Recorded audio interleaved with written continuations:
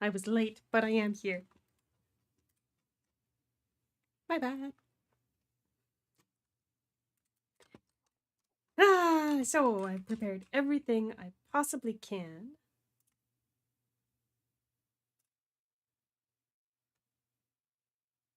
Hmm.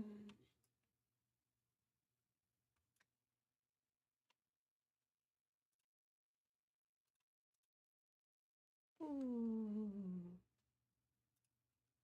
Something's not going right.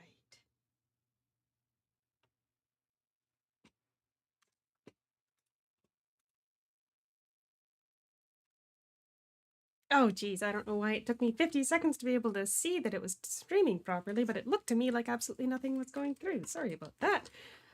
Okay, so two exciting things today, and that's that I lied in the title of the stream. I have actually got 4 characters that need to go through main quests, and that includes right up to the S20 maps as well. So we'll be able to go through all the S5, S10, S15, and S20 main quests today. And on top of that, the other exciting thing that's going on today is that we are 8 subscribers away from 1,000 right now, and that's a number that's just absurd to me. I don't even know what to think of that. So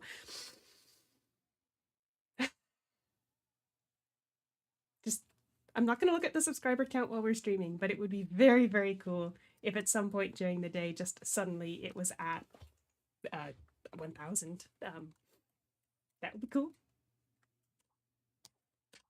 So I've actually got the first character ready to go here, but the first thing we're going to do is buy a whole bunch of quest books, because once you're at this level, it makes more sense to spend your LP on quest books if you got them.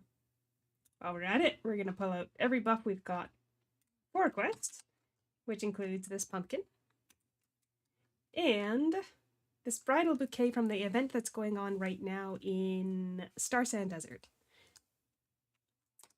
But it's kind of quiet, and I don't actually have any music going myself, so I suppose we could turn on the game music.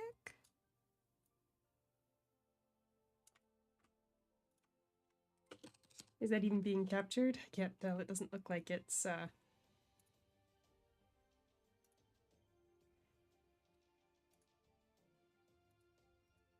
Oh well, if you can hear it, you can hear it. If you can't, I guess it's just for me today.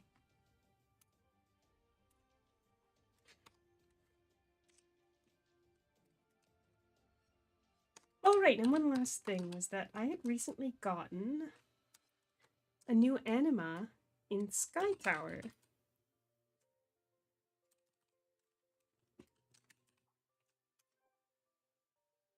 There we go. It's not a bad one for a free anima that I got as a drop. Alright, let's go. We got... Oh, that's the bridal bouquet. It looks like ballad, but it's the bouquet. We got everything except my nocturnal subweapon. Now, I did set up...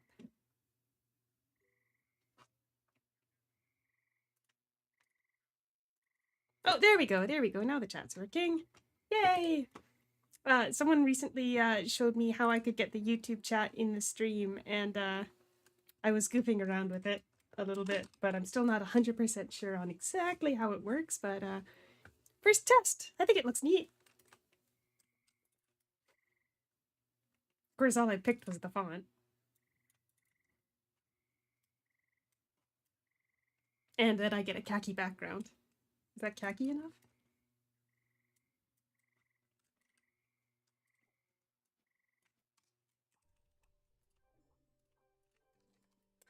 I should also use a move speed eidolon.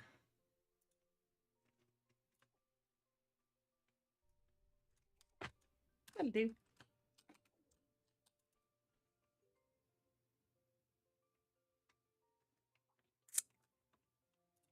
I offhand do not recall what RuneScape chat looks like. It's been a very long time since I've played RuneScape. And the last time I played RuneScape was when I was young enough to not know better than to tell somebody my password because they said they were Jagex staff. So good job me.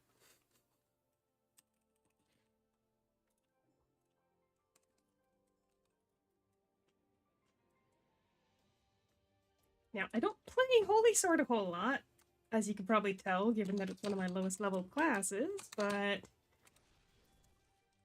it's got a nice bounce skill, not quite as good as Ravagers.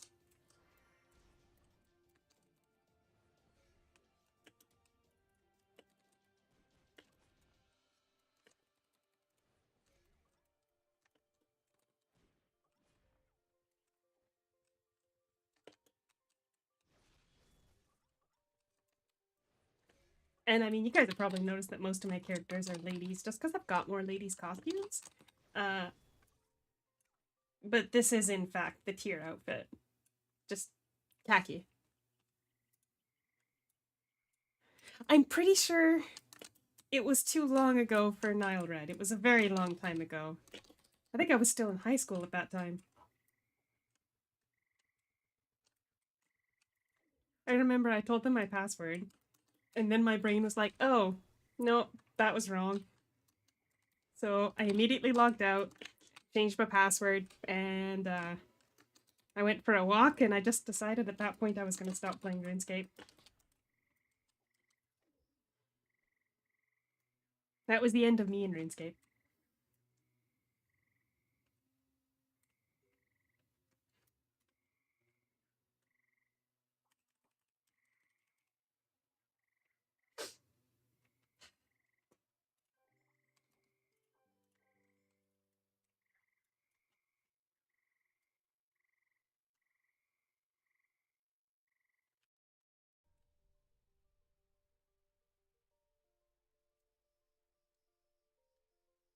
Yeah, I think we talked about that one before. But I don't know. I don't think I'll ever find the person, or if I don't think I'd even ever want to find the person that tricked me out of it. It's just my dark history at this point.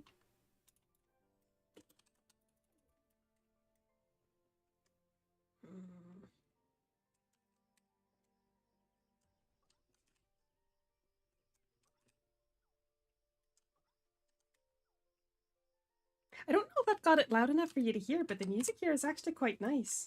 I don't usually listen to it because usually I'm listening to like a podcast or a video essay, but it's pretty nice. I didn't set it too loud though, because as usual, I can't listen to things that are too loud.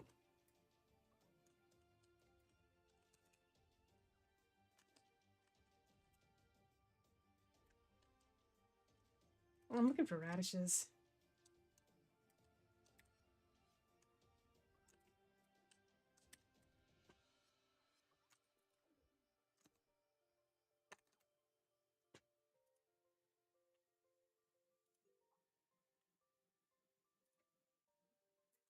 Oh, I've got too many windows open. What's going on? Ah, some days I wish I could have like a VR setup for doing live streams. I'm not sure how that would work with the way that my VTuber model is made, but like then I could have windows all around me with all the stuff that I need to see, rather than having to like keep tabbing around to see everything.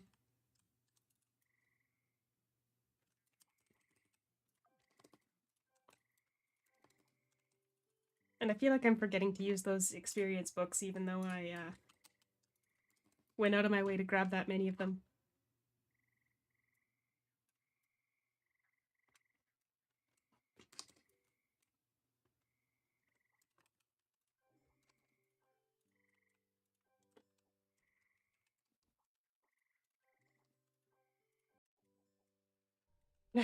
This instance. I'm not even sure if my computer supports having that many screens, but more importantly, my desk certainly doesn't.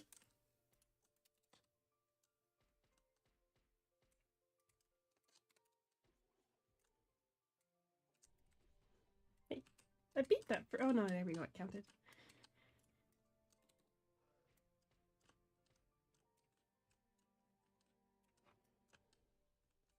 So for this instance, just in case you're coming back to this later looking for help, if you accidentally leave this instance and have to get back in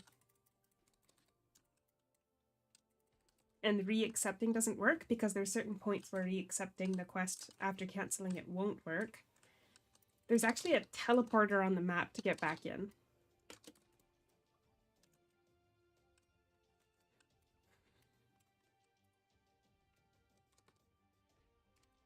And I'll try to point it out when we get there.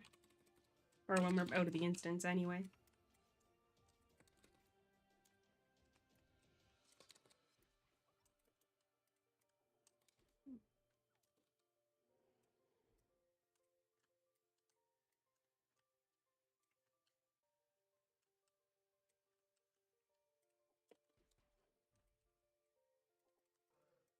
And I swear, I always miss one when I go through here. That's why I'm running around so erratically.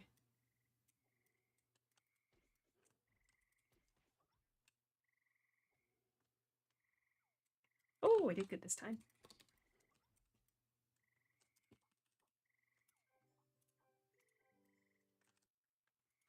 Yeah, so if you get disconnected between that quest and this one with the cutscene, which I'm going to skip now.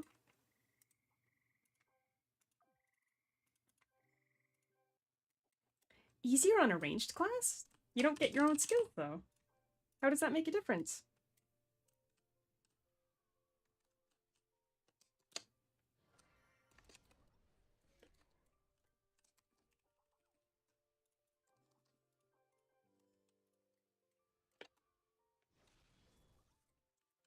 See, look at how pathetic that bounces. It didn't even reach this guy. Okay, that was fine. That was a pretty good bounce. Oh, I didn't know that your auto attack is still ranged. My next class that should be doing this will be, well, probably on Scrub, actually, so Ravager. But then after that, I think my next class that I'm going to work on is going to be, the, Scythe, Necromancer.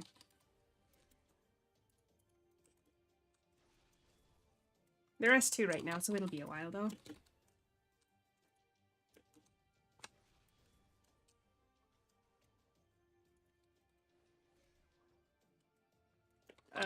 Reaper, Necromancer, close enough.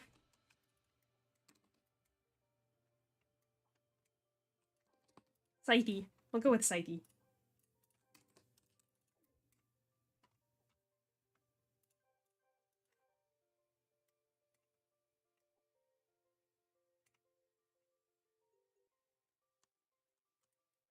And I am going to skip over the cutscenes just because I've only got an hour of, oh geez, I've only got 50 minutes of bride time on each character because I wasn't very smart. I didn't go through it yesterday. I only went through this morning to get some. Yeah, that's the only one I've got. Some of my other characters still have the crystals that we got from the last anniversary event. So I'll be using both.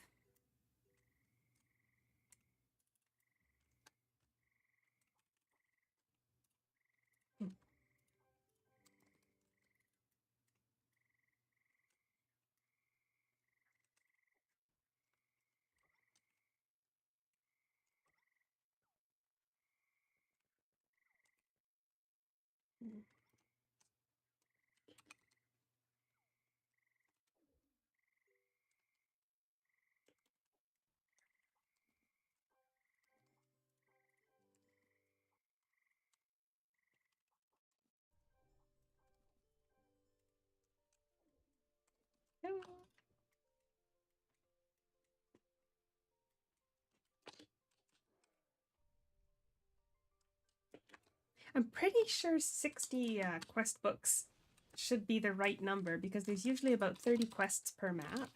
At least that's how it's been on the more recent ones.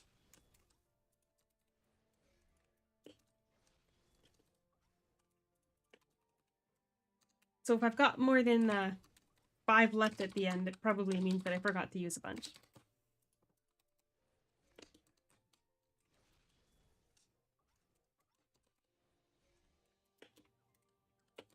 Oh, and I think I forgot to check the re-enter the instance, but yeah, the teleporter to get back into the instance of that quest if you fall out is right up here. On the next map, it's an NPC that you can talk to that'll bring you back to the instance. And as I recently found out when I disconnected during a quest on the S15 maps, there's a NPC that will only spawn if you are in the middle of the quest line.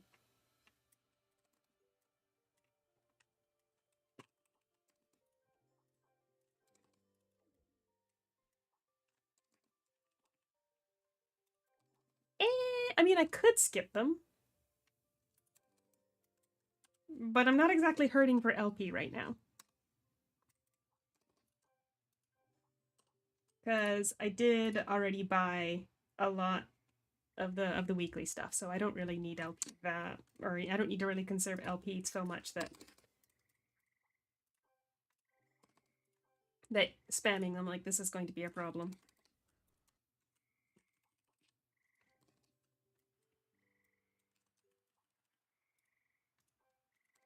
There we go.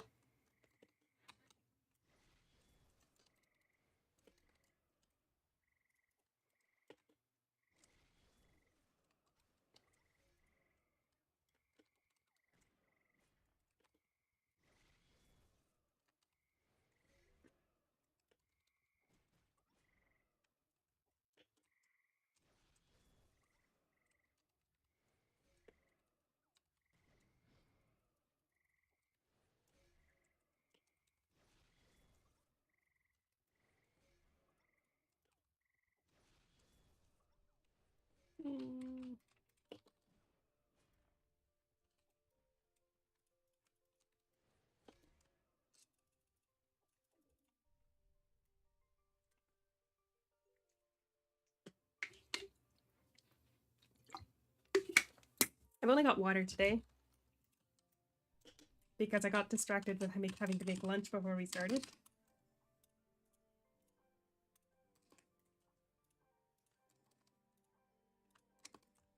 Okay, so we've got 36 books left. I'm not 100% sure whether or not I remembered to use them on every single boss or on every single quest, but yeah, about 30 per map.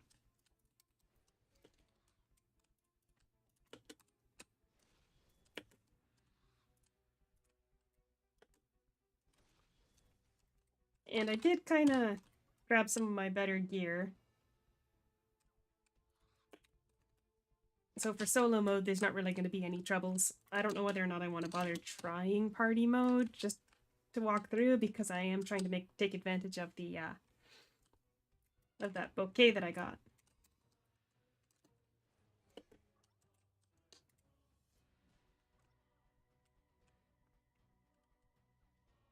Oh, also the crown that I'm wearing today is because I recently got Hoder as an Eidolon. I am still unnamed. His name is still Hoder. I don't have a time of day name for him yet, so if you think of any good times of day for Hoder, feel free to drop it in the chat.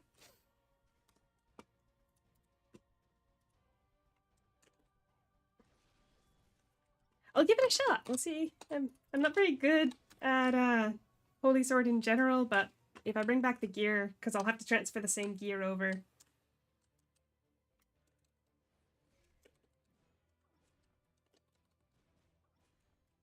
Everybody's going to be using the same gear today. Although I've got the S10 top armor for the others. Oh, whoop, almost forgot to turn it in.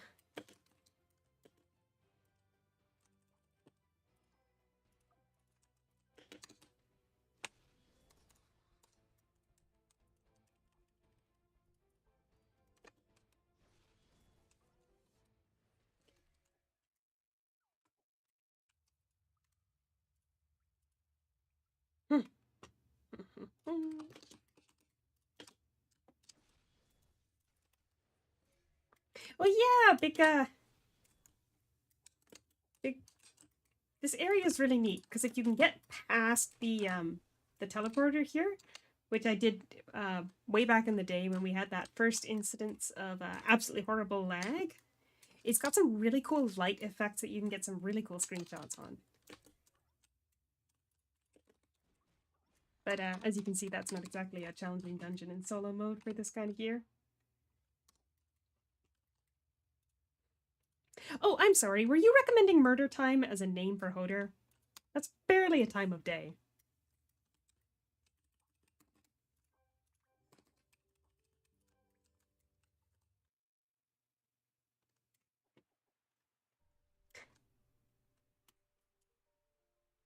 Alright, one map down. That was about 25 minutes, but only 20 minutes of actual questing. So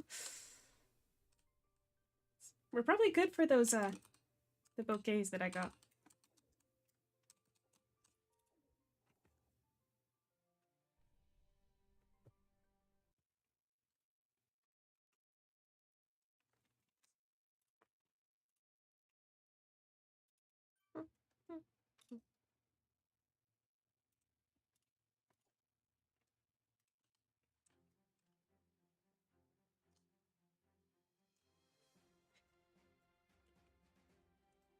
I usually call the time that I'm working the suffering time, not the murder time, to be honest.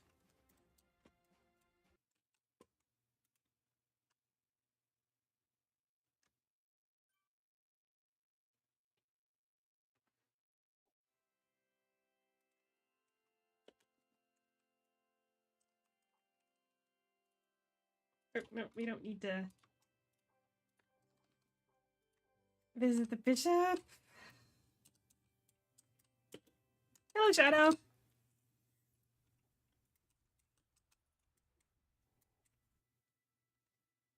Nope, that was not where I wanted to go.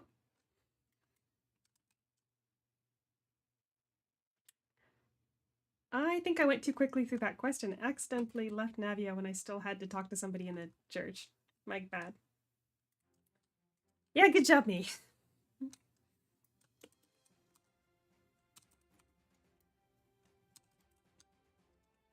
That's the danger when you don't actually read the quests.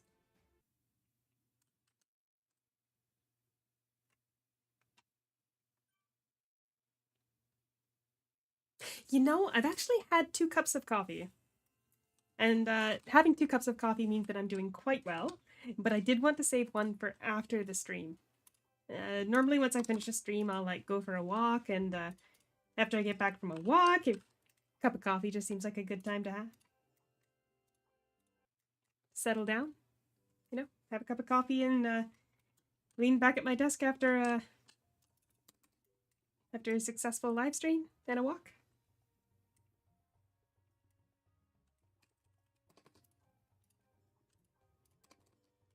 Yeah, I like the rain effect here, but I get really frustrated with the biomes, so to speak, like the way that the it changes. Because I spent about an hour waiting for the dusk color, like the sunset color, for the thumbnail on my last video, the one for the Port Morton oddities, and it literally, in an hour, it still hadn't changed. So, I like the rain, but I don't like having to wait for the right kind of weather in-game.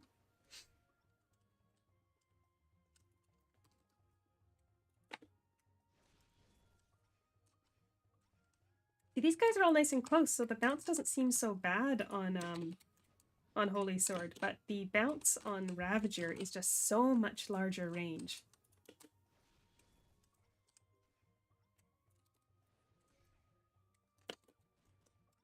There we go.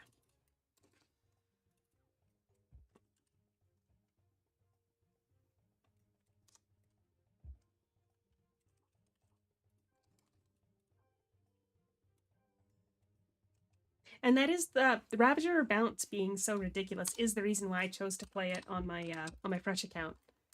Literally the only reason. You could scrub through those videos of the live streams, the VODs, and literally, no matter which video you're in, you're going to hear me talking about how much I love Ravager for the bounce.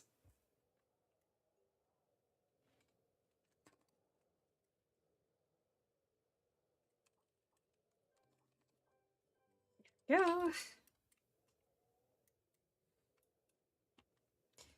So I don't think we'll be going long enough to actually see it. When does the first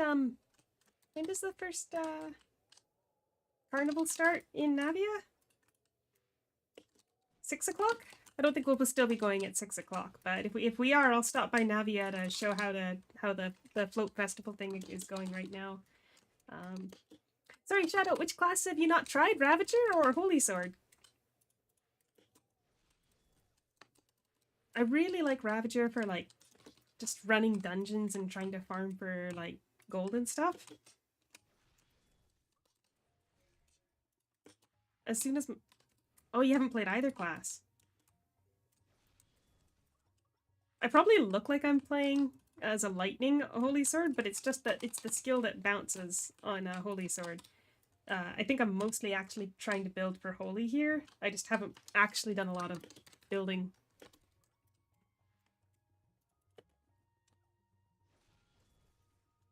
And I know you can't actually see my experience because it's covered up by my my table here, but if I hide that for a second... As you can see, we're not exactly making a ton of experience progress. I'll unhide it again when we're done, though. I probably should have shown what it was when we first started.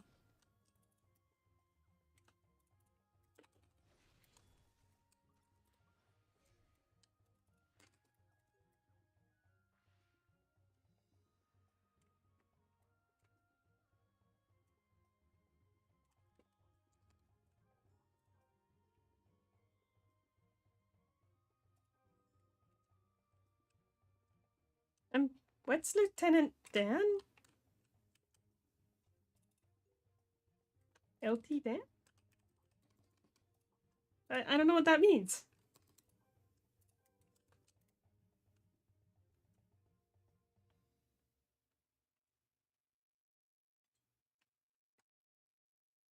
Oh, if you made a character with the area server in the, like, if you haven't logged in since before 2023,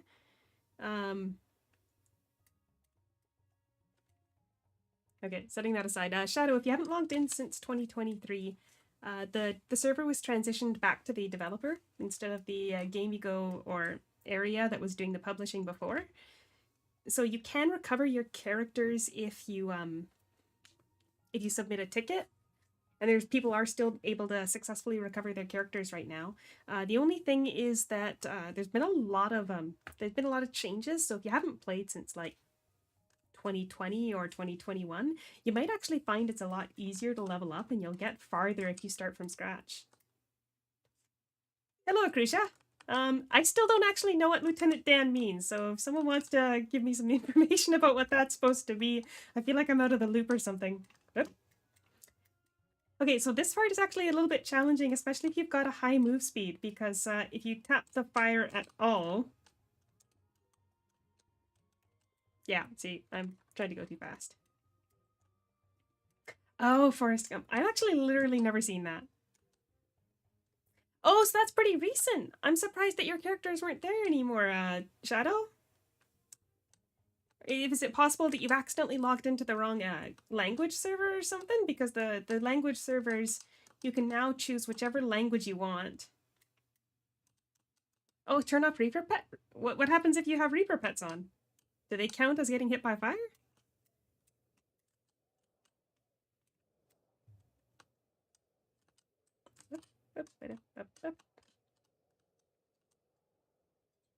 Go for it. Yeah, there we go. Honestly, the last time I did this was on a character that had way higher move speed, and I just kept getting hit by the fire until I took off all my gear. Nunchucks. Nunchucks was... Yeah, that was definitely after the... Oh, geez, that sucks. As for you, Shadow, if your characters aren't showing up, I wonder if it's possible that you're accidentally logged into the wrong account or something. That's really weird. There's been absolutely no cleanups of characters since the oh, I forgot to use books.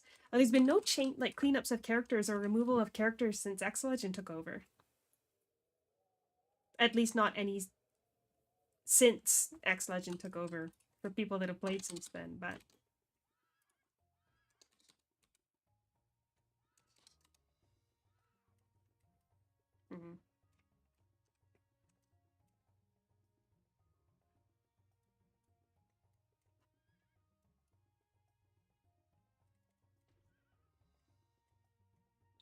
if your archive isn't as high as mine is, you probably won't be one-shotting these guys the way I was.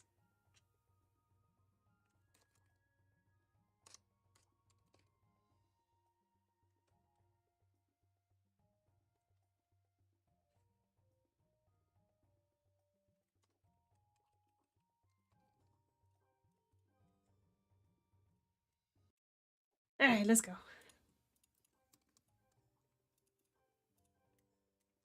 Now, for those quests, if you accidentally end up outside the instance, the description of the quest will actually give you the coordinates of the NPC to get back in, and I'm pretty sure they're around the middle of the map here. Like, I'm pretty sure it's that dude that was lying on the ground here when I was back before, but you'll be able to find your way back in by following that.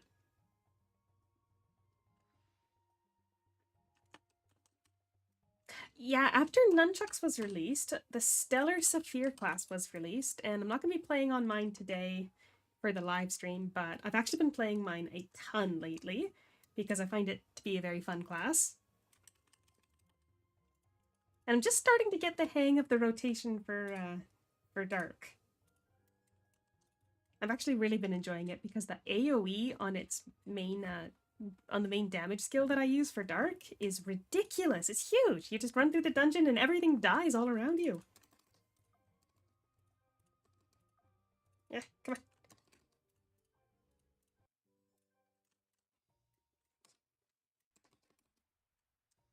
There we go.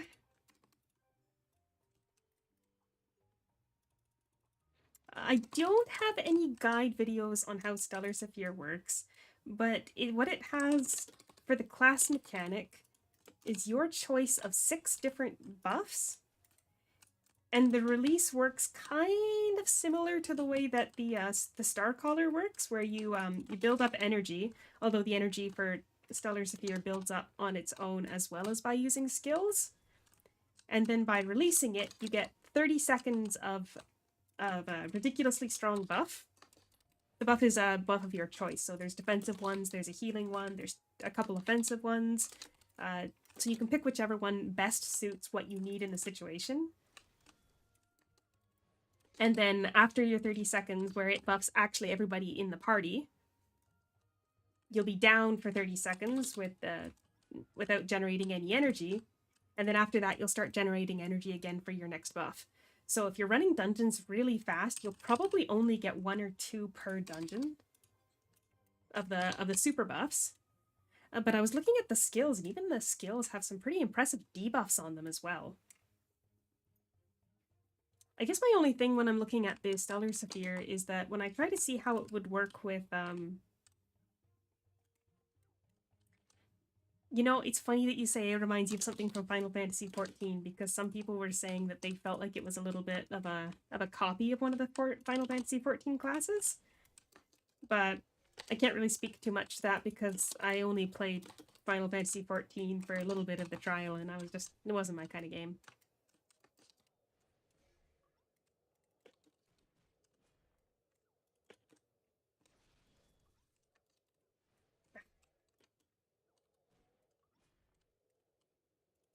You know, I hate these flowers in the daily quest too, because one of the daily quests is to kill a bunch of these 2 type of flowers, and the dark blue ones are just a pain.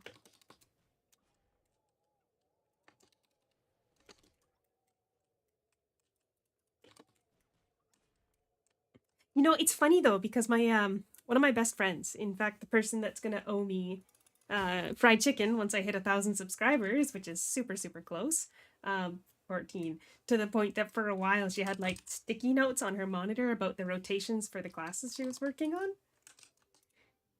And I always found it funny that for some reason we both love games, but we just never like the same games at the same time. So I tried Final Fantasy like several years ago now, and then she got into it after I was already like, nah, not gonna happen.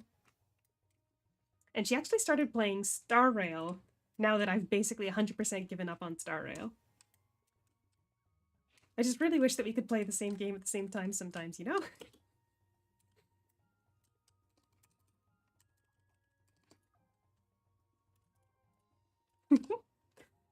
Well, I mean, it is what it is. Maybe, maybe it's better if we don't play the same game so we don't end up, like, comparing against each other, but... whatever. There's supposed to be a Star Rail patch today, too, I think. But I didn't play it all this last patch.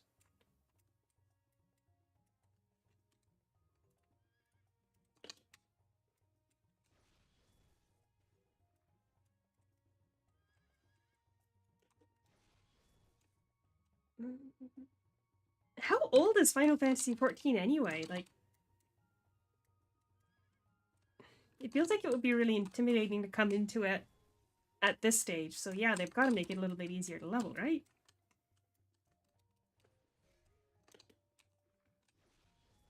Because like even if I did start right now, it's not like I'd be able to play with my friend anytime soon, right?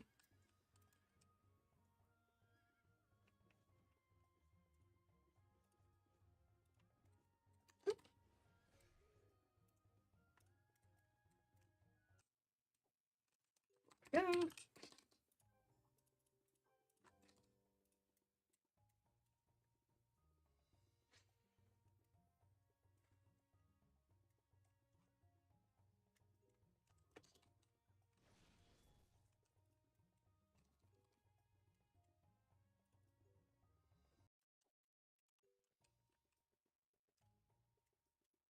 Oh, we gotta wait for the NPCs. Final Fantasy XIV is now 14 years old. Wow.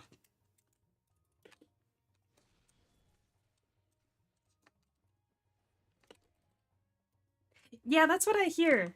And also, hello, Kata. Nice to see you.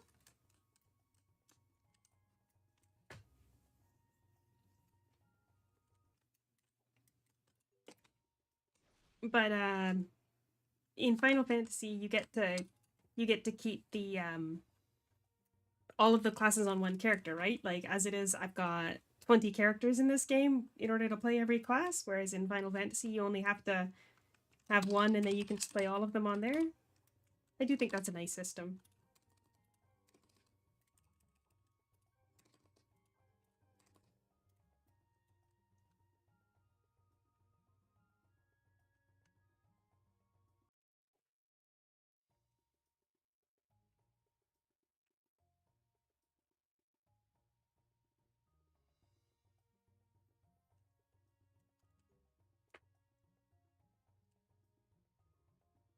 Have I been remembering to use my quest books?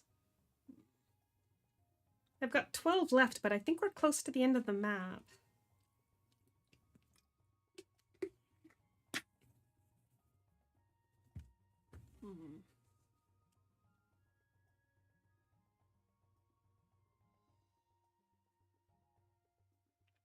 You know, you actually can't put them in the auto potion as far as I know. I think I tried doing that before.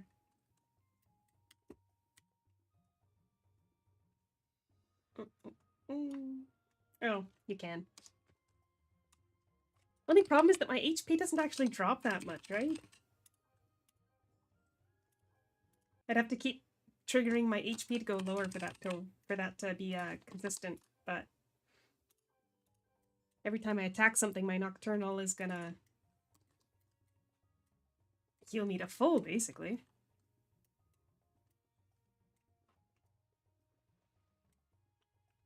So the difference between remembering to hit the less good. The difference between remembering to tap the tilde, because I don't, you probably can't see, but what I've got on the hotkey for this button here is the tilde next to 1.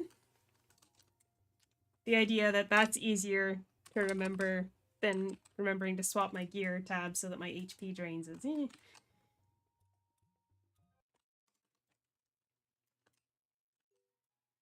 I usually leave LP in there just because when we're running dimension halls every single night, every like couple of weeks, I'll have to open 14 of the dimension hall boxes, and then it'll just auto use all the LP because LP is on a cooldown timer, which they really need to get rid of.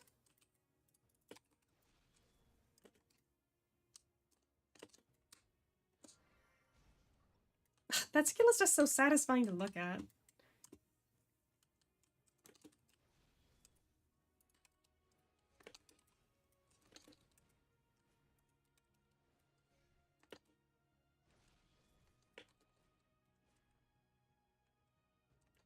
Wait, I have both what?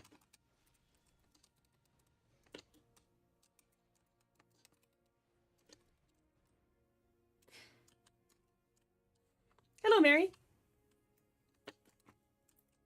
Costumes! Actually, that's one of the big things I really like about Aura Kingdom, and also one of the things that I struggle with the most, because I don't even want to bother leveling a character until I've got a super cool outfit for them.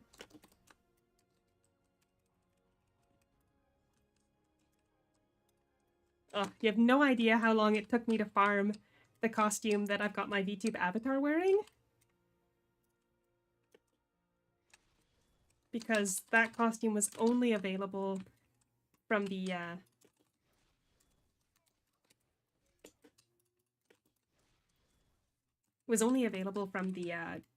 profession shop for archaeology, and you had to be level 10 archaeology and farm a ridiculous amount of items for it.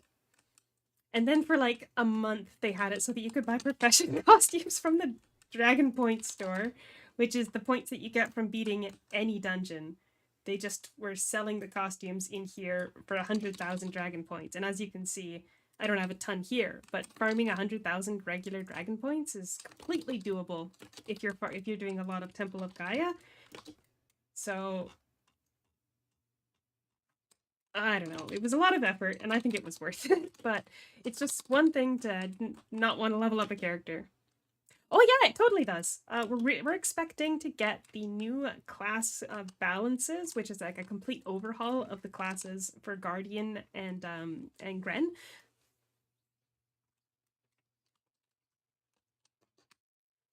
I know a lot of people played Aura Kingdom back in the day, but yeah, it is still getting updates. I think it was just a couple weeks ago that we got the level S25 Otherworld dungeons.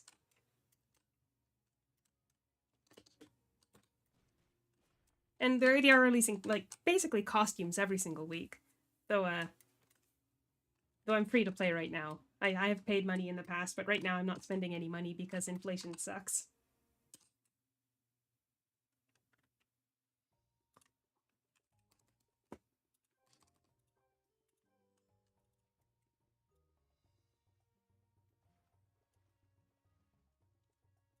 You know, and it's funny because I've only got the cap level is 135 or S35 right now, and I've only got one character that high.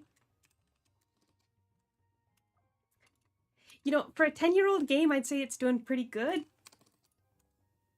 And I can get parties for stuff that I want to run, but it's hard to say that there's a ton of people still playing, and I think that there's still a pretty good number, and it's totally worth coming back, even if you just want to check it out for a bit.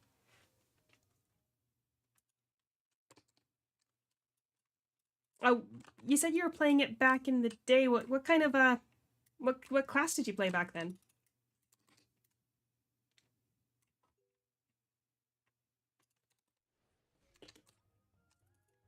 Yeah, it's just teleport back to town.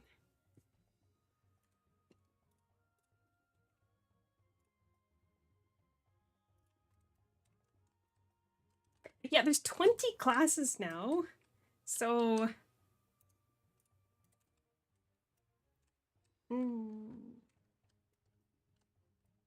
it was actually really hard to get to level 50 back in the day. Like nowadays, I've actually got a live stream where I rush leveled up the newest 2 classes, and I was able to get from 1 to 100 in like 12 hours. But back in the day, you'd be like several days of grind just to get to even 30 or 40.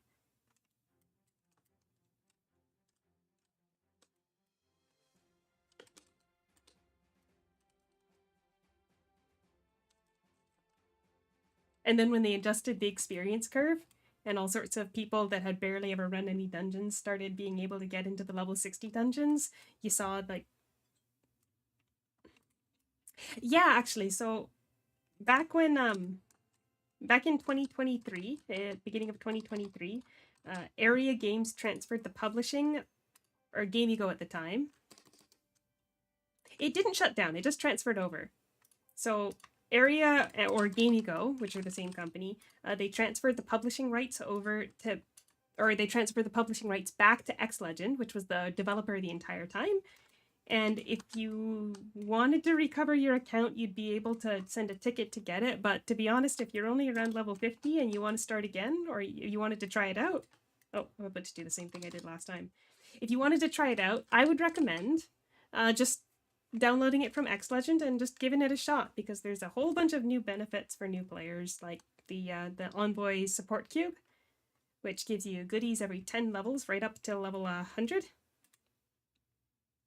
Yeah, you probably wouldn't really be able to recover much if it was a level 50 character anyway. I believe it was in, I want to say 2017 or 16, that accounts that didn't have characters over level 70 were cleaned up on the area servers. But don't quote me on that, because it's been quite a while since I've actually seen the dates for the cleanup.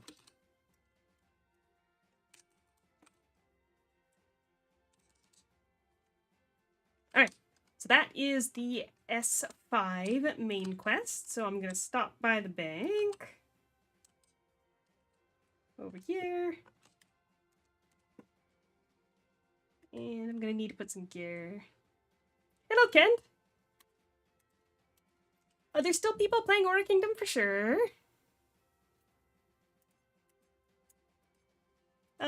But I will say that it is a 10-year-old game, so if you're expecting the same kind of volume of players as things that are more recent, might be the best way of putting it, it's definitely not like you're going to find 10,000 players making content for it or anything. But I find that the combat is really catchy. I've never played another MMO that had such fun, lively, active combat, the way that you can move around and use skills and jump around. So if you're considering giving it a shot, I would really recommend just trying. Oh, for sure. Nowadays, the meta is that most people don't bring healers anywhere, but if you're two newer players, and one of you wants to play a class that's a little bit more support-oriented, and one of you wants to play a class that's a little bit more, like, offensive-oriented, you'd be able to get through pretty good with just the two of you. There's a lot of sources for stats, because there's been so many, like, additional systems added to the game. I've made a bunch of videos about that kind of thing, ways that you can build up extra stats so you could play everything solo, basically.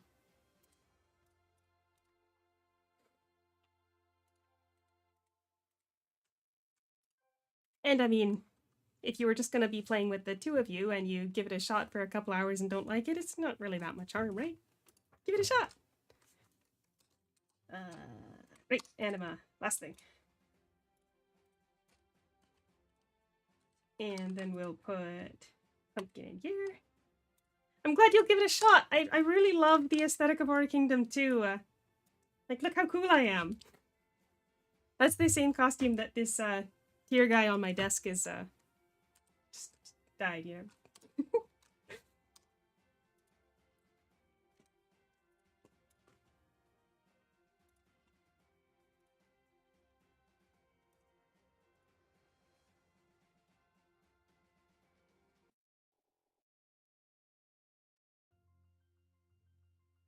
Where's my water? All right, next up is the level S10 maps. That's 110 maps on my Lancer Evenfall.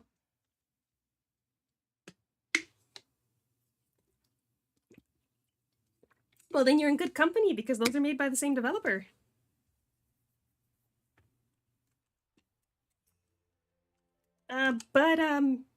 Or at least Grand Fantasia is. But I'm gonna have to tell you that I think Aura Kingdom is actually the best game that they've made in terms of just like how the combat feels when you're playing.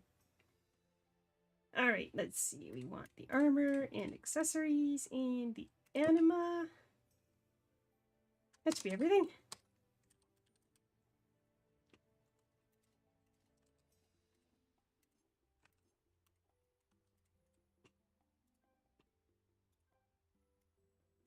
Okay, I've got...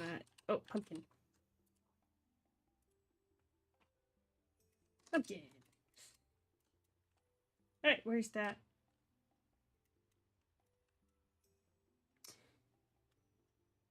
Is it just me? Or can I not see the item that I got from that quest that's supposed to give me an extra 5%? Oh, there it is, there it is. Alright, let's go. buy 60 experience books. Put them on my Tilda and let's go. And yes, I am using the Beavis mount on this character. I've got a lot of buffs to my move speed. And I actually want to go even faster, so hold on, let's find another move speed Eidolon since I left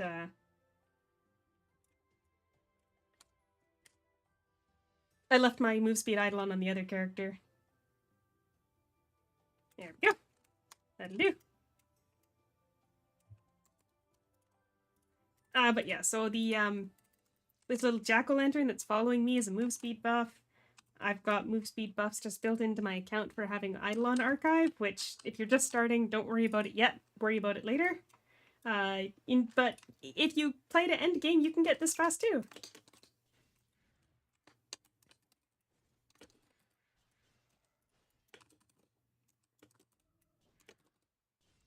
Let's see. Wow, off of my oh, I've also got food buffs that give me move speed as well. So I got the beef noodles and stuff.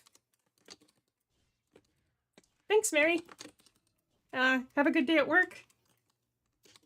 I guess. As good a day you can have at work.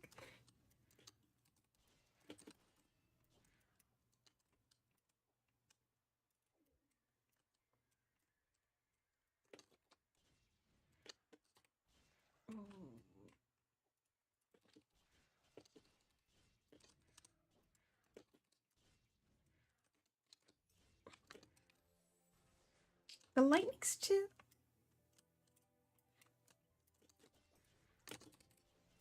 It gets to a point. Uneventful. It's the best kind of day at work. But it totally gets to a point where, like, the thing that's really limiting you on how fast you can run through dungeons is more your move speed than your damage.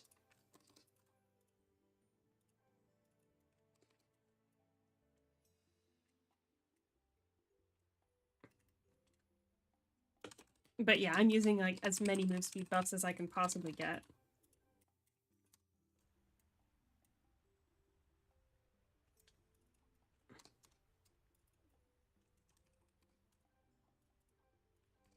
Actually, I guess I don't have an actual pet out, but offhand I don't know which one of these has move speed on it.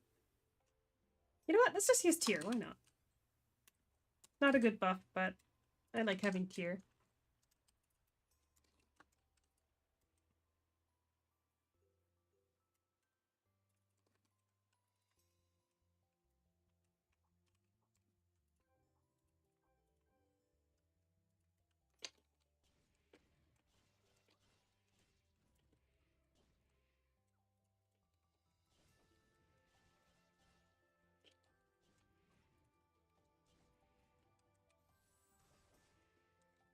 So the lightning skill here chains as well, but it's even less distance than on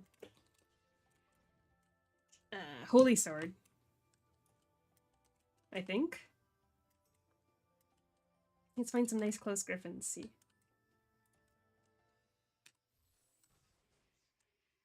Oh, it only chained twice. It says it can go up to 4, though. That's a pretty tight chain.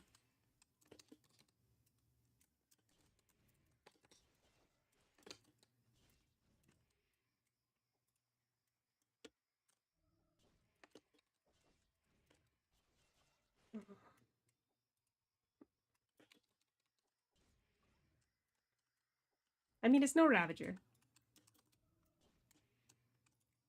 But Hymn of Doom, which is the skill that you trigger when you've got 2 red and 1 blue, actually, I'm not entirely sure what they're called. Marks. Mark of Flame and Mark of Ice. When you've got 2 red and 1 blue mark, that's when you can use Hymn of Doom. It's one of the strongest skills in the game because of how many times it hits, and because every single hit can proc, like, the triple strikes. I'm using move speed buffs right now on my food, but if you've got triple strike attack food, Hymn of Doom is one of the highest potential damage skills in the game, as far as I'm concerned.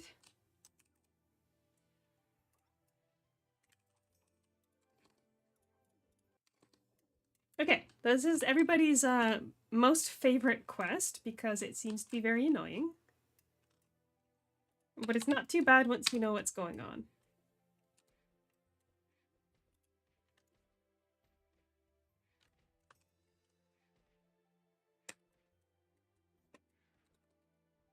So first set of birds doesn't really matter what you do. They'll once they die, they're dead.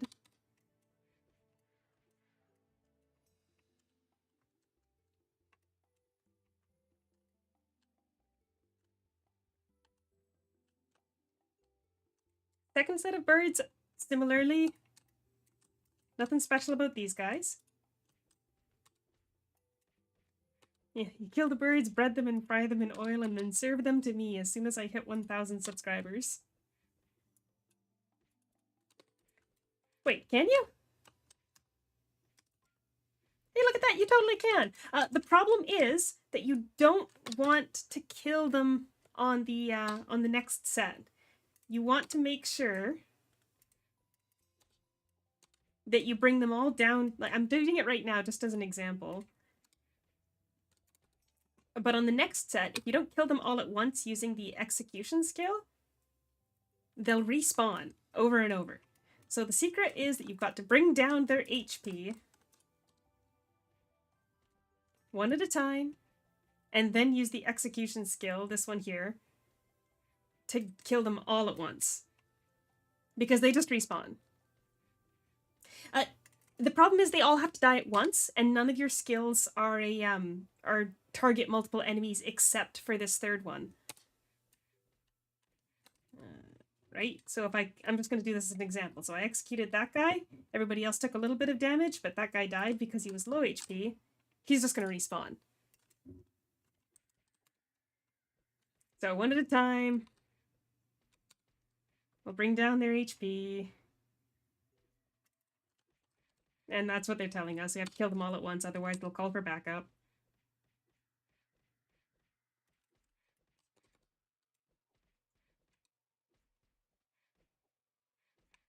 So your fourth skill is going to increase the amount of damage you're doing with each hit. You can use that liberally.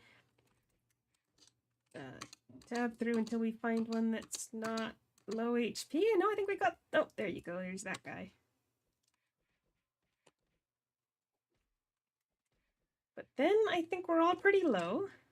So get them all nice and close up, and then we can use the third skill. Knock them all out at once, and then they won't respawn.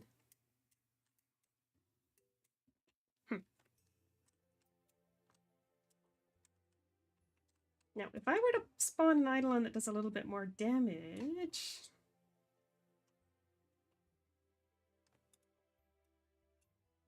Oh, I'm in combat, so I can't. Alright, these guys... You break the shield on them when you use the first skill, but it doesn't really matter that much because that's your main damage skill anyway. So I suppose you could use the same strategy of lowering their HP and then executing them all at once.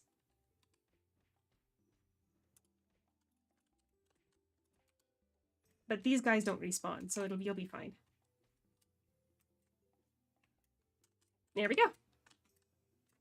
And finally, taking everything that you've learned thus far, you can't attack this Mr. Golden Wings, or at least you can't do any damage to them until you get rid of, Oh, you think I should use Hoder? I actually haven't, raised him up very much yet, because I don't have any supplies for him.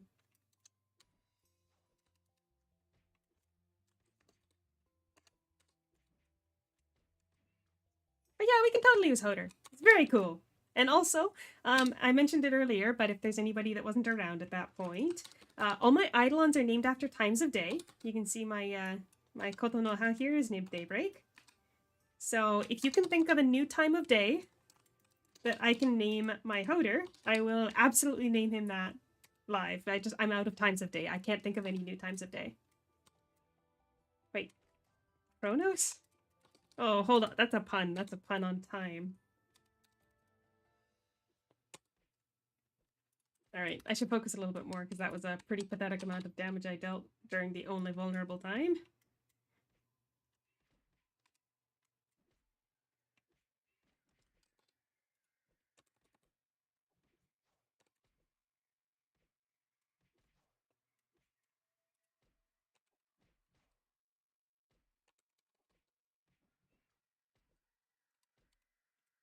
That should get rid of a couple of them. No? Yeah. Come on. There we go.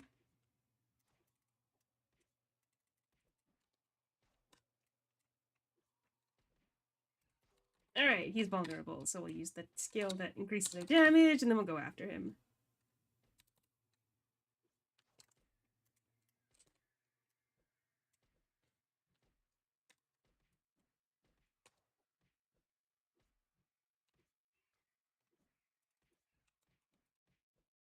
Yeah, I really like crows. That's one of the reasons why I like Hodor a lot, is he's got his nice little crow pal. So you're kind of selling me on the name Kronos. And there you go. The execution skill also works on the big guy. So once he's got low enough HP, just use that on him, and you're done.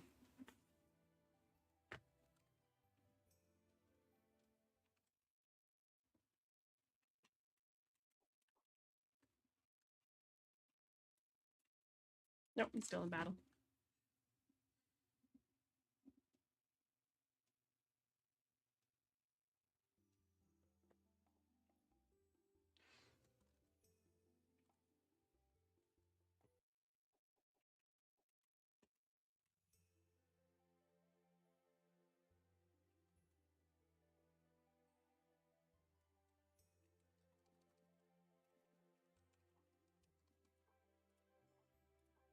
You know what? I'm actually going to put the jack-o'-lantern in my auto potion because I just realized that after instances they despawn.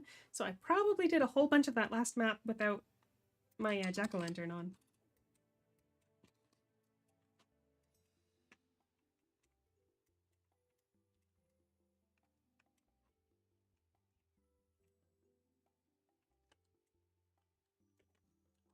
Oh, we're... As soon as we're out of combat...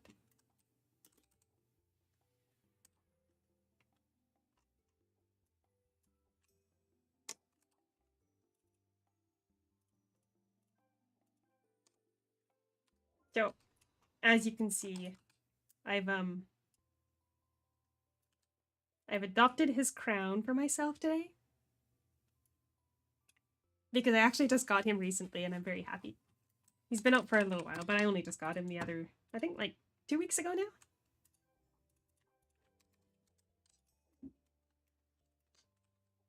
Oh, I better probably stick with Kotonoha for the move speed.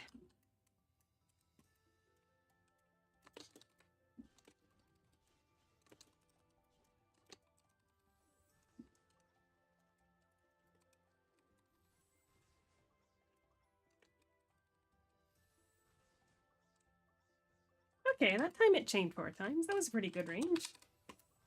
It's no Ravager, though.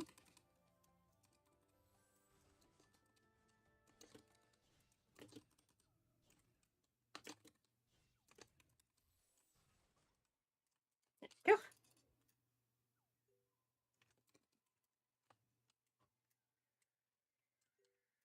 Oh, did jump casting break the, break it? Okay, now don't say anything. I'm gonna see if I can remember the order. 2, 1, 2, 4? I want to say.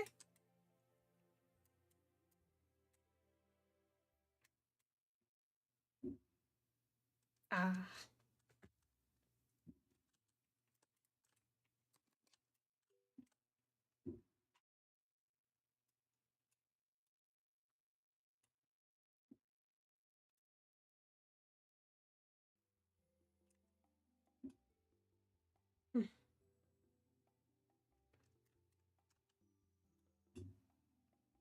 2, 1, 2, 4. I'm pretty sure that's the order. But don't say anything so I can get it wrong first.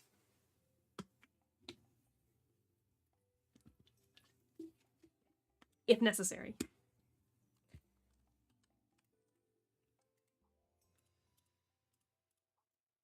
Alright. So when I'm saying 2124, this is what I'm talking about. First one, first. Second one, first one. Oh, no, that was clearly wrong. This was right. 2, 4, 2, 1. 2, 4, 2, 1. I was just had it backwards, that's all.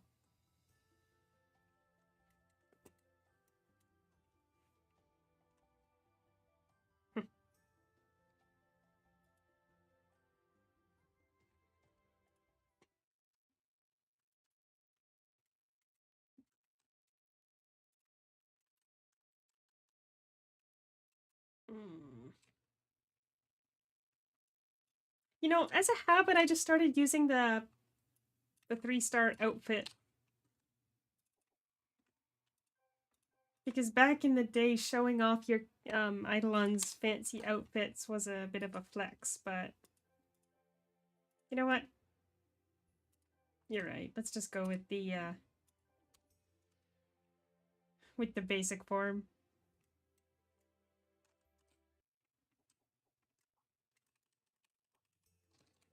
Although I don't actually have the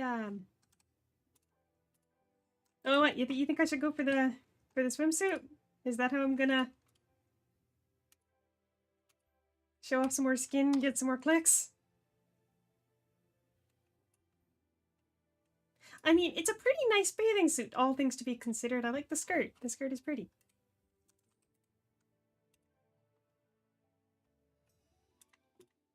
I'm not even monetized. I don't have 1,000 subscribers yet.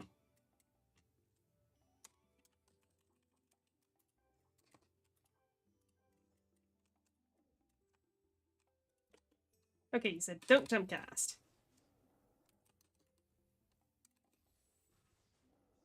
I mean, it still doesn't go very far, but...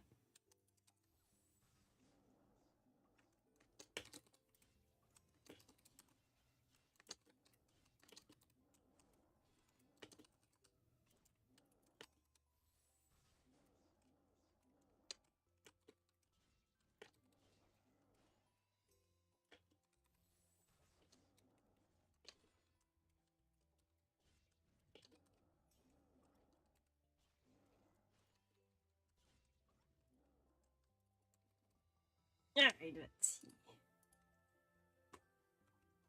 You know, I say that, but since we started streaming today, I've actually gotten 2 more subscribers, which is really exciting.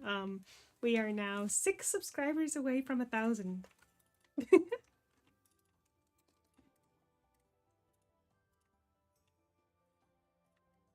I can't even imagine how much that would cost to get done a 3D VTuber model. That would be a lot of money. But also, hello Ira, thanks for joining us.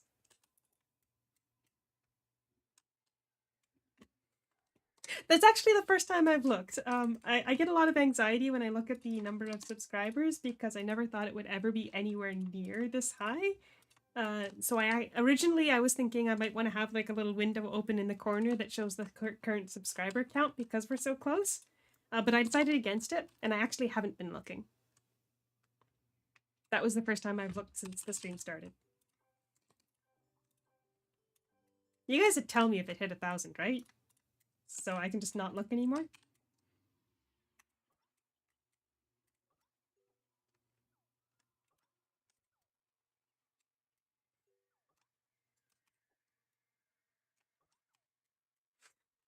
Oh, Plinko won't tell me. Will somebody else?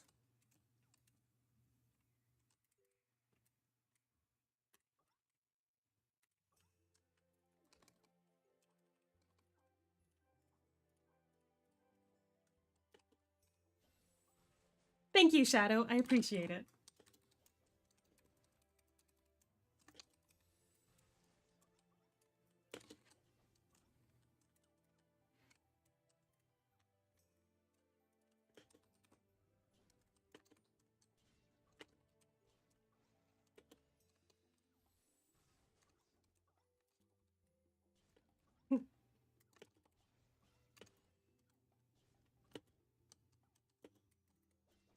Okay, I'm the first to admit that I normally don't listen to the Order Kingdom music.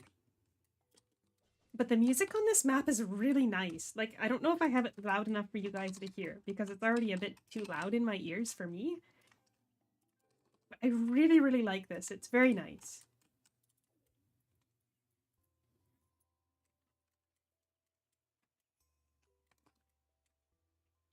I guess I could use that same trick I used for the live stream with Transcendent Raid, where I pumped up Goddess's microphone to like what 800%. That way it wasn't any louder in my ear, but it was for everybody else.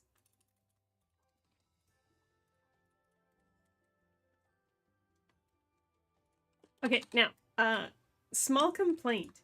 There's mobs on this map named after times of day, but while these guys are called Dusk Iguana, the ones that should have been called like Midday Iguana or something are just called Lumos, and I feel like I've been robbed of a mob named after me.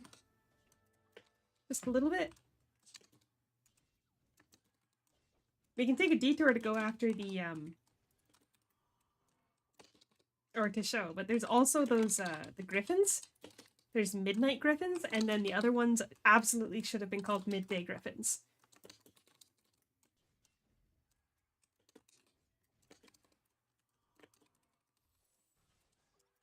Oh, and I'll mention it just because it might be something that you might not have noticed before. But if you defeat one of these guys that completes one of the daily oddities, it actually will eat your quest experience books. So just keep an eye out for that. Anyway, now that we're over here by the griffins, look, we have midnight griffins. Doesn't that make sense that there should have been midday griffins? But no, midnight griffins. And then the other ones, and I'm going completely out of the correct area for my quest right now, are sharp claw griffins. These could have been my midday griffins. Ugh. Blame Tyr? I think we know who to actually blame.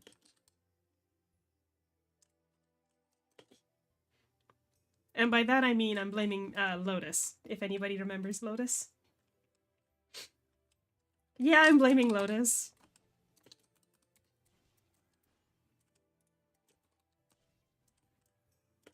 Mostly just because I want Lotus to come out of the woodwork and say it's not her fault. I miss her.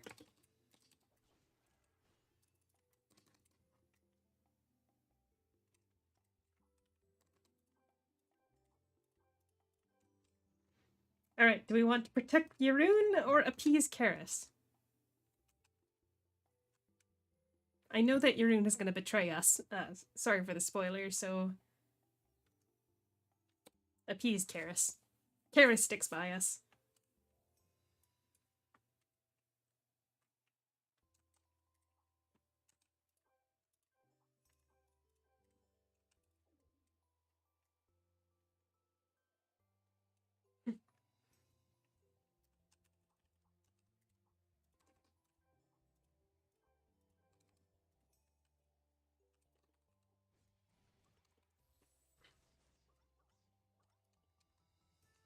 Well, what? Yahrune basically betrays us.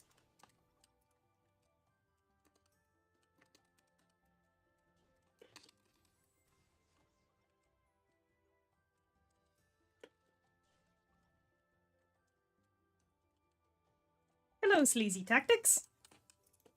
Interesting name. Thanks for joining us.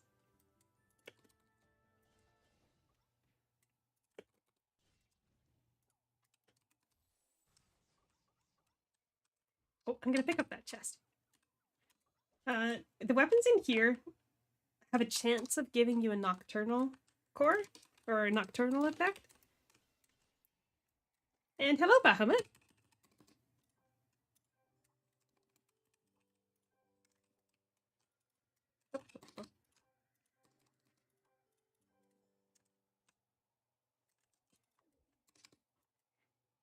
Took about 20 minutes for this map as well, so I think just getting the one quest buff from the event was enough.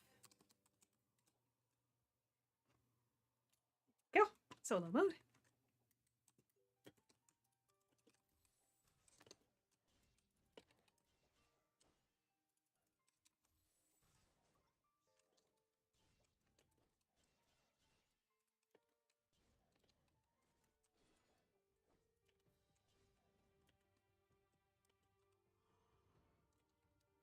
Definitely overkill to actually use the triple red buff for this guy, because he's gonna die in one hit anyway.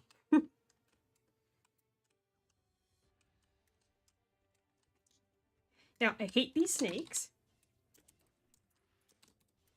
because they won't follow you and you have to kill all of them to spawn the next boss.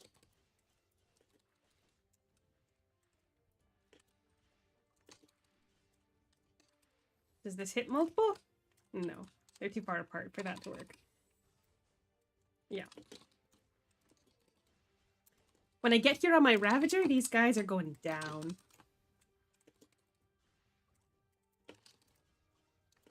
Actually, my Ravager is S11, so I can totally do this dungeon on that Ravager now. I was actually farming it on my Stellar Saphir the last couple of days because I'm trying to catch up in experience to a certain person I run Dimension Hall with every day.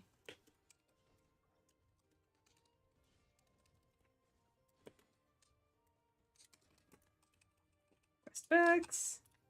Turned in. Alright.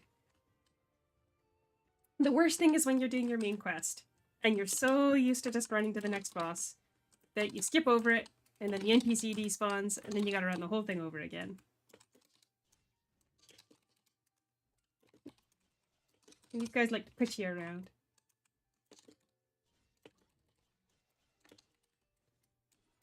But if you don't kill them all, you'll get caught up in a cutscene when you approach the boss and they'll come after you.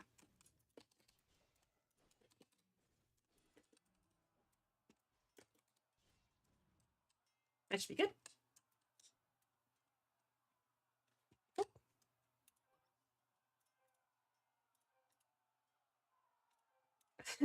I think that one of the worst ones in terms of forgetting things when you're doing the main quest is that for the final one of the S1 maps, you can't go into solo challenge mode.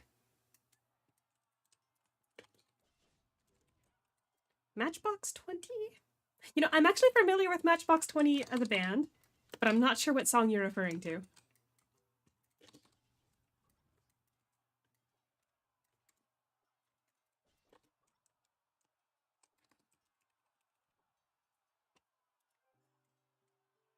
I don't recognize it just based on the name.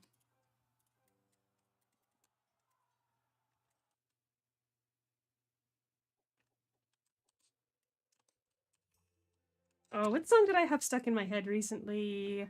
Was it Matchbox 20 or just the singer?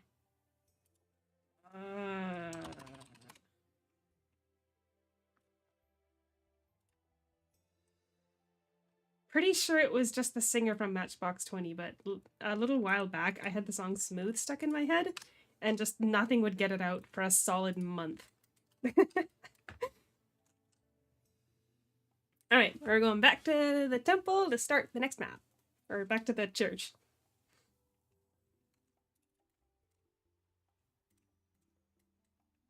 "33 quest experience books." I probably missed a couple.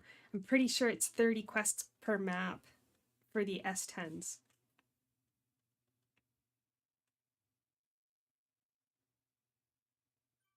Oh, you know the other big one that people miss? And I've missed several times? I'm now above S1 on every class, so I haven't had to do it for a while. But in the Infernal Abyss, when you have to use that item on the 20th floor, and you have no way to go back if you pass through to the boss.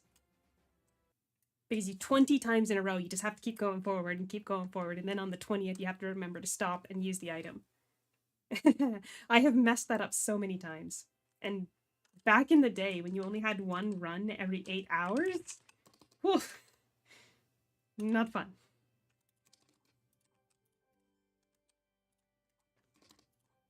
Alrighty.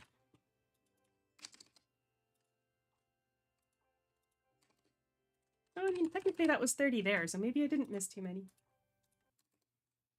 And welcome to Silent Hill. This is actually one of my favorite dungeons. That's the one at the end of this map, because it's so quick.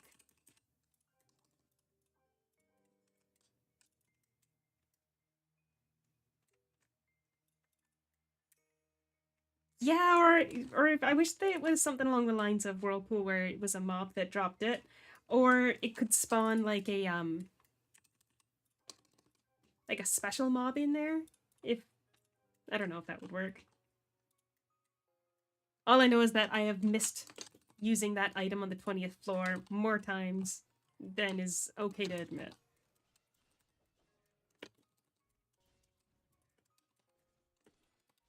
I bet you if you go through one of my live streams for the leveling up Star Collar or Nunchuck, I bet you I missed it on one of those ones too. And if I didn't, it's because somebody in the chat reminded me.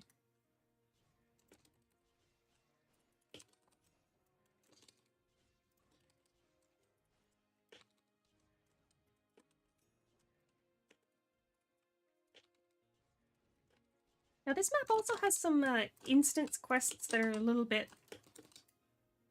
annoying. Like the one where you have to use the listening skill. So once I'm coming back later, maybe not today, but probably tomorrow, I'll put in timestamps for like the annoying instance quests that I think people might want to refer back to later.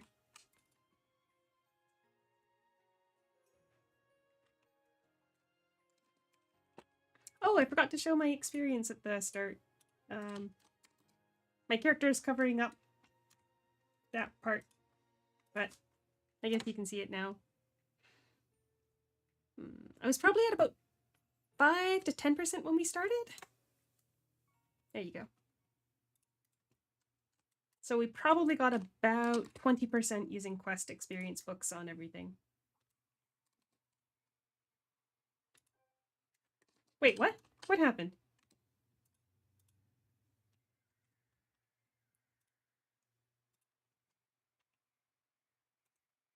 What do you mean what happened?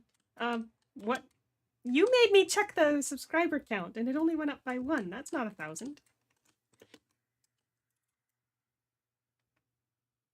My heart rate just spiked. I hope you know. Hold on. Need some water.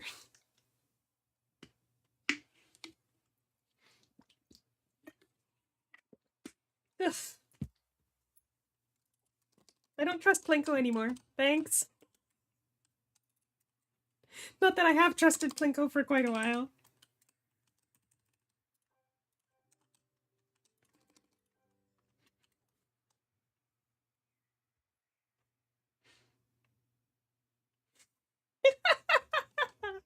Oh, I just got a warning from my watch that my heart rate is too high. Oh boy. All right, calm down. This is the important part that people might actually watch later. Right, so the way this quest works is that you have to use the eavesdrop skill to tell whether or not a region has anything worth listening to.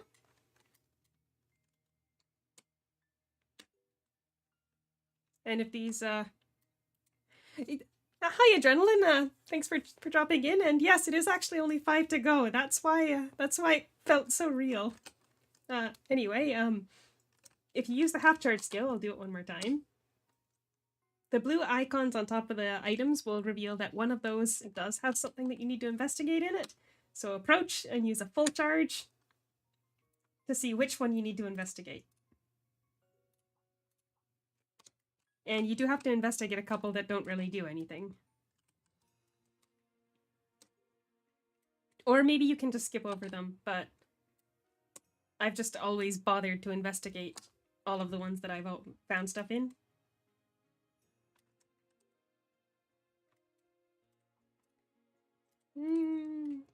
Is my memory going?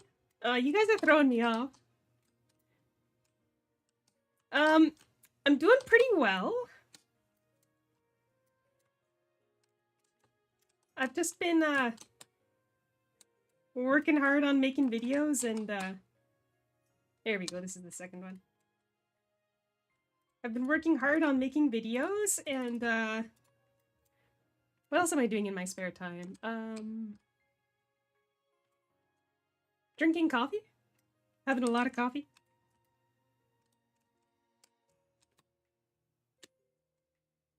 Okay, there we go. It appears that you do have to go in order, so before I wasn't getting anything here.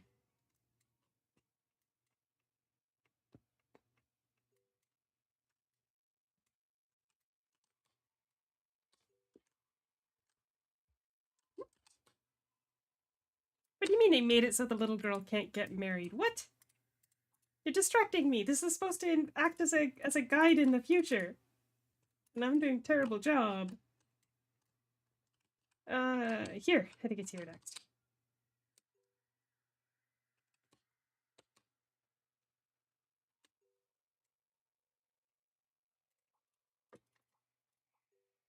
Alright. That's it. Once you find Keres, these boxes should vanish and the quest will be done. That's a terrible guide. I'm sorry to anybody who came here looking for a way through this particular quest in the future, because it's kind of just an odd duck of a quest.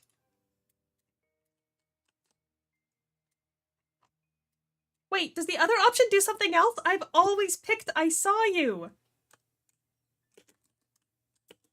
Oh, wow, I'm sorry, little girl. Oh, shoot. I have to tell this child that I'm not going to...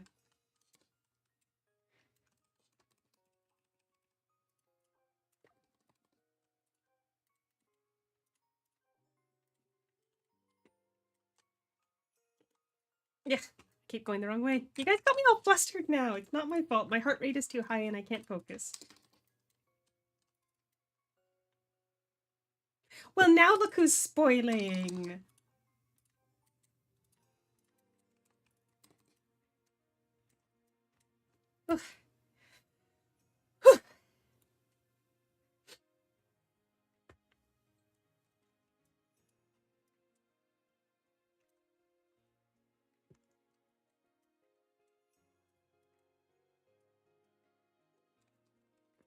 Well, that might be true.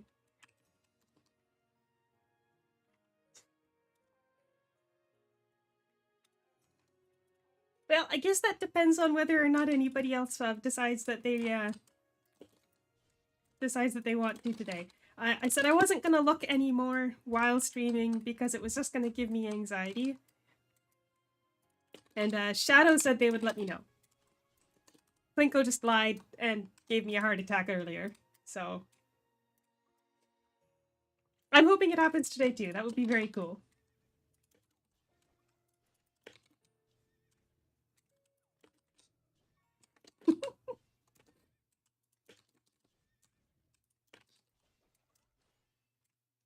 I was debating whether or not I might try calling out in the world chat to see whether or not we might be able to coax somebody else into subscribing. But I felt it was just as likely that somebody would be a rapscallion and unsubscribe just to make me feel a little bit sadder or something.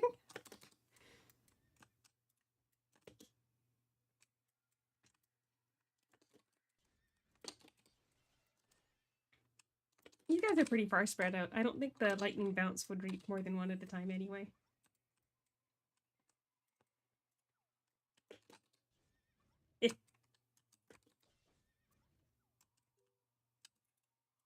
A lie by omission is still a lie.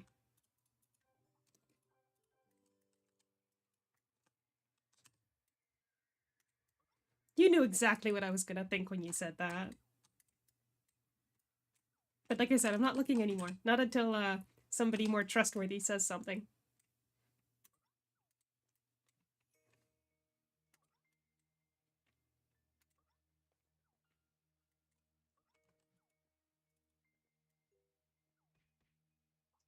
Hey, Adrenaline, are you agreeing with him? This rapscallion, you really want to be on his side? Ugh, I have no friends, no allies.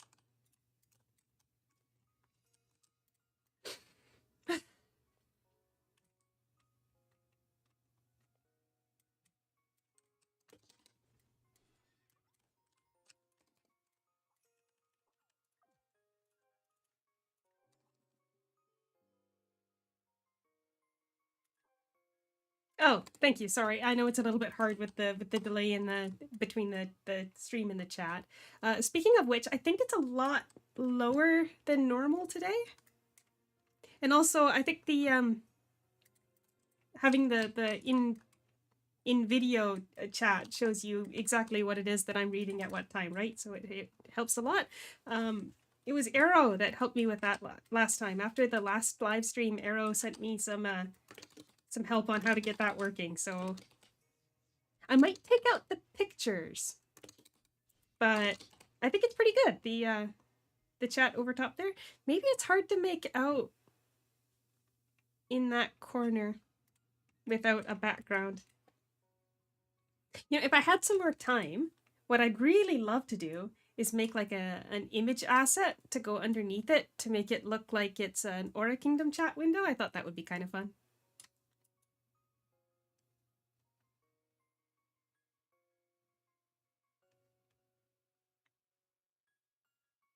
Hmm.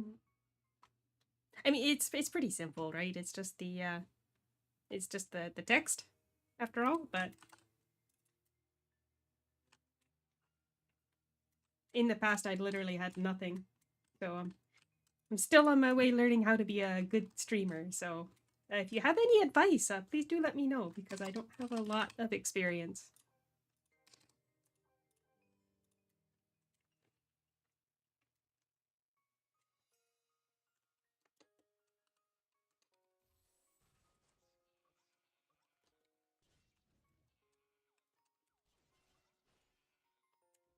I haven't actually been looking at the chat on screen. It is a little bit hard to read in that corner, specifically with the like map and stuff, huh? What if I hide the map?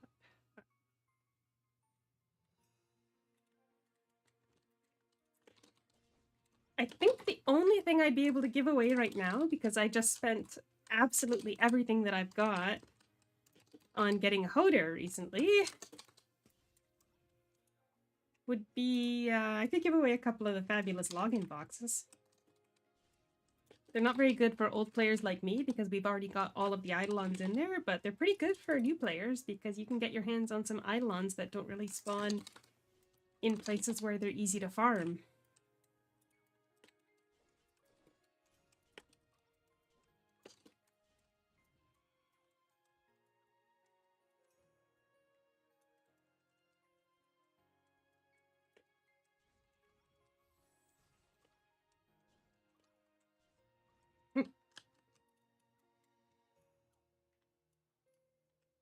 I mean, if there's anyone in chat that is on the US server and could make use of a login bag,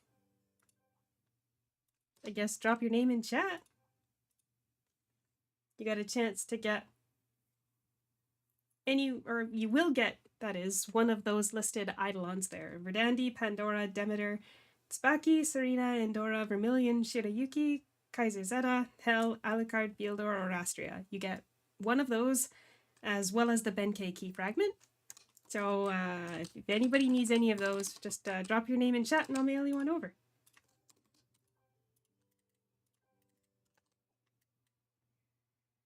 I've actually got a bunch on one of my characters because I was saving them up, hoping that I could give them away to somebody that could use them, but...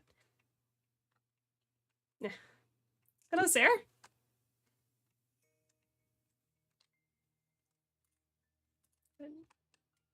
Every time I see a new person in chat, it makes me want to check, but I won't.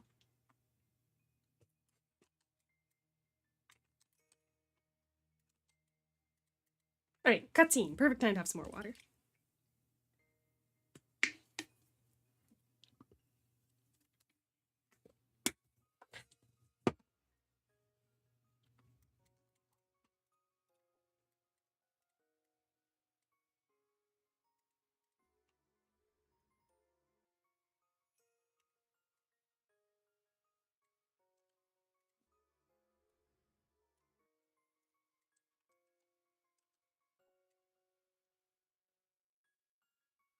I've gone through about half my water so far.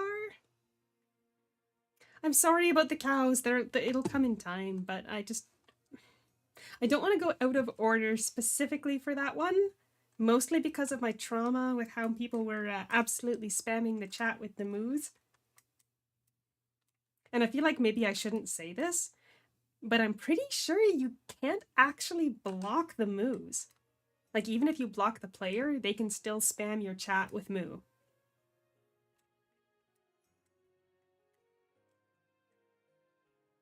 I'm pretty sure that's how it was working, because I remember it being an issue at World Bosses.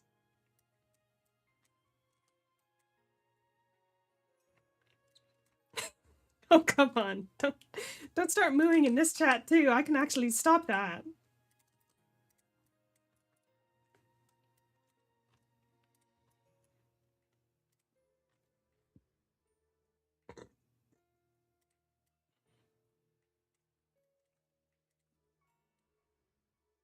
I was talking about it in the Discord this morning, but I'm thinking about putting together a video just about every single world boss.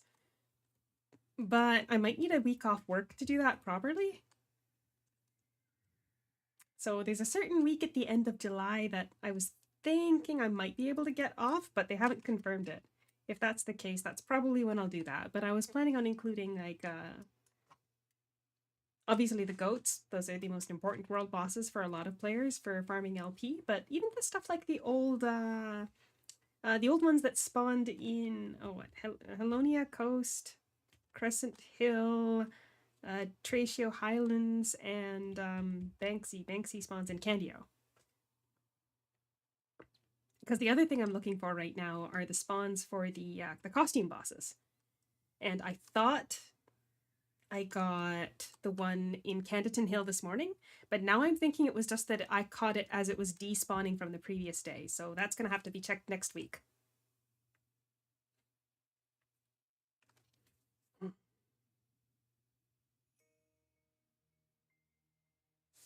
There's a lot of world bosses. I'm not even sure which Eidolons are spawning right now.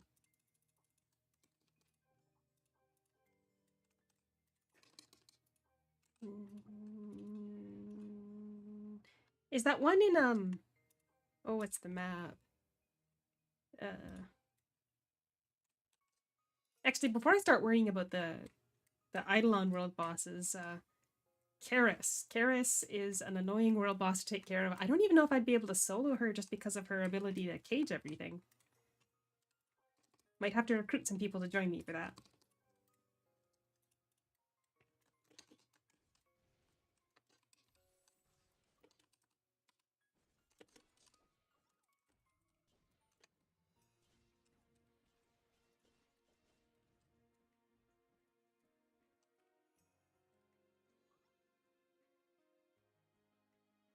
Oh, another fun fact.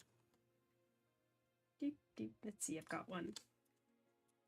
I've actually got this weapon costumified to use on my wizard. So that's actually the weapon that I made into a costume to get a nice blue glowy icy weapon for my wizard, because I wasn't really satisfied with the actual costume weapons for ice themed wizard. I don't have... Oh no, I do have an item that glows. So if you want to preview the glow of a weapon, if you preview a weapon that's glowing, like my harp, which is been fortified, then come in here.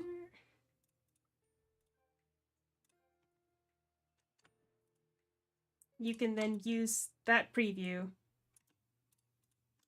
to see the glowing effect of any weapon you like. Downside, of course, is that the S level ones don't have these quality, and just previewing it here won't work. But if you find one that's got the same sort of skin,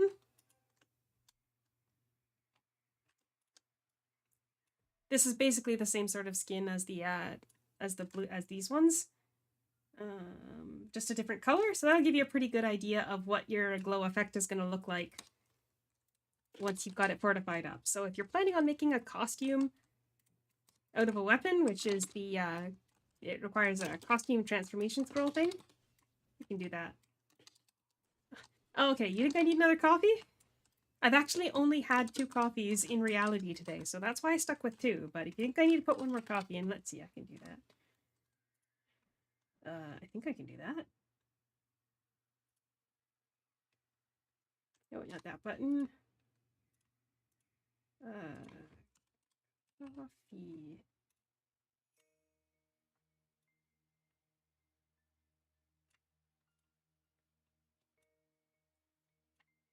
Make it a little bit bigger. Is that enough coffee for you? And docked. There! One more coffee.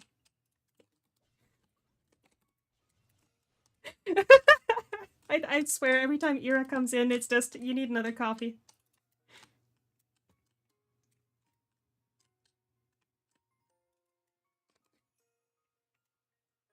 Relatedly to desk items, if anybody finds any more art of Tyr, I would love to have a 4th statue.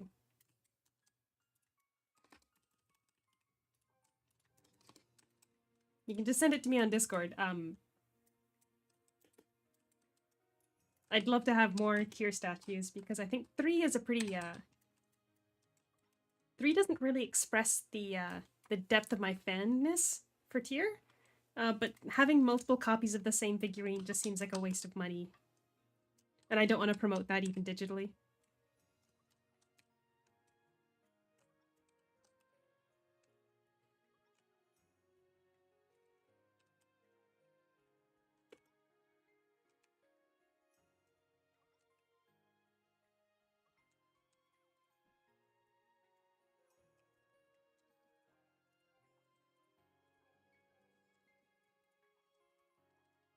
What are we doing time-wise? Well, I've only got 15 minutes left on my bus.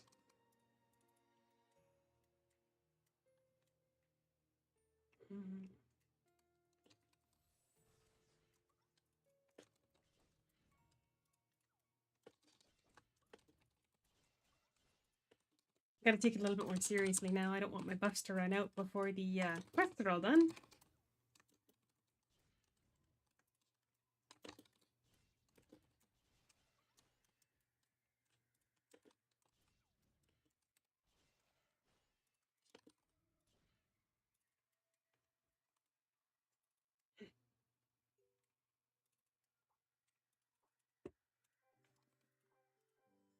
Oh, we are pretty close to the end, though.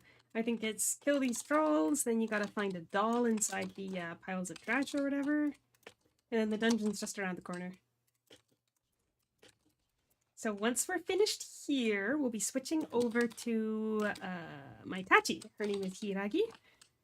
She's very pretty. And despite being S15, I am not very good at playing Tachi.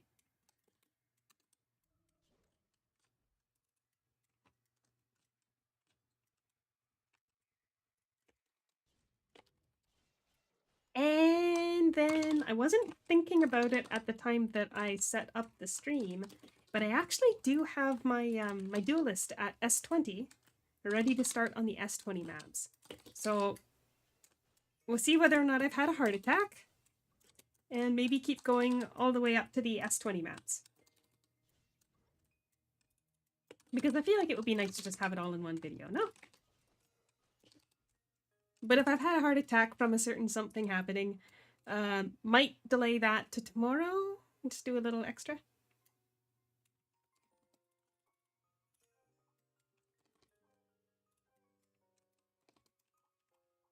Come on. Alright, plush doll. I'm pretty sure this is like the last one before the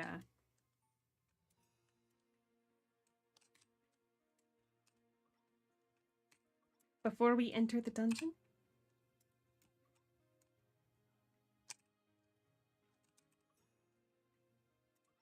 There we go.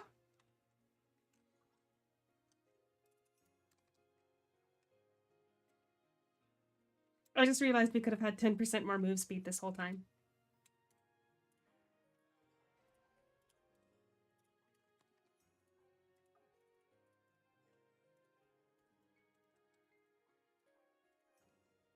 There we go, now we're in the dungeon, right? That's not the first boss of the dungeon, wait a minute. Is it? Oh no, that's the second boss. It doesn't have the first boss listed. Because the first one is no yes.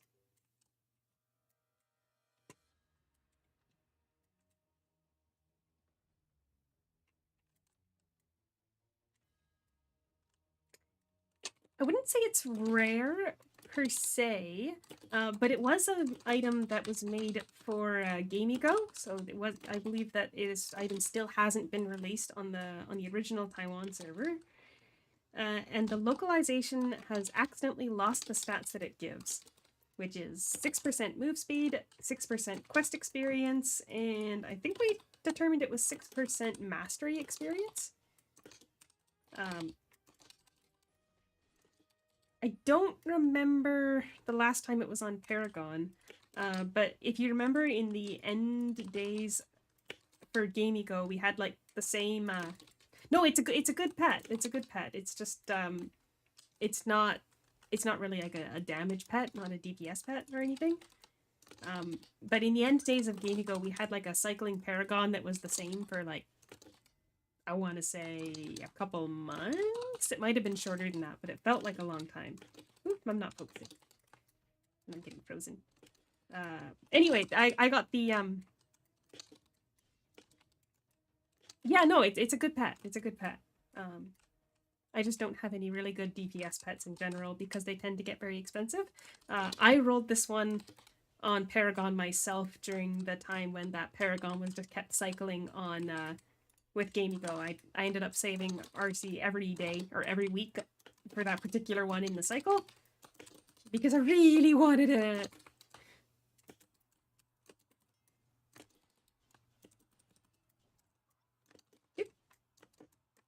Kinda not focusing enough here. I'm not taking a bit much damage.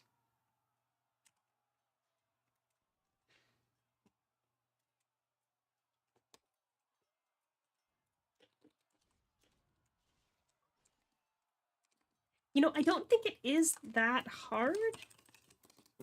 But I also like this dungeon the most out of the recent ones because it's so fast.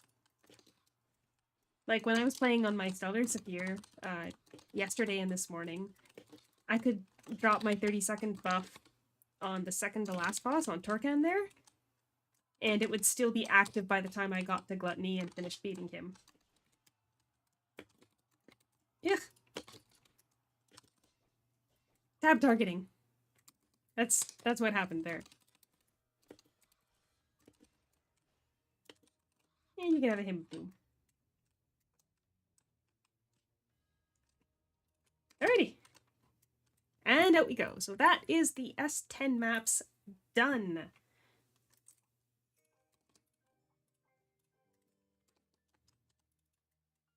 Well, almost. At this point, it's just run back to Ima, report everything in.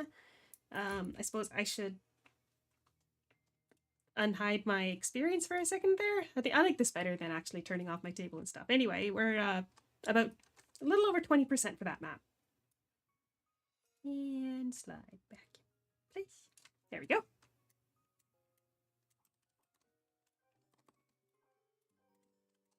And look at that, just about right number on the quest books. I started with 60, and we're down to 2.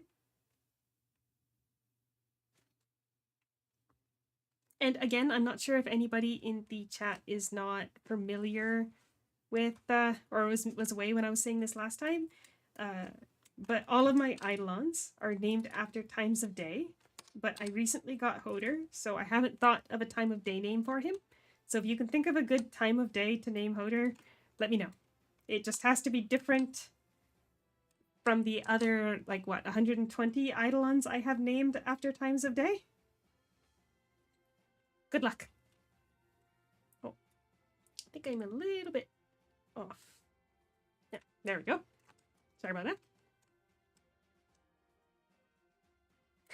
Stella means star. And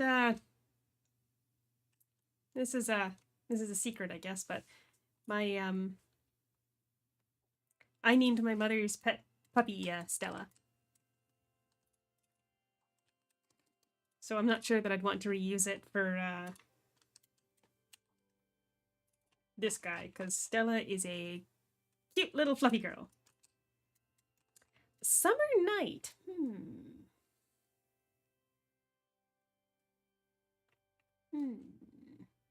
That's not bad. That's going on the short list.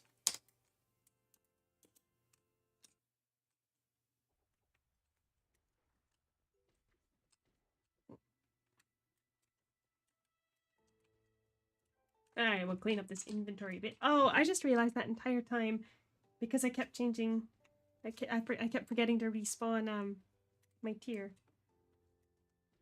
the same way I was remembering to respawn my jack-o'-lantern. Oh well. Too late now.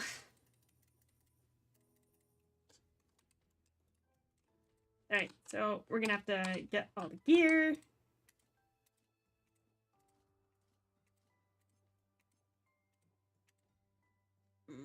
I'll probably want to bring that with me. Fatima's Thunder Boost is not a great trophy. I probably wouldn't recommend porting it up to plus 30 the way that I did, but I've made choices in the past that were not necessarily great. So don't take this as a guide that you should use Thunder Boost and fortify it up to 30.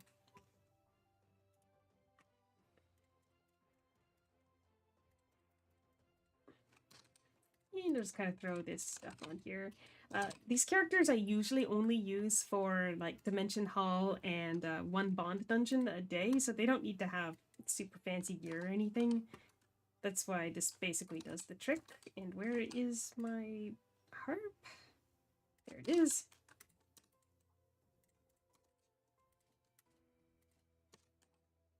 Alright, we'll send you guys back to the warehouse. And we are on to my Tachi at S15. I'm sorry, did you see that I have less than 500 gold and decide to call me rich? That's an impressive standard for rich.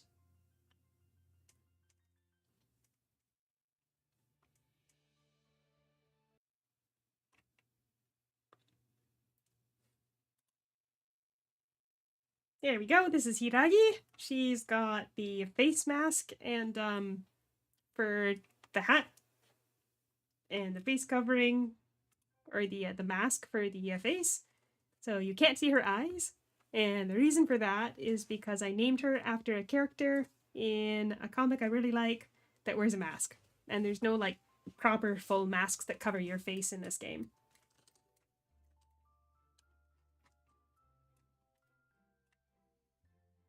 I mean, it's fine, right? It kind of looks like a mask. Like a full face mask. Anyway. Grab that here.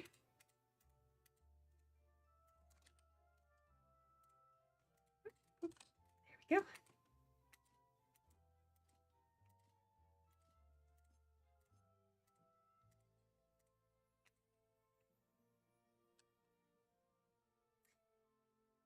So here's the thing, is I actually got a fire trophy here, but I've basically been building her as a storm Tachi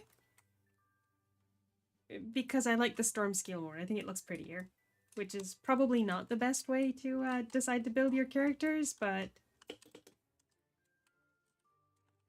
I get to make my own decisions because I'm an adult. Alright, we're gonna get 60 quest experience books. Not 99. I mean, I get through 99 eventually, but... Oh, right, Eidolon. So normally I use, as you can see, normally I use Inaba here. She's a real cutie.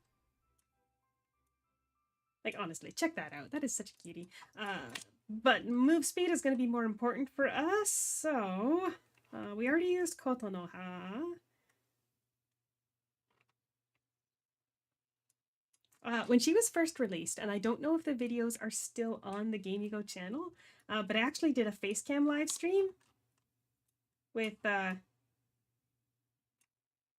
made an actual copy of this accessory in real life. I just keep it on the shelf as like as decor at this point, but it's like a little hairpin made out of ribbon. Oh man, it's so cute. I absolutely adore it. Anyway, Eidolons. Do I have any storm move speed Eidolons? Yeah, that'll do.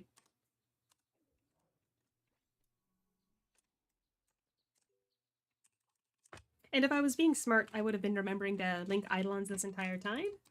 But it's a lot to focus on, so I'll just keep not linking Eidolons.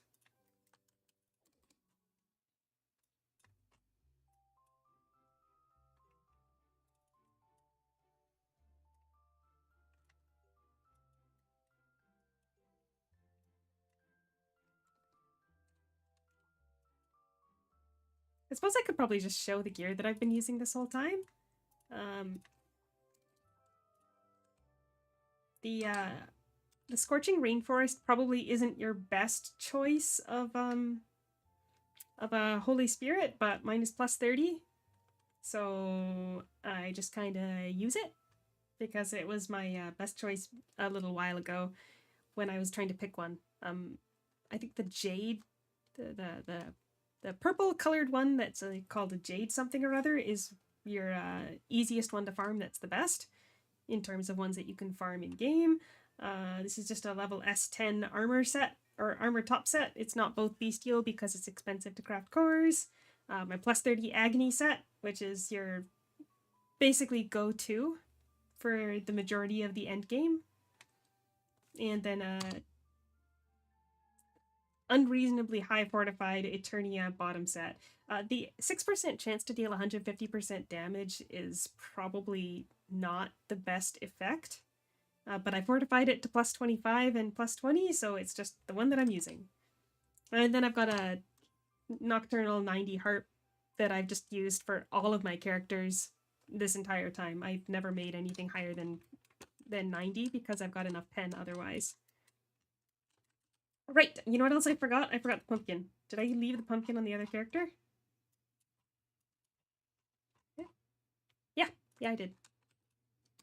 So, quick detour back to get the pumpkin, and then I'll grab, then I'll pop the rest of the buffs and we'll really start going. I think this is what happens when I've only had 2 cups of coffee.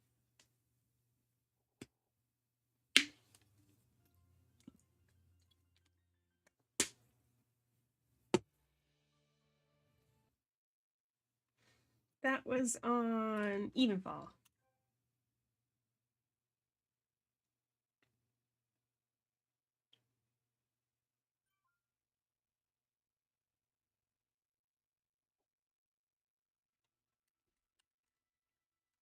Yeah, there you are.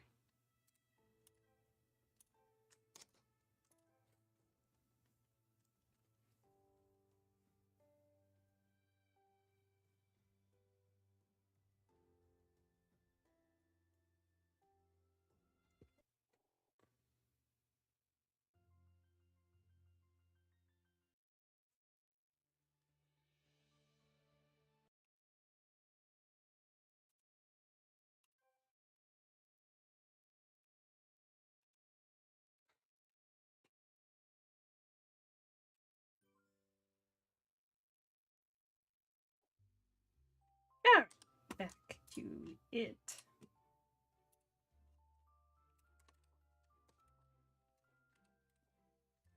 There we go. Now I can use my bridal bouquet. And yes, this one also buffs quest experience. Let's go.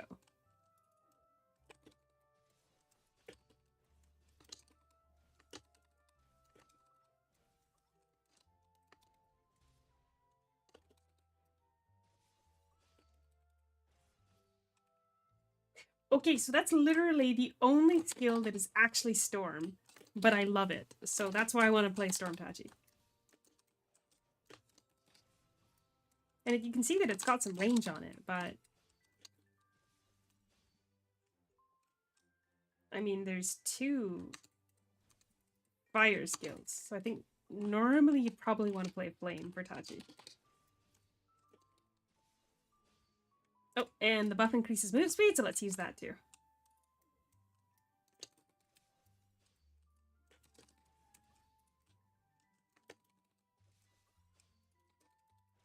And just while we're getting started here, just because it is right here, if at any point during this map you disconnect and end up not being able to get back into the instance for your quest, there will be an NPC standing right here. I know it's not here right now because there's nothing for them to send me back to. But if you disconnect from your quest, there will be an NPC standing here that will take you back to the instance. Because some of them, for some reason, are built in such a way that even canceling and retaking the quest will not take you back to the instance. Oops, wrong button. Alright.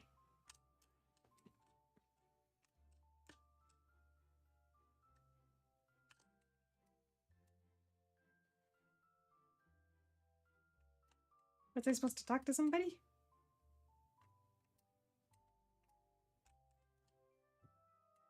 Maybe I just didn't go far enough. Yeah.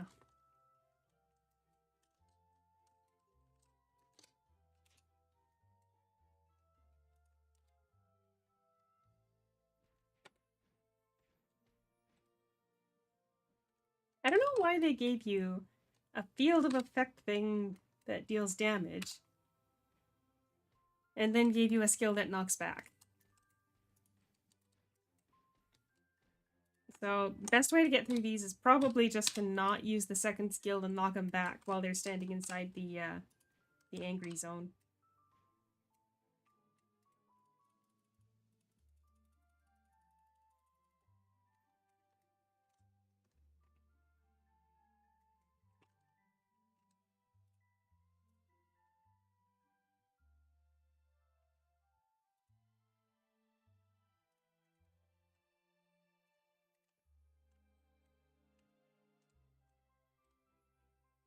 Now, Plinko did the thing earlier.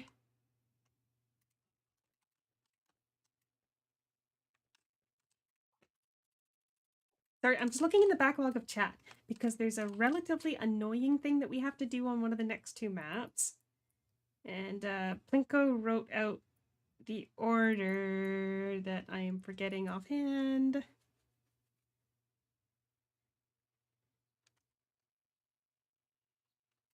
Nope, I forget. I can't see it.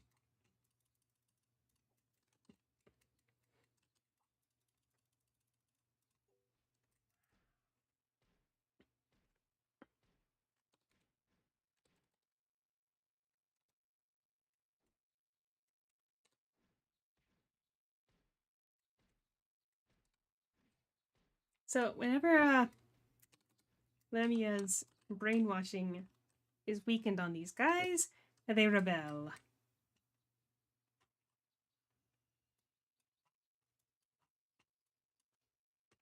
And that's how she got to be the leader of town.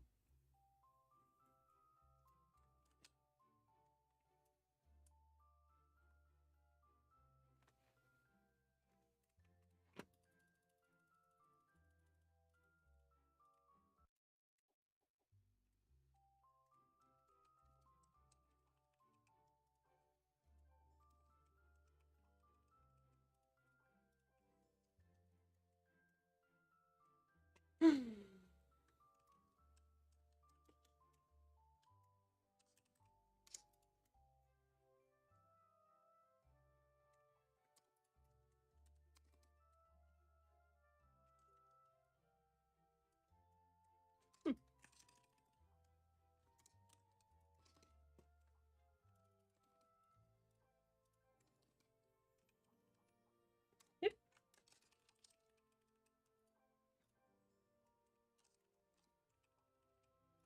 Oh, I forgot to check my experience at the beginning of this one too. Well, basically it was probably no higher than like 5% when we started, because I'd only done one dimension haul after hitting level S15. Alright, this quest. Interrogating people. Alright.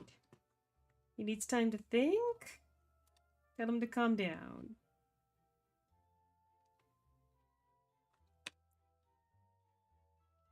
Should be good.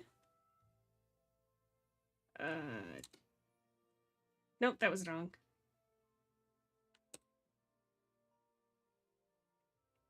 Alright, so once you get 3 stacks of mood control, you can use the 4th skill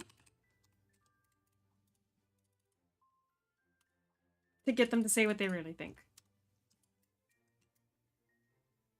I've actually done a very old video for when this map first came out showing the correct answers for each one as well, but it's been quite a while.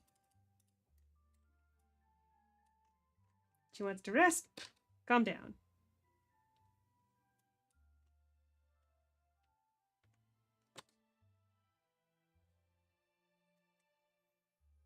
Yeah, I play Genshin.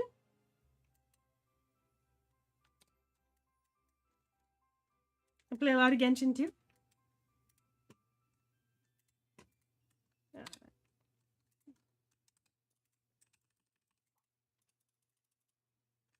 I've only done Genshin on a live stream once though. I feel like it's a little bit like my comfort game. I like to just wander around in the mountains and explore stuff, and lately I've been trying to unlock lately I've been trying to finish all of the Hydroculus on a second quest or a second account.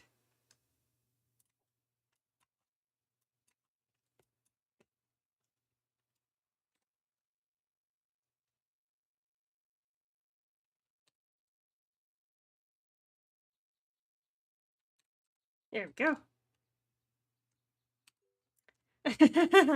You'll find out my favorite character if you wait until the I finish on I've got 3 accounts for Genshin. That's yeah. But you'll find out my favorite character if you wait to see when we get to the S20 maps, because I stole it.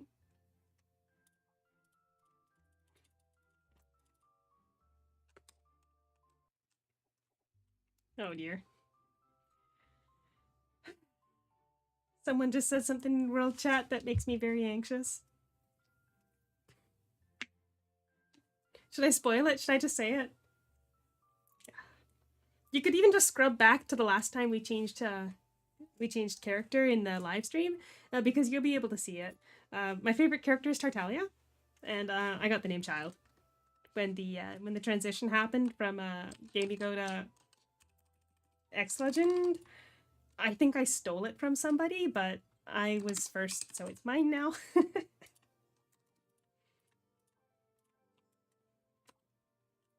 Do I need to buy a megaphone, put a sad face in world chat because they're telling people to unsubscribe to me?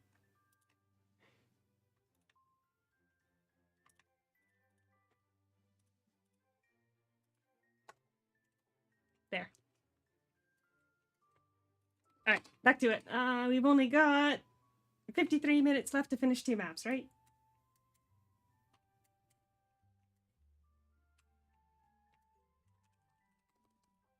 Focus.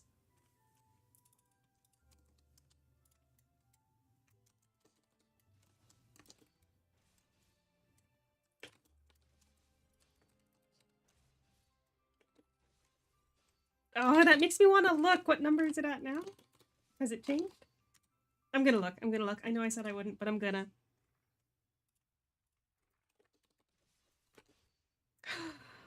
Four to go. 996. That is such a large number. Hey, can't there be a space between free to play or whale? I've bought some. I buy the monthly pass. Yeah, what do you call it?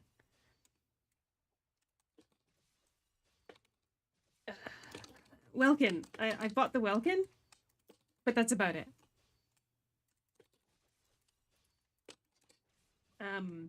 In the past, I did spend a little bit more, like especially when lockdowns were pretty intense. I was working from home, save a lot of money, and so I was able to spend a little bit more money on video games back then. But just in general, everything's so expensive nowadays that I can't really afford to spend all that much money on video games. Yeah, I mean...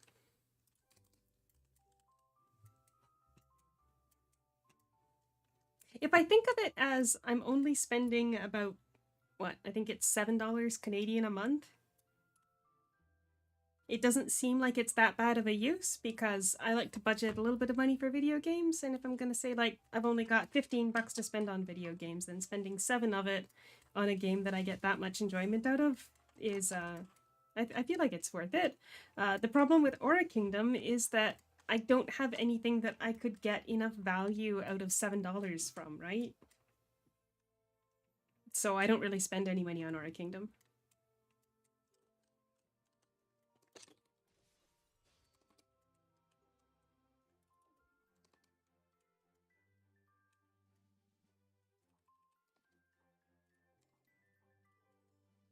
And that's actually the reason why I play 3 accounts. Because right now, across 3 accounts, I have every single character. I wouldn't say it's dead, but I'm not rolling today's.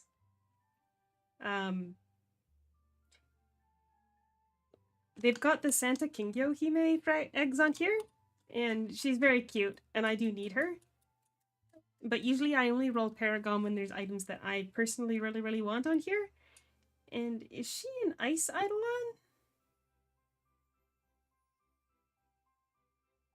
Wait, I can check here, right?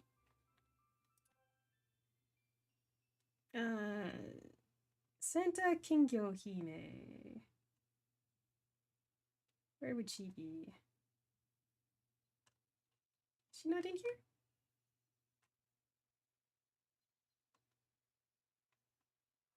Maybe they didn't put her in here, but the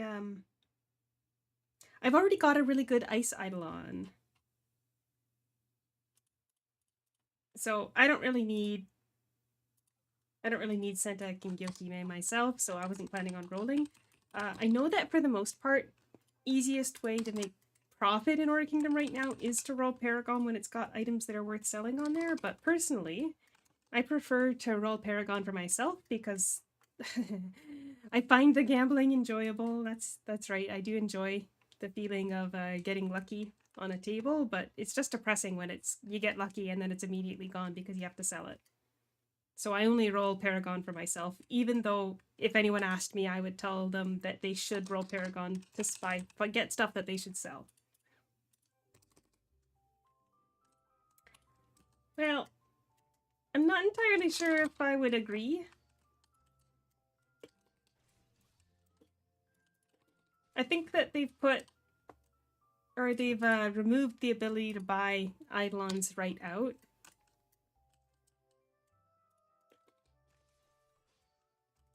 And yeah, I mean, like I said, I know I've spent money in the past, but even then it wasn't very much. Like, if I'm telling you my budget for video games was $15 a month, you know that I'm not some kind of ridiculous whale, and I've never been a ridiculous whale or anything. But, you know, that feeling of, as a free-to-play player, getting lucky on a particular table or something, or opening up a lucky pack and getting a full key and 2 eggs, which is what happened to me with Xiao Xiao. It's a part of what makes the luck enjoyable, right?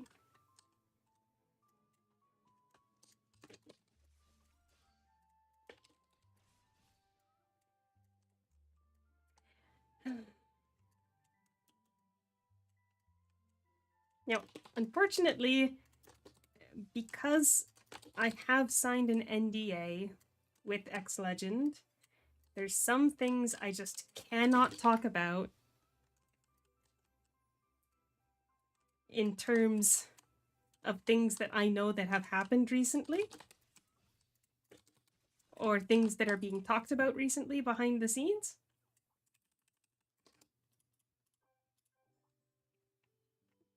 But can I just say that there are things that I can't talk about just yet because of my NDA, and just leave it at that? That's an attempt at a wink. I'm not very good at winking.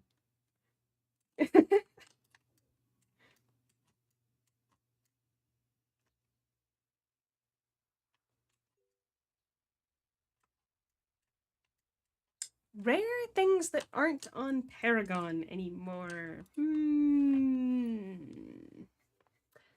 Well, oath rings have gotten particularly expensive, and it's not that they're not on Paragon, it's just that they seem to be a little bit higher of a value drop to X Legend, so they don't set the rates as high. So if you happen to have a bunch of oath rings lying around, you're in a good spot. I actually think I need to buy one because I've got an Eidolon that's ready to go, right? A lot of Eidolons. Yeah, actually my Little Red Riding Hood here is ready to go for an oath, but I just haven't bought an oath ring yet because they are pretty expensive.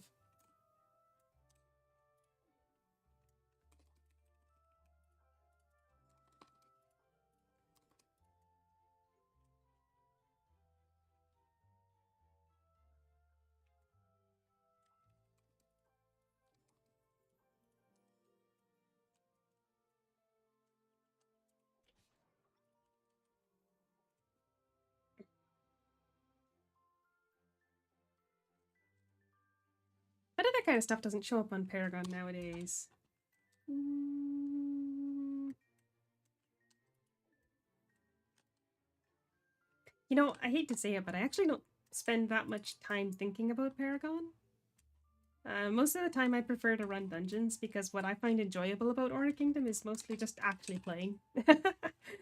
If that... I don't mean to sound like condescending or anything about that, but I don't worry too much about gold. Easy come, easy go. A little while back I got a Bond trophy. Farming them in dungeons for the ones that spawn in dungeons, and for ones that don't spawn in dungeons, I get the lucky packs off of other players. And as for how I get gold to buy the lucky packs off of other players, usually it's just by running dungeons. When the S30 dungeons were new, I guess S25 dungeons that drop the S30 armor, I made a pretty good amount by selling the formulas for the S30 armor, which is unfortunately not really as valuable now. You have to catch them when they're new. But I also run Bond dungeons every night. And recently I had gotten one of the Bond trophies from the Robot Bond, the one that's at Alabaster and Temple. And I was able to sell that for quite a lot, and then I used that gold to buy the Hodor Lucky Packs to get my hands on that cool dude whose crown I have stolen for my avatar today. But for the cash shop Eidolons, I actually usually only cash shop. They're not actually for sale in the cash shop, it's the Lucky Packs, right? So once I've gotten them to 1 star, I actually usually just link them until I get their, until I get 10 key fragments from them. Well, 20 actually.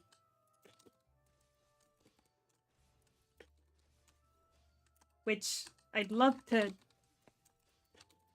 actually be linking right now, but just because I'm streaming, I forget. I forget to refresh the links anyway, so... And maybe this is breaking the illusion a little bit, but the icon that tells me whether or when the link is done, the one right here on top of the, I guess you can't see my mouse, but basically the icon right here that tells me whether or not the Eidolon's link is done, it's actually covered by the phone that I'm using to get the face tracking, so I can't see it. Breaking the illusion. Actually, I'm a real person, not an anime girl.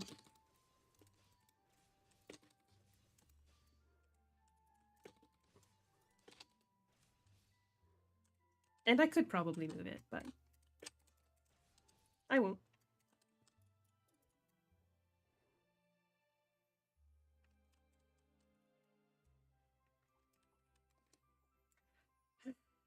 It sure looks like I am, doesn't it?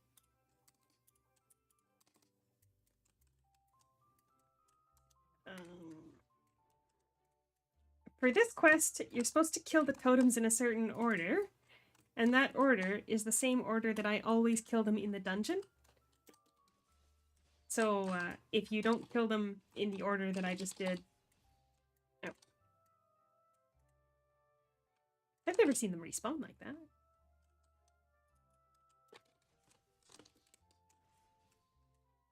Right.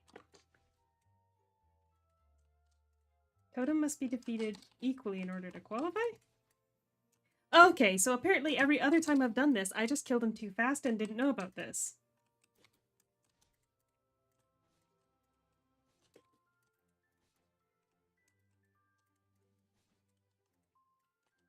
Did they just want me to use a really big AoE and kill everything at once?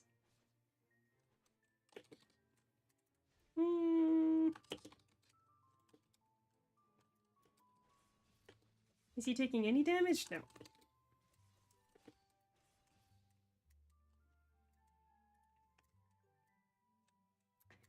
This is the 3rd wave totem. It must be defeated in order to qualify.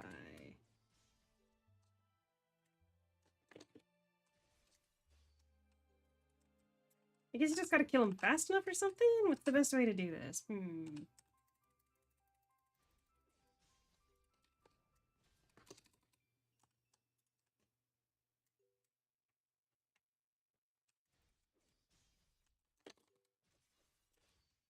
I feel like I'm missing something, so if somebody has an idea of why I can't remember what to do here,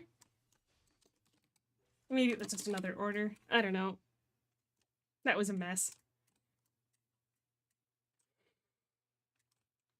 Honestly, I've only ever actually done that in one try before by doing the first order of top right, bottom left, top left.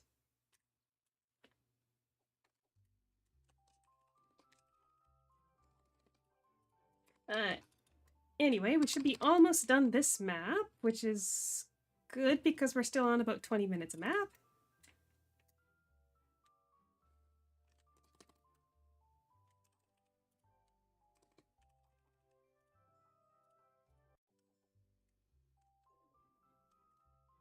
Oh shoot, no, we're not just about done.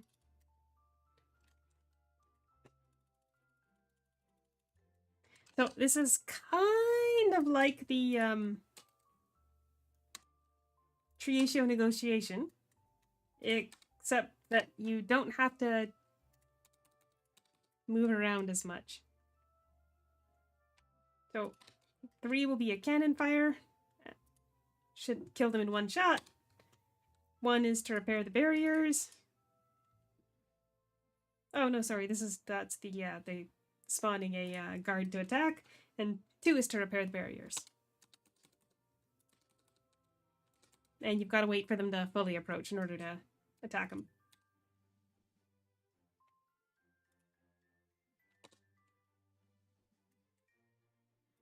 At least this doesn't take as long as the negotiation in Triatio.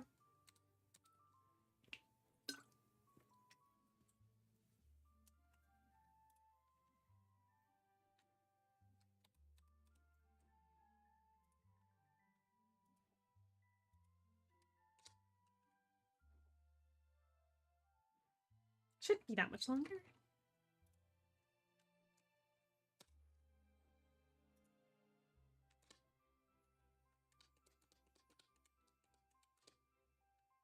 There we go.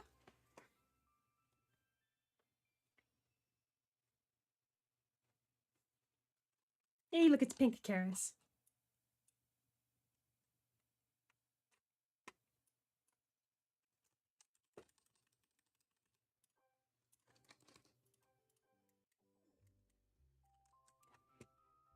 And this is actually the quest that I got stuck on because I accidentally died, and when I used local, it sent me back to here, and I wasn't able to get back to here. And then I got stuck because if at this point you accidentally lose the instance, canceling the quest and going back in or trying to retake it won't work because the quest giver is inside the instance.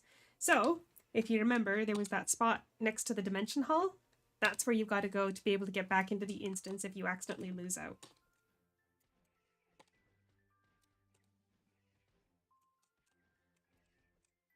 And best bet here is to try to just keep them all inside the area of effect where they take damage.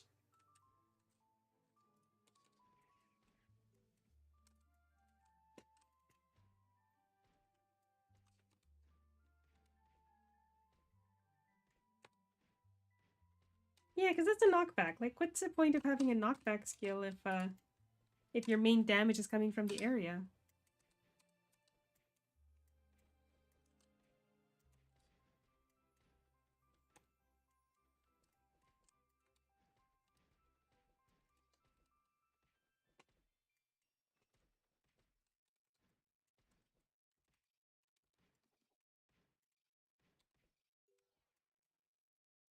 I think this is the last wave.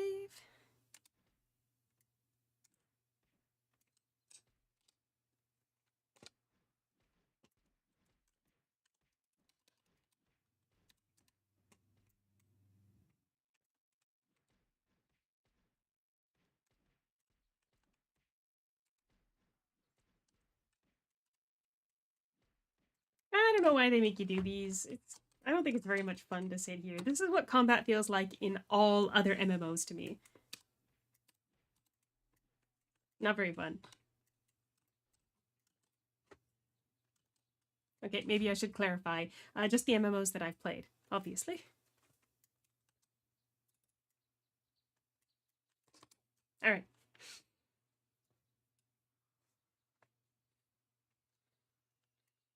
If you want to finish grandstanding, I'd sure love to finish this quest.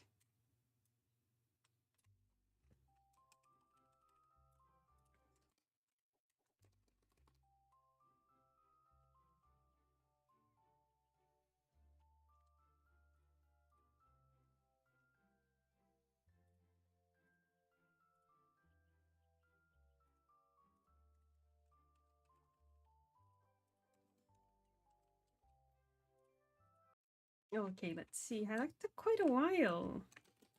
But we're still about 20 minutes per map. Because I used the buff item kind of late.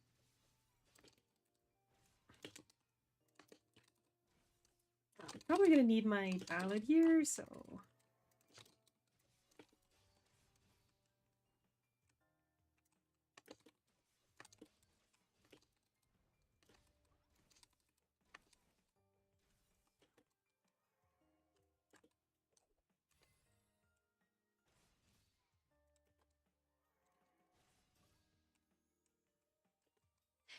I believe, and I don't know if this has been fixed, but if you kind of hug the wall here, you can skip past the first boss if you really don't want to fight him for some reason, but you probably do.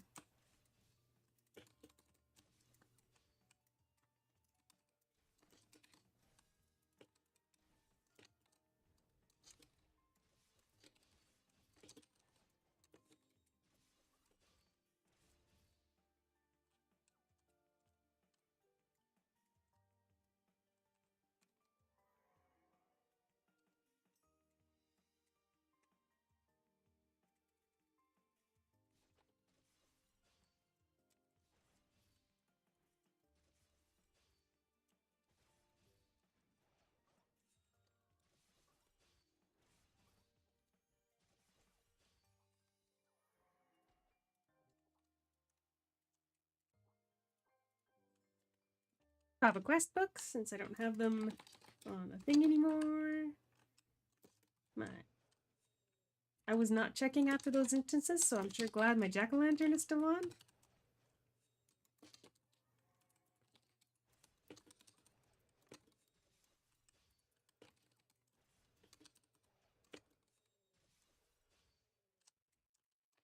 And this is another area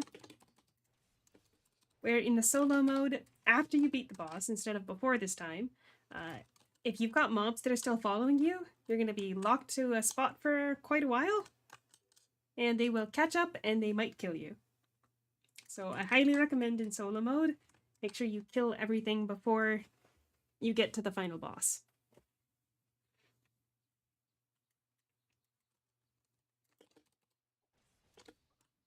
Right, so I'm going to be stuck right here. I can't move.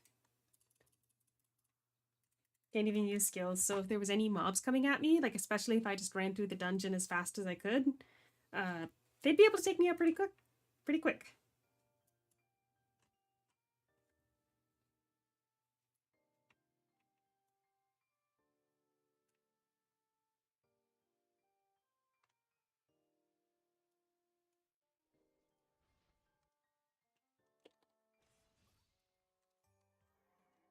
Alrighty, let's go.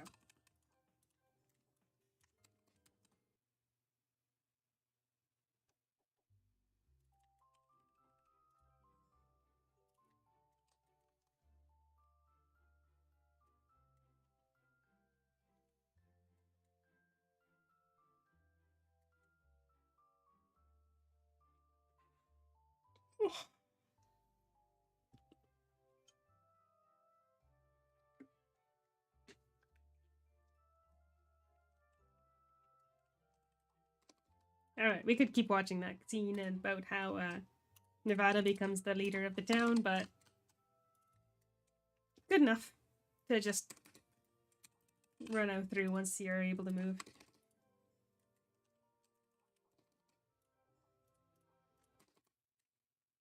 Okay, so that one actually took more than 30 quest experience books as well.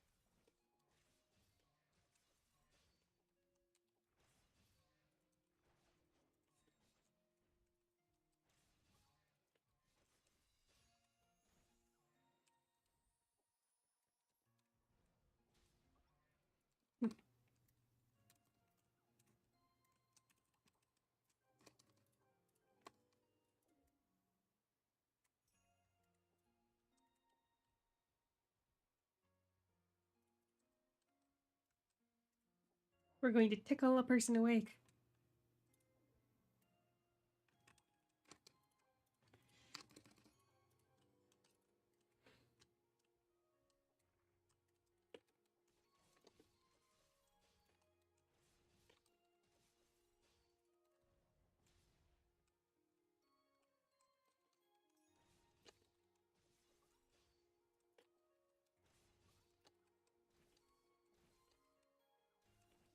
Another thing I like about Tachi, and I guess this is the reason why people would play playing Tachi, is that you can actually use the Dark Spear raid 3 times. I just find that by the third one, tabbing to the next target doesn't work very well, because usually it'll be out of range.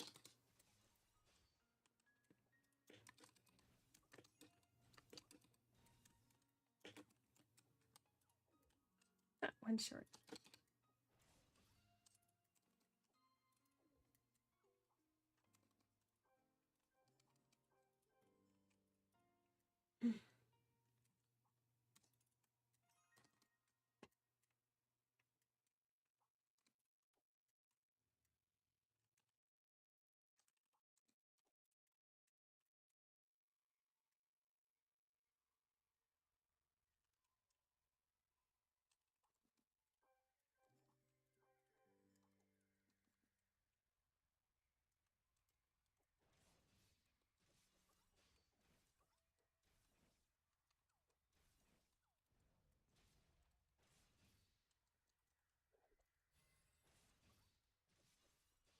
I think it's overkill to use the Soul Blade.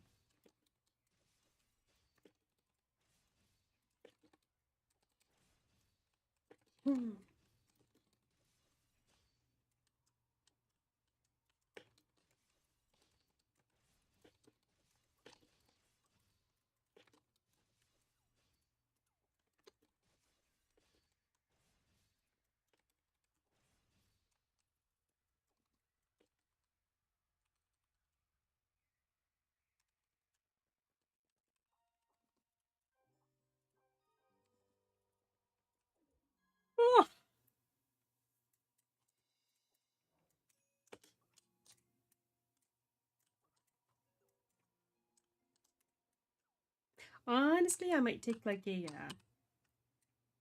might take a 10-minute break. I think it would take 10 minutes for me to make a coffee. After we finish this mat, I might take a little break.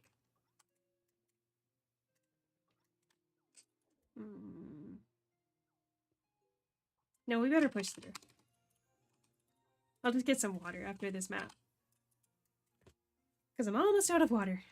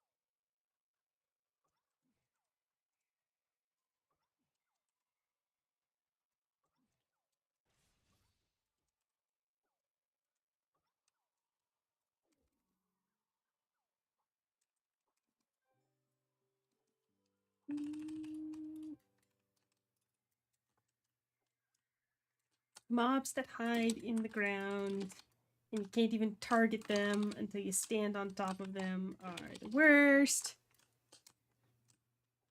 And I wish they took them out. Or at least made them targetable underground.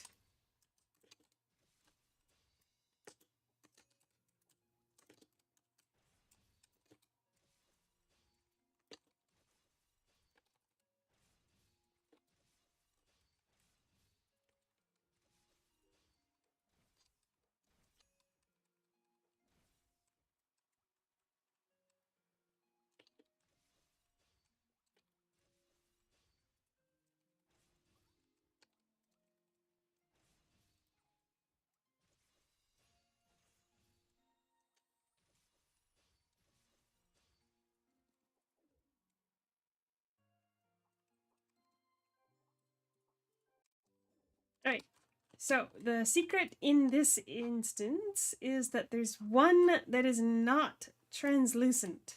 So if you look, you can kind of see that he's translucent. So you're just kind of looking. I'm just... If you want to get the other ones out of here, just so we can look carefully. So you're trying to find the one that's not transparent.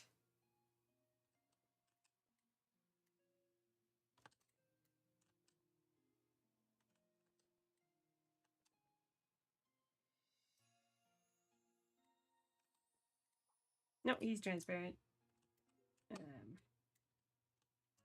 Hmm.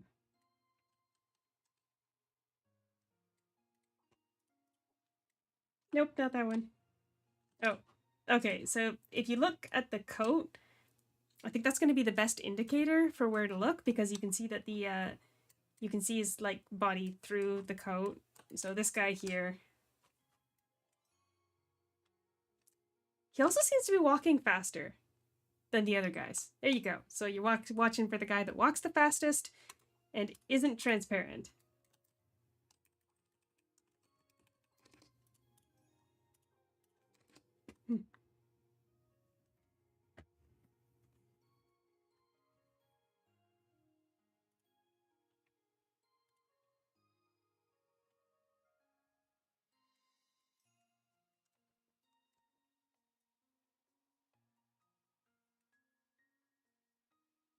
Hey, look, it's the dude from my last video thumbnail.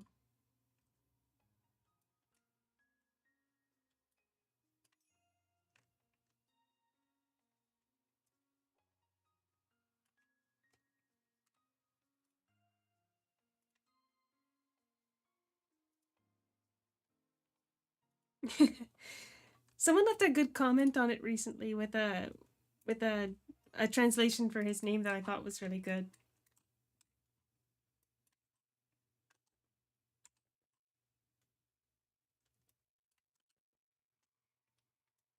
So I'm glad that someone was able to answer the question in the thumbnail. But in this map, they're not even using his name. Yeah, even the misc chat that would normally get that kind of stuff, it's not popping up a name for him.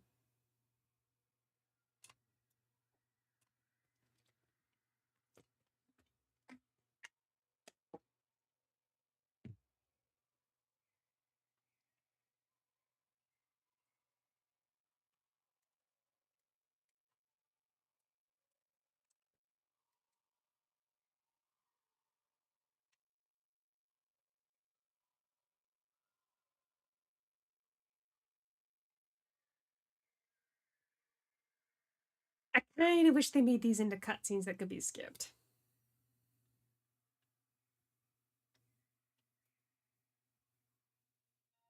Because I have seen this, I guess probably about 7 or 8 times now.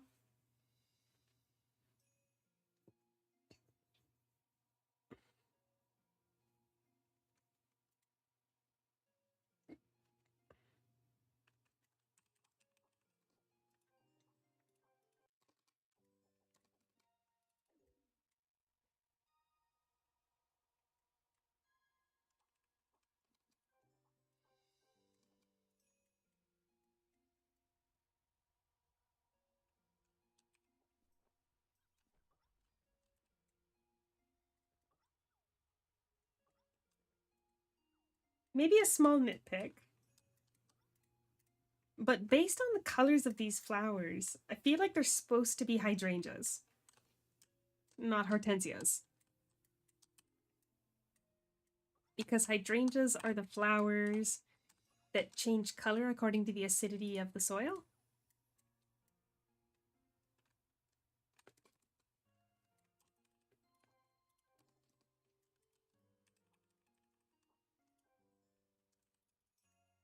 And I've always found that really interesting about hydrangeas.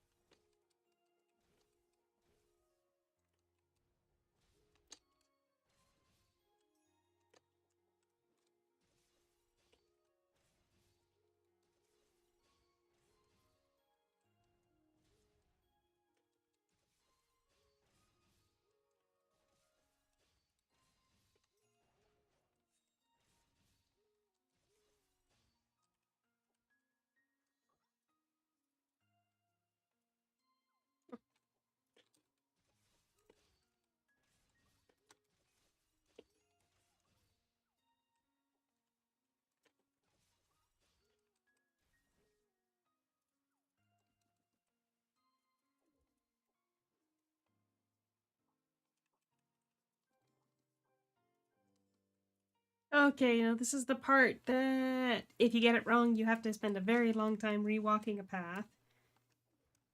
So let's see, it's tell the truth, lie, then make excuses, I think.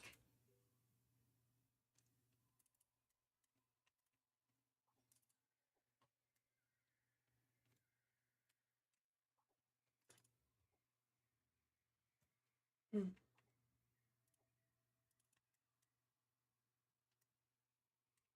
All right. Let's see if I can get it on the first try.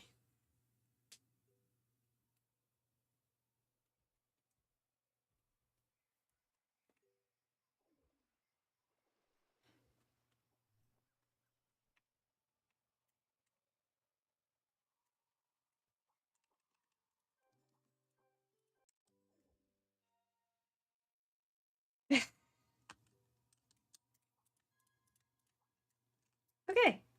So, my move speed is way too high for these guys. So I'll just wait right here at the question point, and they're gonna slowly walk up this hill, and I'm gonna go get some water.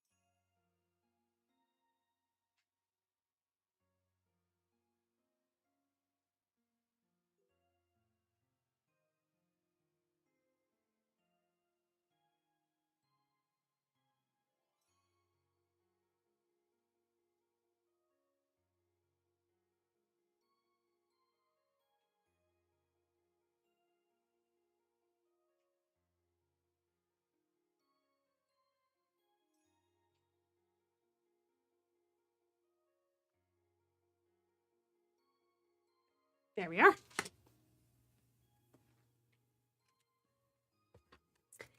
Okay, so, do you know Yahrune? Stick to the truth. Of course I know Yahrune.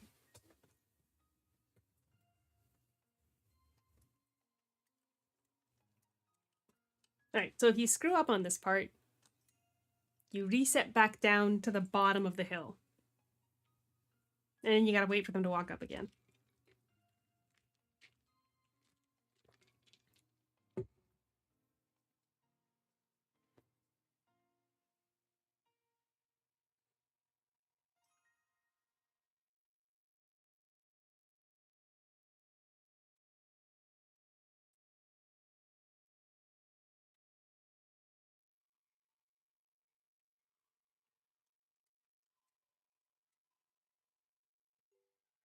Has Yahrune been here recently?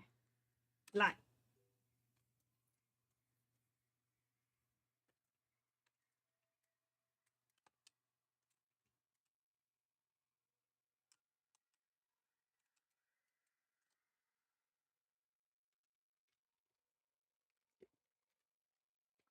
Yeah. Don't even know how thirsty you are until you got another nice fresh cup of ice water.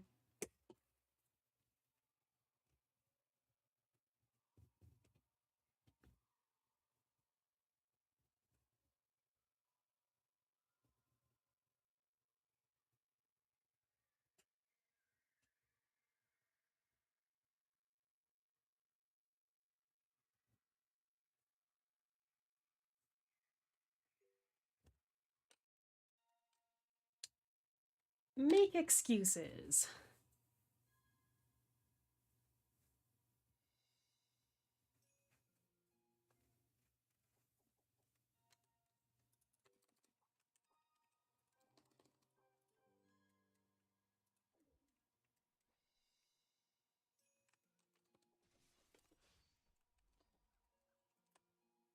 Oh, shoot. Because the skills on that last instance have a 30-second cooldown, it looks like it accidentally glitched that cooldown onto all my skills.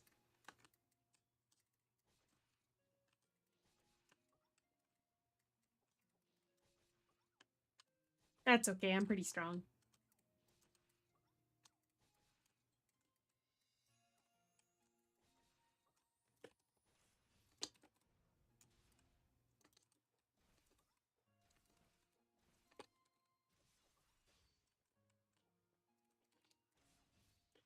Now, if I were to do a challenge where I could only use auto attacks, I think I'd choose between Source, which has a lot of debuffs from its envoy, meaning that you don't need to use skills to trigger them, or Wizard, because Wizard's auto attacks are so fast that you won't even dismount if you're attacking mobs and killing them in one shot, because you won't enter combat.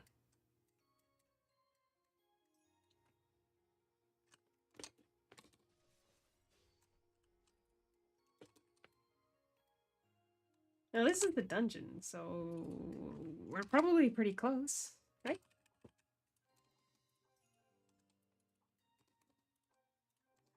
I'm almost out of quest books.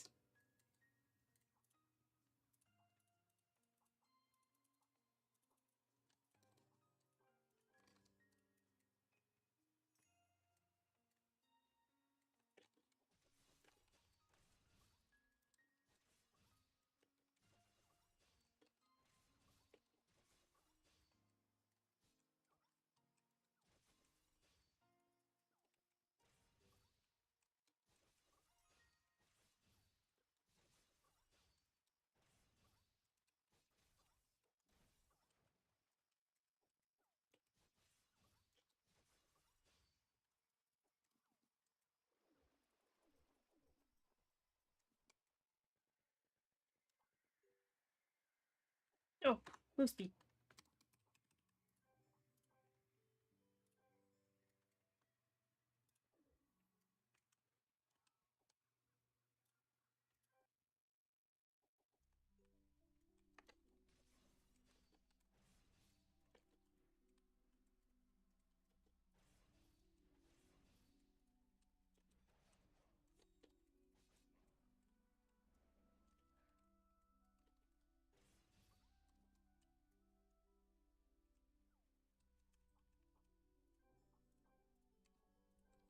Okay, so I am going to need some more quest books for this character. If you don't have LP out your ears like I do, I still got 27,000 left. I wouldn't use LP books on every single quest. Like when I'm leveling up on my fresh account on Scrub, I don't use one on every single quest. That would cost way too much LP.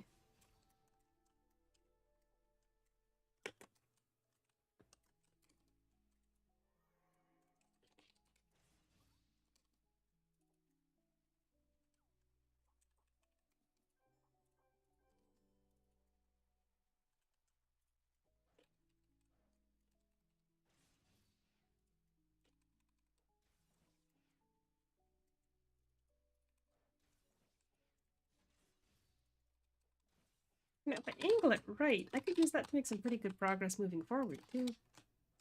It's just if you tab target something behind you, you'll end up moving backwards.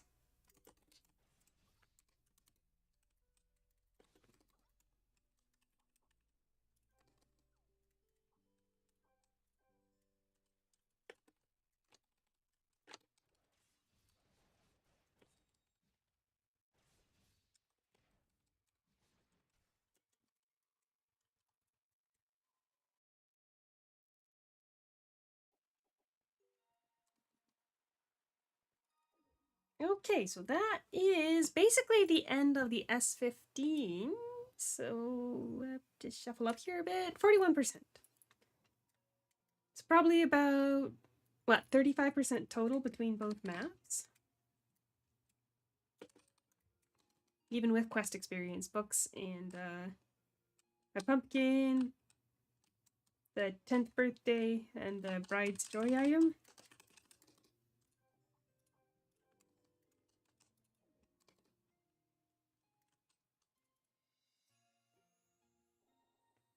Feels weird when I'm not right against the bottom corner, so I'm going to slide back down. There.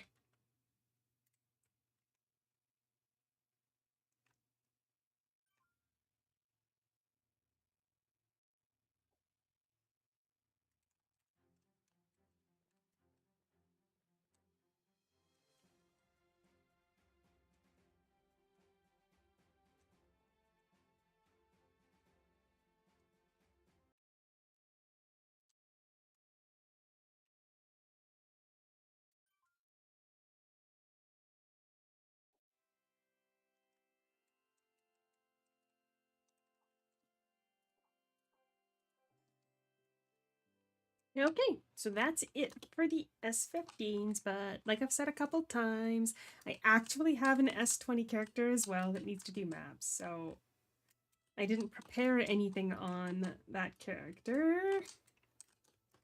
Let's quickly just clean up my inventory.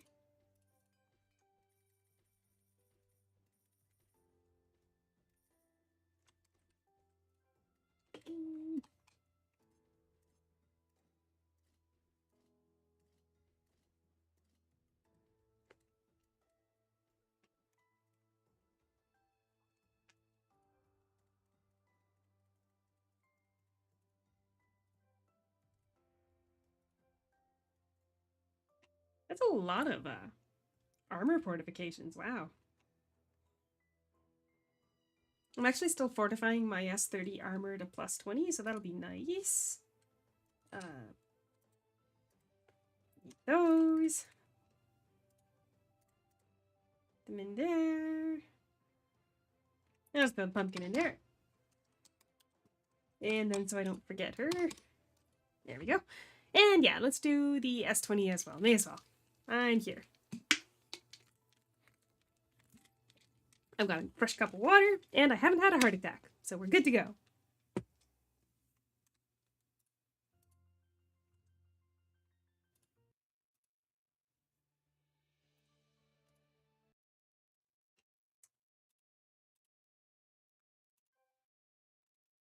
Now, in truth, because there's the nocturnal node on the envoy for Duelist, I probably really don't need a bard sub. But I make my choices. I actually didn't have a nocturnal crafted shuriken until quite recently. I guess not that recently because it doesn't have the crafter name on it, so I made it before 2023.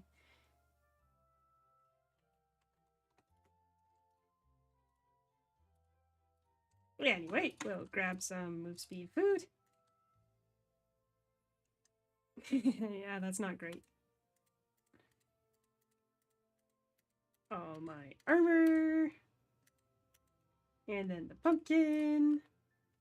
We're gonna want a Sprite of Gaia. Oh, my inventory's a mess. Yeah, but just throw everything inside here.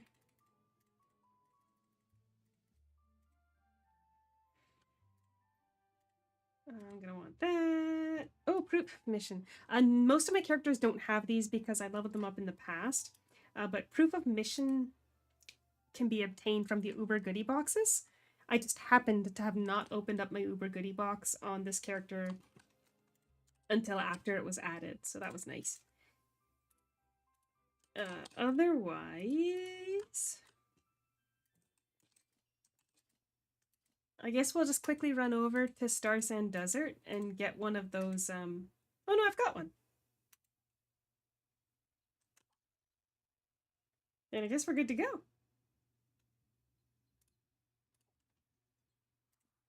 Move speed.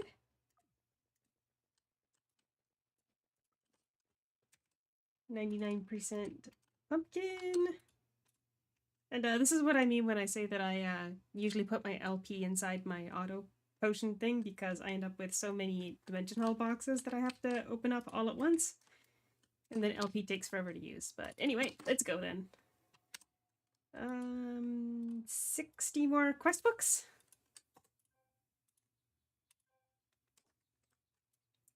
Put them in place of ballad. And we go.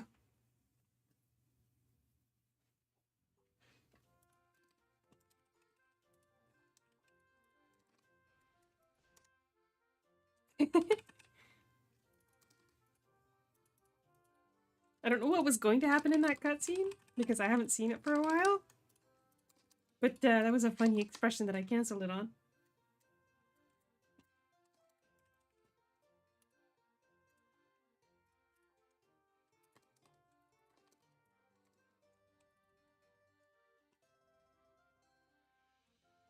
Oh, I didn't even use them. Shoot.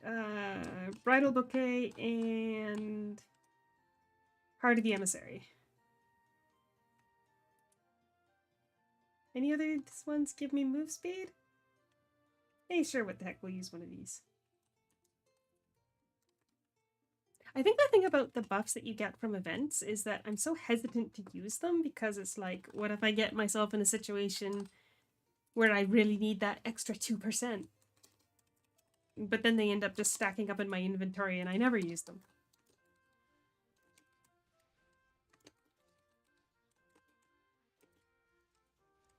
Alright, and I play as a holy duelist. And when it comes to holy eidolons that have move speed... Yes, we're going to use Erd. I really like Erd.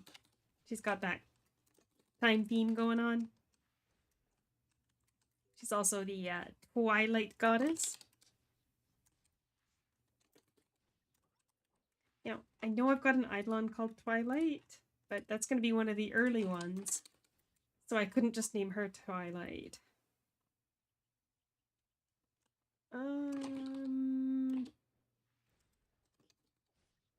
It's Cecilla, right? Yes, it's Cecilla.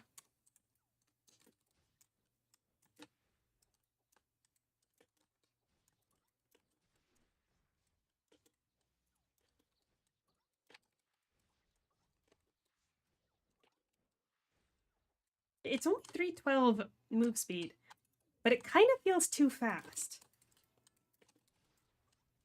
Like, I feel a little uncomfortable being this fast.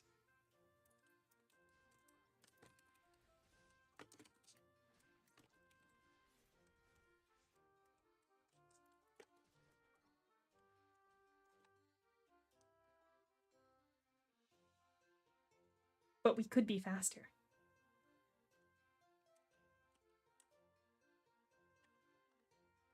Oh, I don't have a general store card.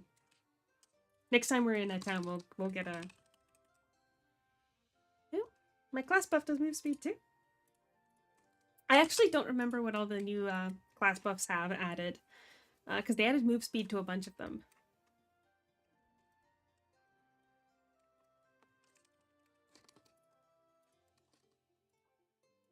I don't think this guy sells the... No.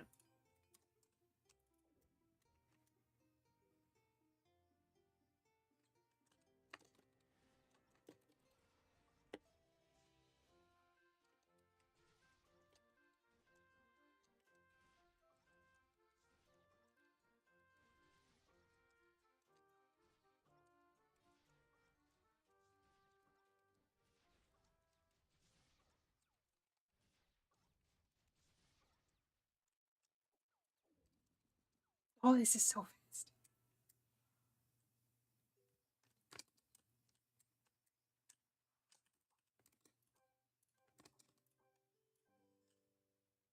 Honestly, I just want to see what it feels like to be at 320 without being on a mound. So let's go back to town. We'll get our hands on some of the class buff items for here. I know that basically by doing this, I'm losing any efficiency that that move speed would have given me, but whatever.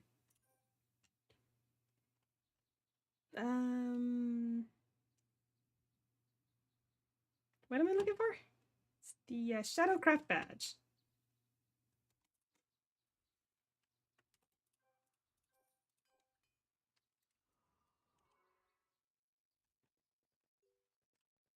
This just feels so silly.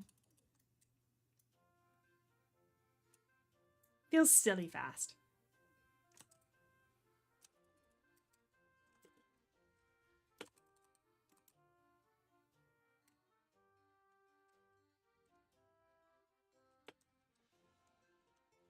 Now, it said that the cap was at 500, but I'm at 592 here, so I guess not.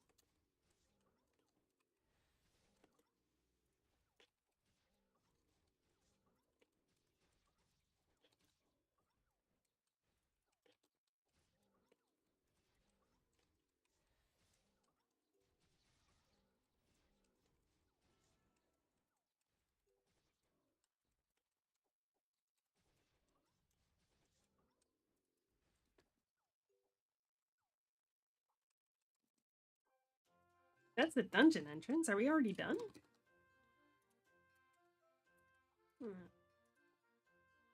Okay, so let's see. One. Analyze. Construct. Use.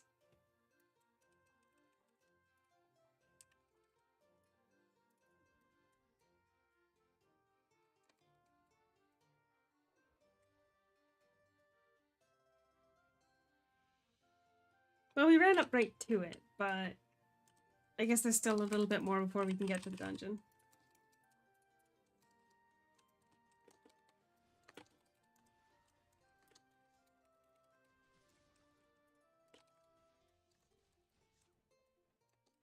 Welcome back.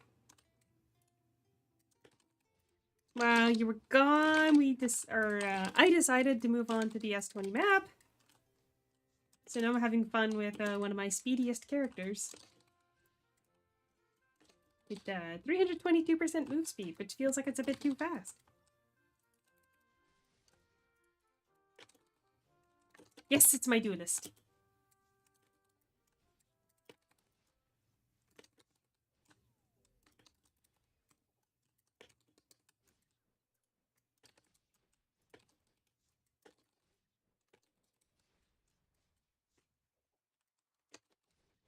I think the only thing I dislike about Duelist is that their AoE is kinda meh.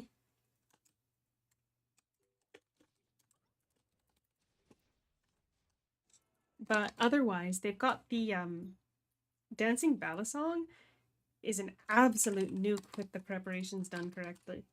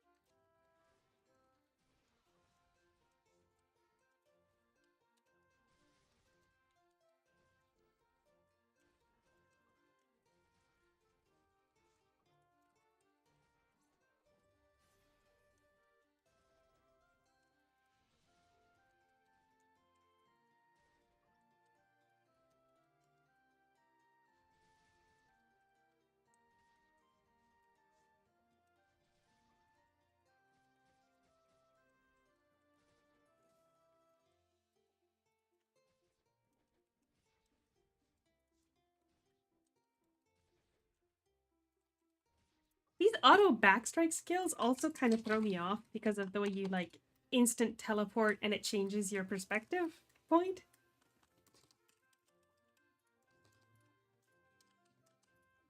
There's a couple classes that have them. Let's see. One of Lance's mark skills will do that, I believe. Then you've got Shuriken has that. I remember the when Shuriken was first released on the Japanese server, I accidentally got stuck somewhere. And then when it first released on the English server, I got stuck in a tree. Because shurikens will actually put you a little bit back from whatever mob you've targeted. And trees have hitboxes that, or other like object boxes, so that there's a top to them, or at least some of them, I guess. So in Crescent Hill, I mean, Duelist was out since the beginning of the game, but when I was playing Crescent Hill, was it Crescent Hill? Yeah, it was Crescent Hill on Shuriken when it first released. Because the backstrike skill that it has doesn't take into consideration the differences in elevation, I used it, and it put me at the peak of a tree. And there's a couple other instances in which you can get into really weird places by using the shuriken skill, and I don't know whether or not that's been fixed. But like, for example, in Chronowood Cavern, people were using it to get past the vines because there's that huge long cutscene before the vines vanish.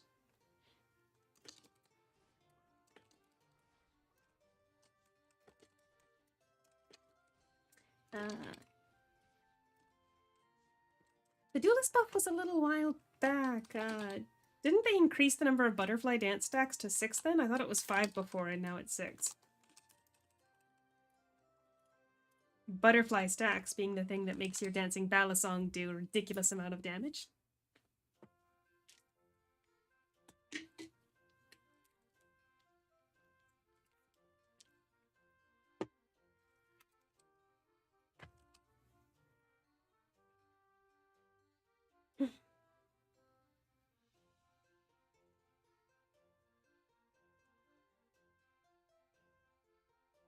Yep.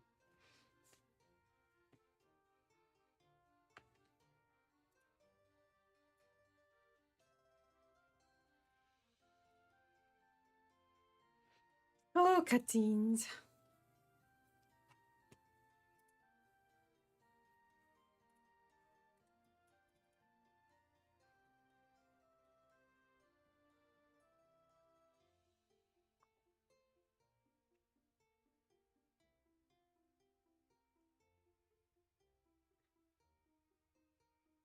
PvP gives me anxiety. I've got a I've got a PvP set. I think it's S10 on my guns. But every time I try to play it, it just gives me anxiety, and my heart rate spikes too high, and then I can't even make good decisions on the on what skill to use.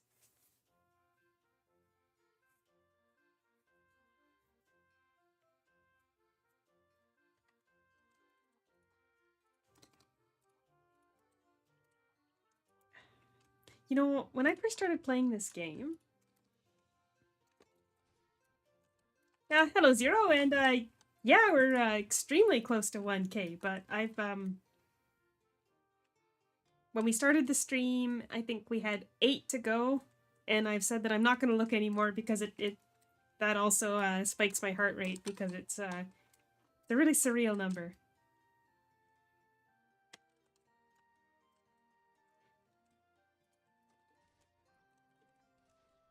So I'm just not going to look.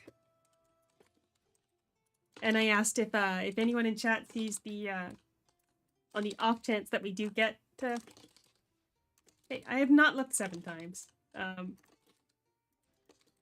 Anyway, on the off chance that we do make it to 1,000 today, somebody in chat let me know because I'm not looking. Yeah, of course it's a nice name. This is the best name I could have possibly picked for my duelist, okay? And I didn't, like, intentionally steal it from somebody, but I don't know who had it before.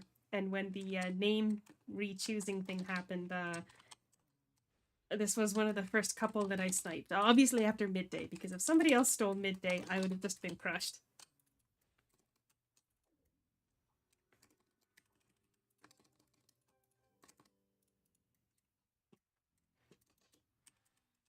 But anyway, just as a reminder, I am expecting you guys to let me know if we hit 1,000.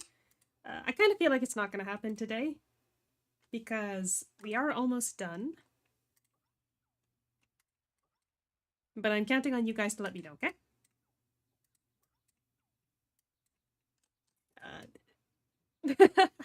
This isn't exactly a complete cosplay character, as you can tell from the outfit that I've got on right now. It's right now I'm just vibing with an outfit that I think is cool. Originally, I did try to have more of a cosplay sort of style outfit, but right now I'm just vibing with what I think is cool. You're right that I think, considering the fact that I don't really need a nocturnal sub, I could probably change it to bow and not worry about, like, needing to, lifesteal, because I don't have a nocturnal bow. But, this isn't a full cosplay character. Unlike Hiiragi. So I had mentioned before that Hiiragi, oh shoot, I entered the dungeon when I wasn't supposed to. Hiiragi is actually completely a cosplay character, except that the character in the show has just a straight black kimono and a mask on, and there's no masks in game, and you can't really go straight black kimono.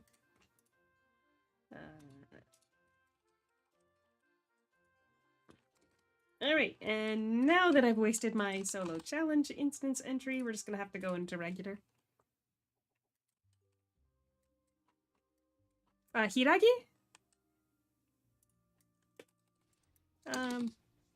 You know, I didn't mention the name of the show because I wanted it to seem mysterious or something, but Hiiragi is the name of one of the spirits in Natsume Yujincho.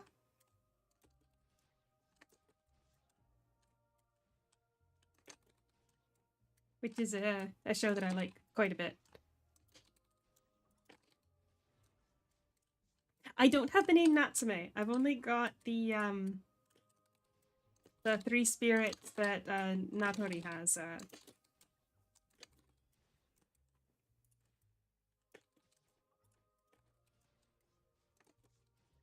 Yes, we did. We did. You haven't seen the character before, though. I didn't know that. I mean, you could probably scrub back in the live stream because I was playing on her just before this one because I've been doing the main quest in order, and Hiiragi was the one that I had for S15s.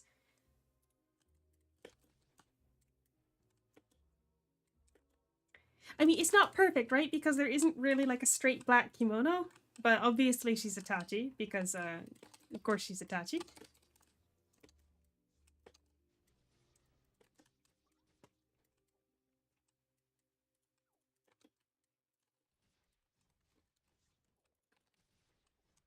Ugh, I keep getting turned around when I use that skill.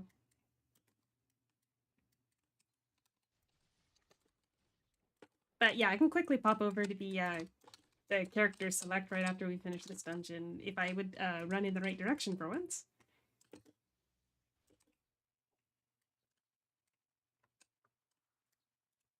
See, the thing about solo challenge mode for this dungeon is that you can teleport past this section, so I really wish I didn't waste it by not reading my quest log properly.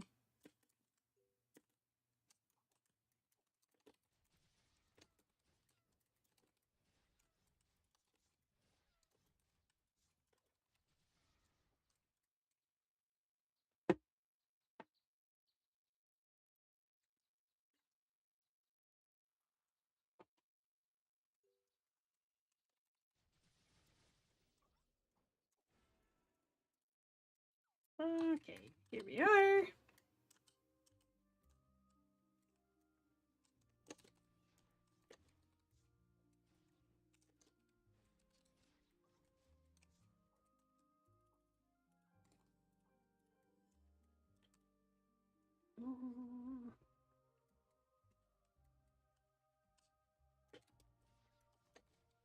Yeah, every time I use that skill, I get turned around. I'm just gonna run past these guys. I just realized I never used my guardian guys right. Oh, darn. That was a lot of wasted experience.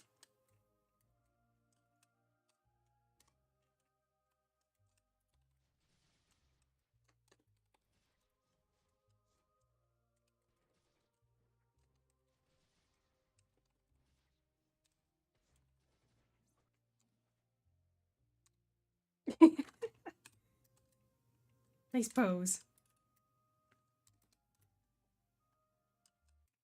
Alright, we'll take a quick peek at my character in the character select.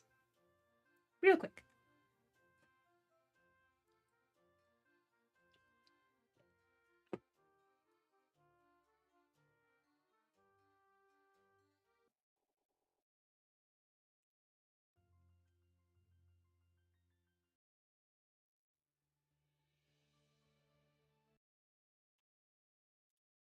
Here we go.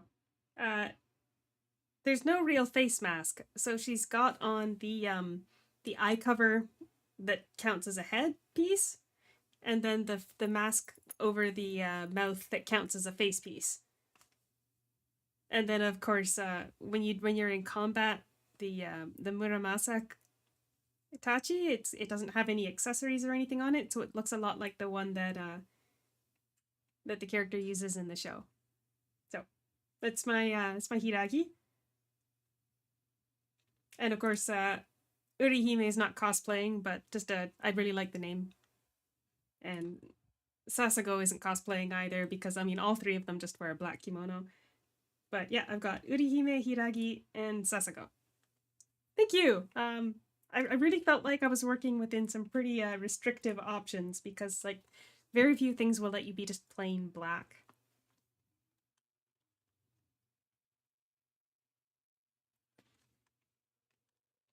Anyway, back to it. We have one map to go. And then I feel like I really need to go for a walk because I've been. How long have we been live?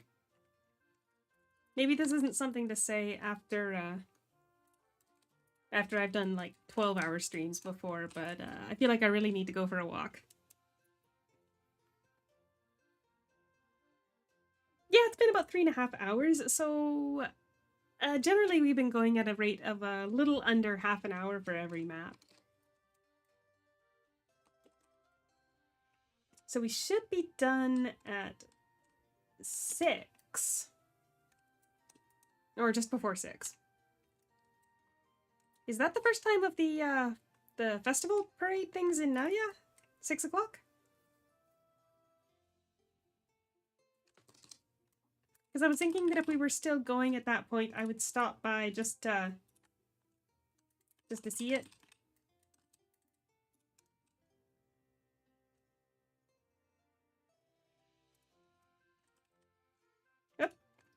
got a little bit bugged here.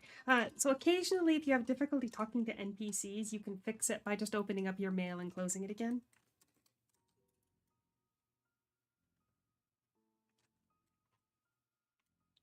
Hmm.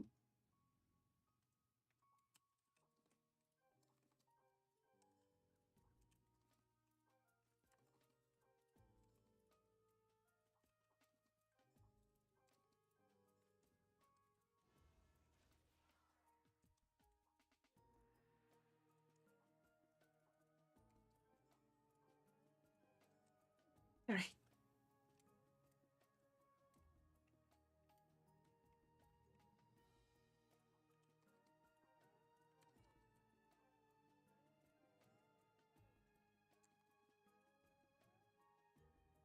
Hmm.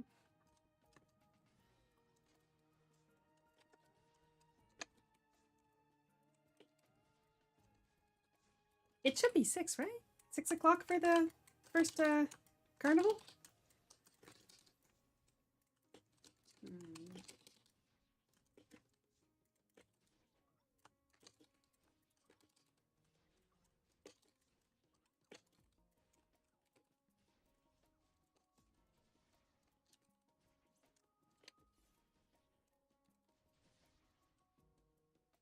Okay, this is actually the first time I'm hearing the music for this map. I like it a lot more than the last one. Although, like I said, I think it's too quiet for you guys to hear. I've mentioned this before in various streams, but for some reason, everything sounds like way louder to me than it should be. And I don't know if it's my ears or if it's just the settings on my computer or something somehow.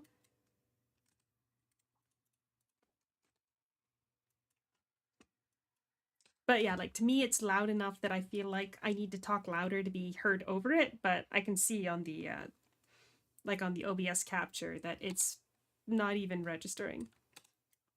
You know, you say that, but my PC is set at 1% volume, and it's still too loud for me.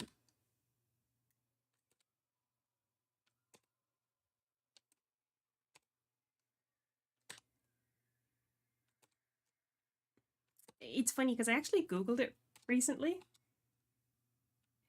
and there was somebody else that had the same issue as me, that like no matter what they did, everything was always way too loud. Except that the people that were replying were just saying, "You're wrong, that's not a real thing. It's like, it's all in your head. Your computer is broken. Buy a new computer." Like the responses were all just blaming this person for a non-issue that nobody else has ever had, and it's like, oh well, I guess I've got an issue that nobody's ever had. Like even if I switch to my desk speakers, like so not headphones, even then I don't go above like 3% volume.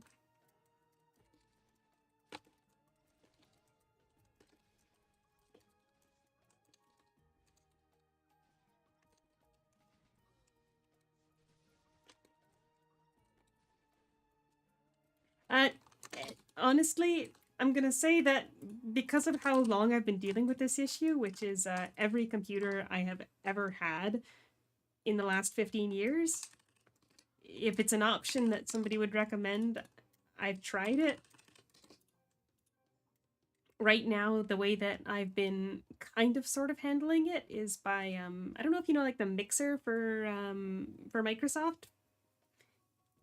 If I set the global volume at 100, and then I set the individual volume per program down to like 5%, then I can individually control each program separately. And once I drop the global volume down to 1%, it's like 5% of 1% for the programs I want louder, and 1% of 1% for the programs I want quieter. So I've got a working solution. It's just that as far as capturing it in OBS goes, it's a bit of a struggle. But yeah, there's no equalization turned on. I've even tried using like third-party programs to control the volume levels, but nothing really lets me get as granular as I need to be able to not hurt my ears.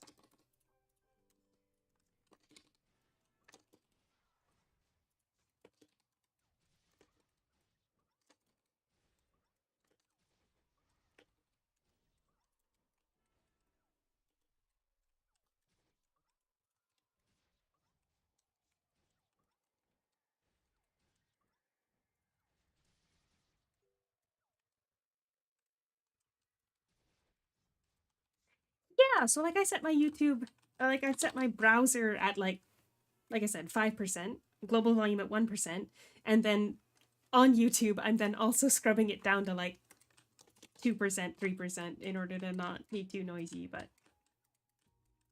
I always figured it was a problem with me and my ears and not the computer, because I also misophonia, I think is the word for it, where it's just like really quiet sounds or repetitive sounds or just odd sounds. They grate it grates on my nerves quite a bit. I think right at the beginning of the stream, we were Plinko was joking about how if I'd been eating my lunch on stream when you guys could hear the if you could hear the chewing, I'd be losing subscribers instead of gaining them today. But yeah, like the sound of chewing, the sound of like pencils tapping on things, that kind of stuff, it drives me insane.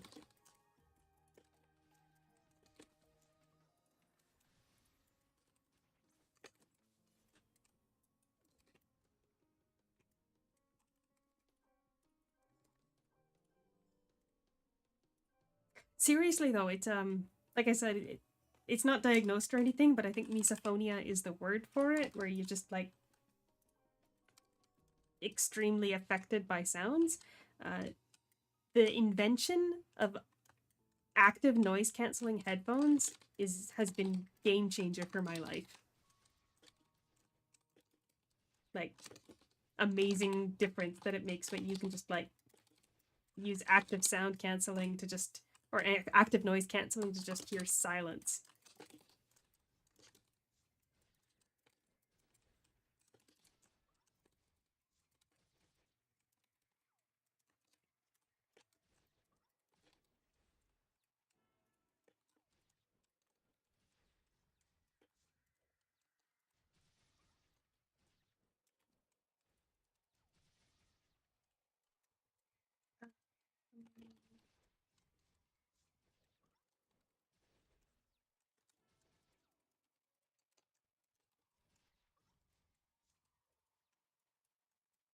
I mean, I guess I could.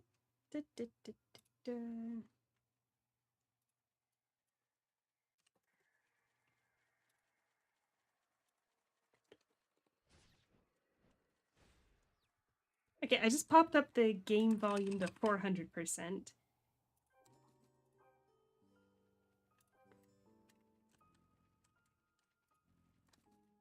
Let me know if that's a problem or if you can actually hear the music now. Wait, -2 what? You mean 2 to go or down 2? Oh, that got my heart going.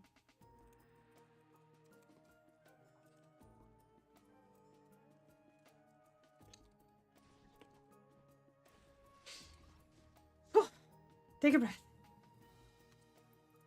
Well, now you're gonna make me want to look. Oh my god. Seriously? Oh, that got my heart rate going. I'm gonna get a warning on my watch very quickly.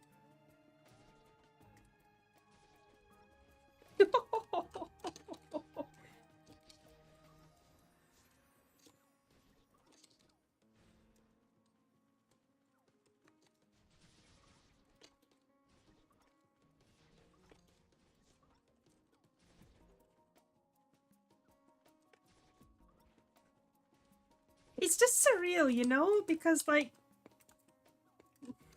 just a heart-to-heart time, because we're so close to some milestone, I get to do a AMA or something. I don't have enough people following me for that, but like, when I first started playing Aura Kingdom, I actually started on the day that the game opened, and I wanted to try playing an MMO because I was scared to talk to people. And I thought that maybe I could start by talking to people in an online game just to help get over the fear. And I really never thought how much of a difference it would make in my life in terms of even just my ability to function on a daily basis. Like, it's done wonders for my ability to communicate at work. It's done wonders for my ability to, like, problem solve. I really enjoy live streaming. This is something that I've I always kind of thought I wanted to try. And the fact that I can actually do it now has been huge. Making videos is fun. I really love making them. So even though it hasn't actually led to, like I've never just thought I'm gonna make YouTube videos because I want to make money. And obviously if I was doing that, I wouldn't have picked Aura Kingdom because it's a very niche topic that wasn't going to ever be like getting millions of views or anything. I just wanted to make content because the feeling of putting together a video and writing a script and finishing it makes me feel like I've accomplished something, and it's really rewarding just on its own. But like the idea that many people saw what I was doing and said, good work, let's see some more, it's amazing. It's surreal. I don't even know what to think. But I think I was joking about this before, but for us gamers, a number go up always means serotonin, right? And boy, that's a big number.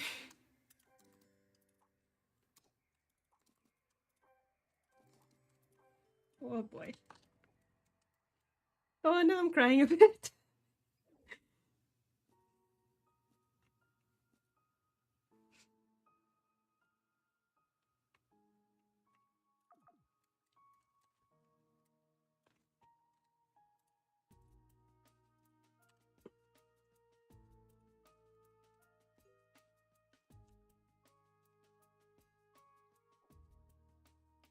Oh, I think I'm gonna go through this water too quickly because I'm so nervous.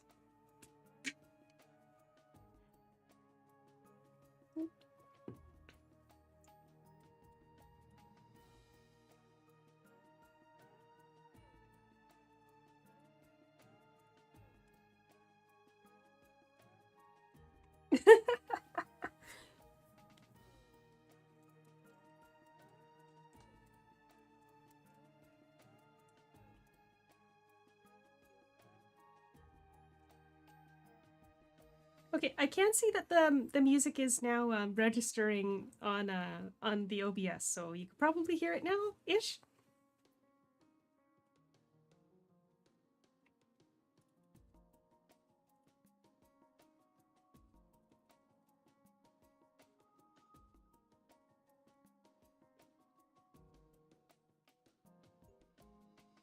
Yeah,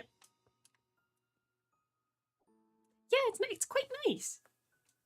I mean, nobody's I'm not comparing it to like Genshin or anything when I'm saying that it's nice, because obviously Genshin with the proper orchestra and whatnot has spent quite a bit of money on theirs, and I really don't think that this can be compared in that tier. But just in general, it's a nice vibe.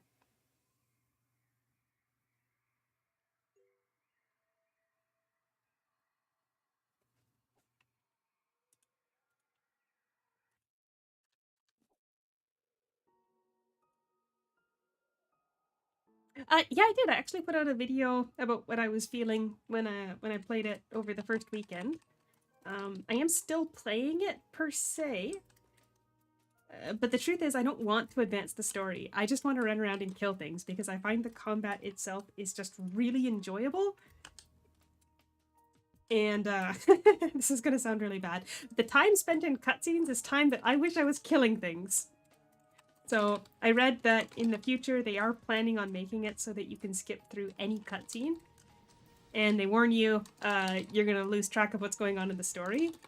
But the combat is just so fun that the time I'm wasting sitting around watching things happen, honestly, I'd really rather be spending it fighting. So I'm taking a little bit of a break from it, but I was gonna pop it again after the patch to see what goes on there. Like, I already played too many games. I play too many games right now. In general, like, I'm lucky in that my work allows me to have several days off per week. Like, I work 12-hour shifts, so I do 3 on, 4 off, 4 on, 3 off, or something along the lines of that. So right now I'm on a 4-day off weekend, which means I get to like really hunker down and just goof around for 4 days straight.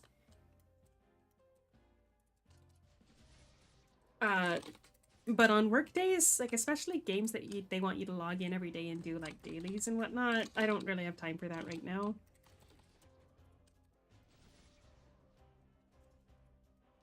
And yes, I'm aware that everyone's been saying that the story really goes quite a bit better. Like that a lot of improvements were made, especially after the part that I've been through.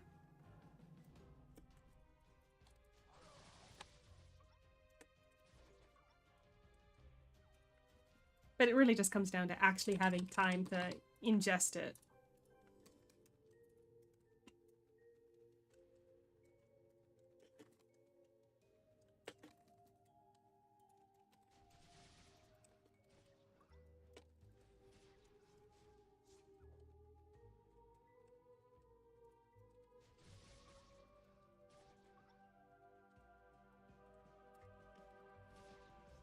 You never watch the story.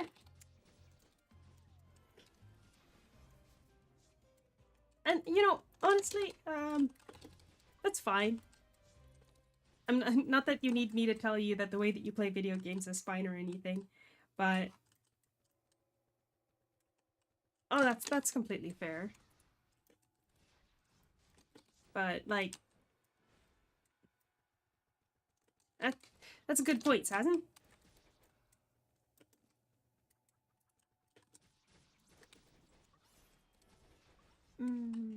You know, I've played Nier Automata a lot of times. I find that to be a very enjoyable game.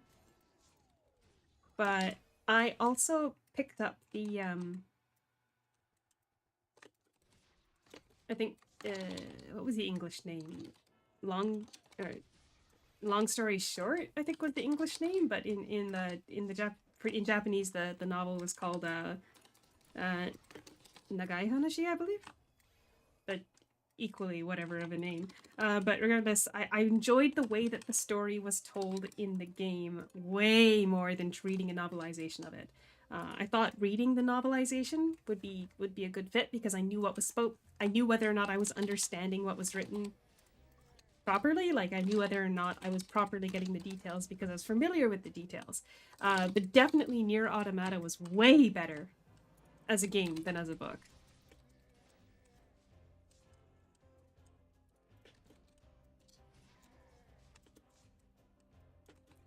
And I really want to play games that have stories that are like that, you know? The games where the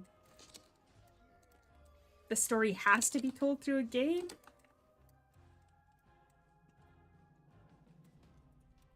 And I mean, I'm saying that, but like, I've been following an indie otome game lately that I'm really excited for, that I'm hoping is going to be... Oh, did I play Replicant? Here's the thing. Before Replicant had the re-release in English, I only have a PlayStation. So I actually ordered it from Japan. And the problem with that is the section where the screen goes black and it's just text, and then it quizzes you. So the first time I was like, do I really have to read all this? And I mean, that was a dumb thing for me to think anyway, because it's a story-driven game, right? But the first time I was like, okay, I'm tired, I just want to save and be done for the day. So I just kind of skipped through it, and then it was like, oh no, actually, we're going to ask you about what you read in the story. So that was a really fun experience. But yeah, I don't know, Adrenaline, I'm not sure if you're familiar with your Replicant, but like...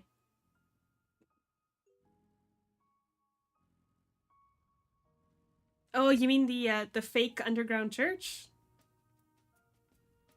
Where people said that there was actually a secret church in the copied city, I believe is the name of the song that plays when you're down there? Yeah, you know, I remember seeing the the the hubbub, but I never actually got to the point of trying to find it myself or anything. Anyway, it is kind of where I planned to end for the day. 998 is a really it's really close. I kind of wish that we had been able to pass the threshold today. That would have been very exciting, but it is what it is. My heart has finally recovered its normal BPM. Give more time. You want me to keep going a little longer? I did say originally that we might try to do some dungeons in party mode on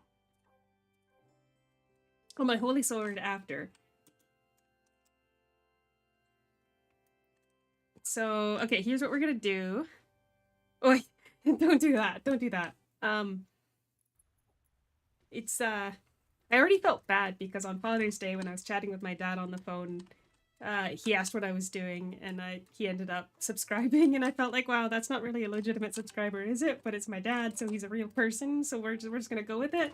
But there have actually been a couple people who have offered me to, oh, I'll just make 12 alt accounts, I'll subscribe, and I'm like, no, let's not do that. Let's do this for real. So thanks for the offer, but please do not make alt accounts. So here's what we're gonna do. As I promised at the beginning, I am gonna try to run the S5 dungeons on my holy sword, which is not very well built. And then at 6 o'clock, I'm gonna run my my Reaper into Navea to catch the floats, and then we'll call it for the day, because I really should go for a walk. Then we've got the Holy Spirit. Let's pop all those in there. There we go.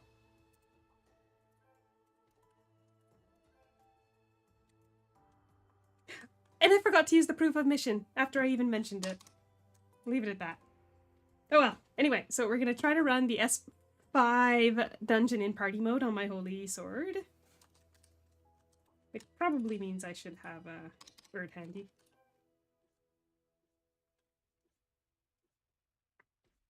And then at 6 o'clock, we'll stop by Navea for the parade. And then we'll call it a day.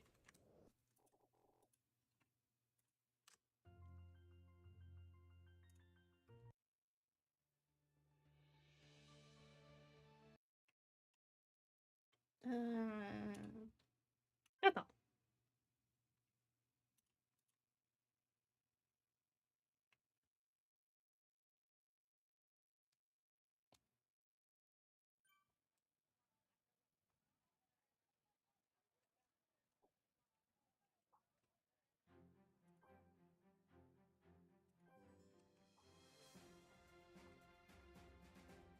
Grab the armor that I can actually wear, which is this bottom set, and the Agni has S10. You can wear that. Oh. There we go.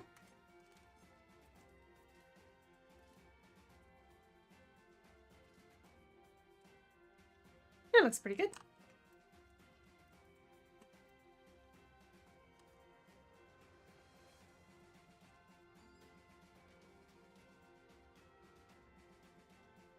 Yeah, I figure Ancestral Spirits Temple would probably be the harder one, but Hidden Crystal Cave has the quest right outside of it, so we're going to do that one.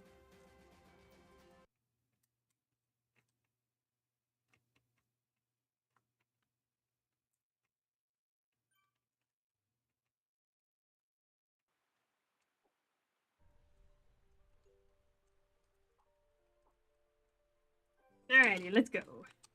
Eidolon, right. Instead of that. So I am technically a holy sword.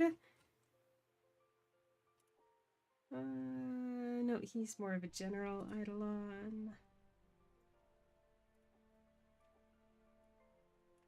Alright, we have Urd for move speed, and Summer Michaela for damage.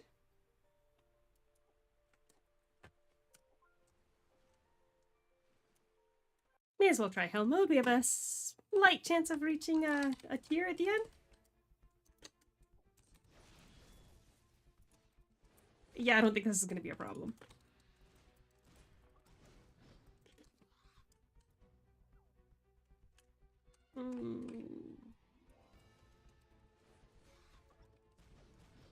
I don't even know what rotations to do for this class because I've never properly played it in a situation that requires rotations.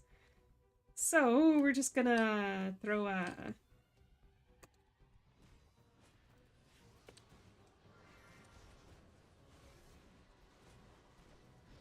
We're just gonna throw stuff at the boss until it dies. Yeah, this isn't gonna be a problem.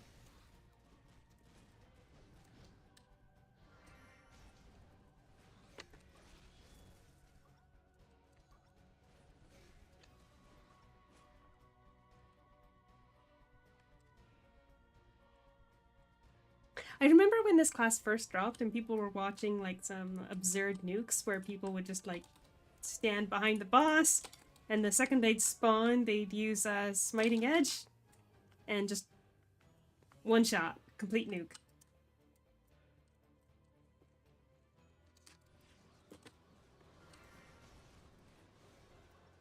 That was pretty close. Of course, if I was doing this properly, I'd be manually triggering Michaela's skills.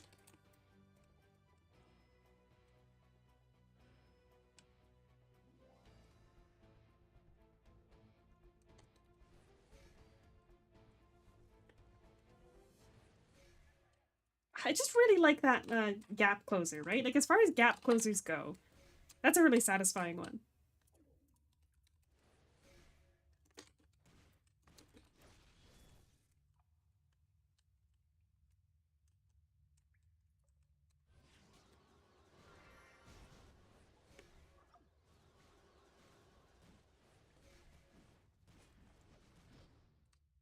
And if we had gotten a tier spawn, that would just be perfect.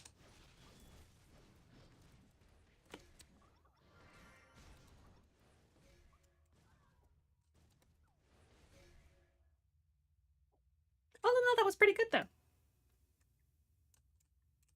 But yeah, my move speed is a little bit on the low side, so I think we should probably just head over to Navea to be ready for the parade.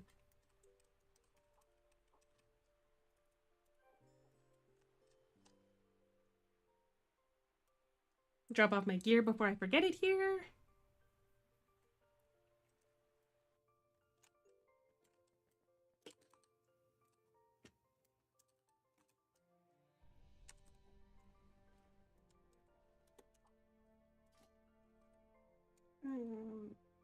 Alright, I technically did borrow the top armor set from one of my other characters too, so let's put it all back.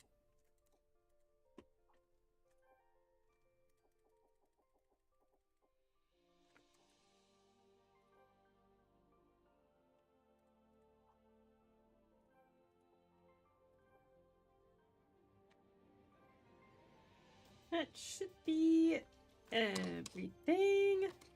Alright, Eidolon's back too.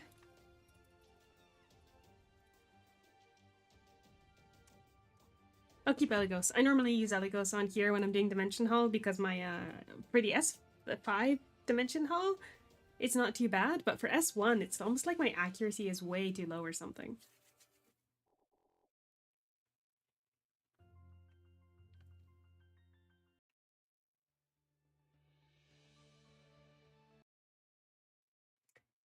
Okay, so I've actually got the festival or the carnival buffs on all of my characters that I run on daily, and you can tell that which ones I run on daily because they're all higher level.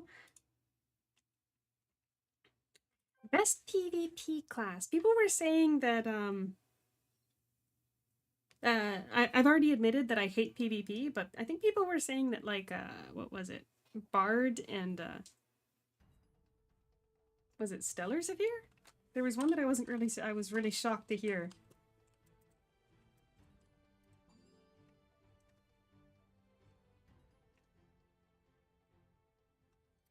Persephone doesn't work inside PvP anymore.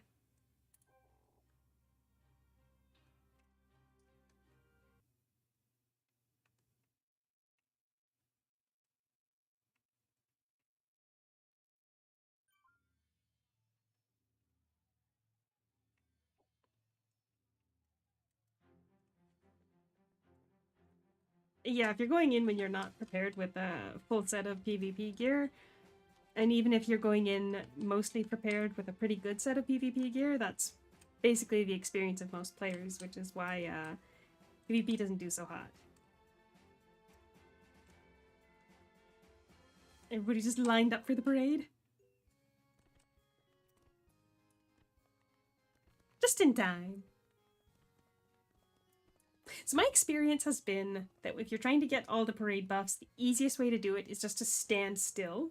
And the zone that actually triggers the buff is in front of the float.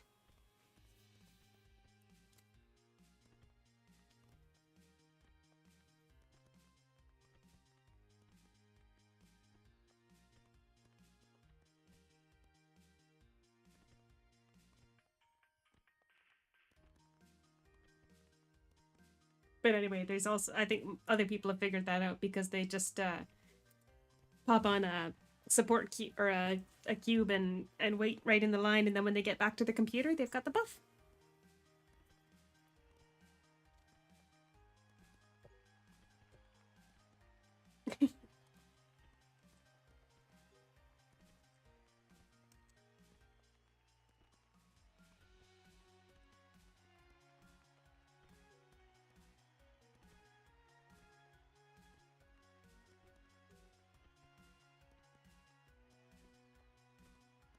This is what I was hoping to see. Something like this on New Year's.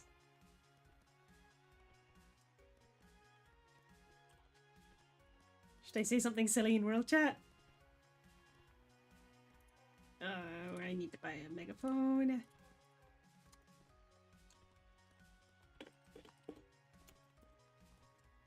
$998 on YouTube.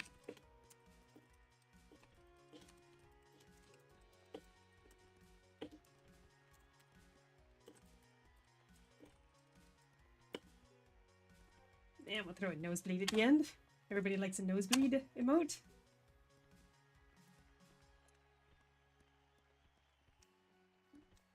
Okay, there we go. We got that one.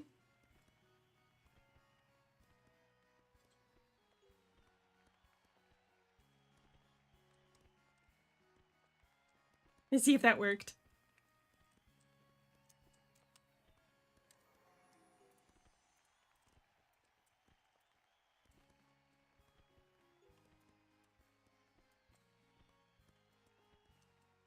Okay, we got that float.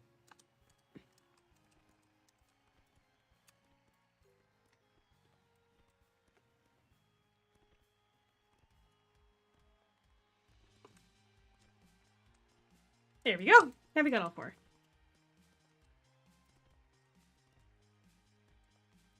So they just kind of go around in circles for about 10 minutes.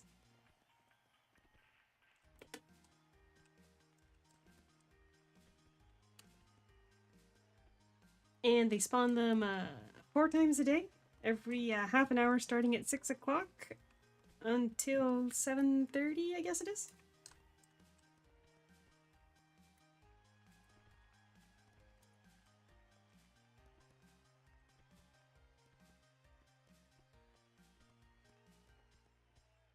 Although do I kind of prefer what we did before, where we just had the floats chilling at the back of Navea, because it is kind of hard to get the buffs on these, especially if you're trying to get it on multiple characters. No, I play on the official server. This is the official server. But we are just about finished up here, Carlos.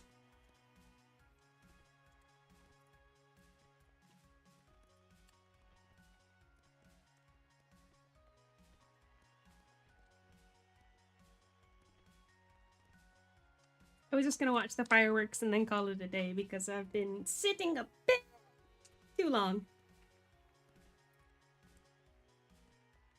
And a few too many people gave me heart attacks today.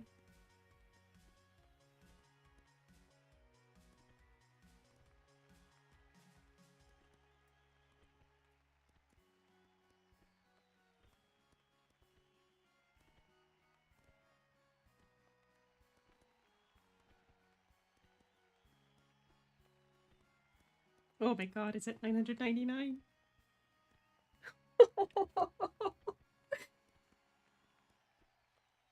Oh my gosh, that is... Oh my god! Oh my god. I really didn't think it would be possible today. But... Thank you.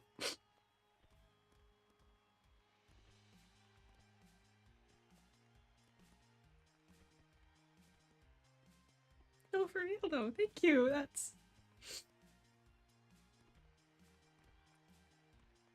Feels like the parade got put on for me.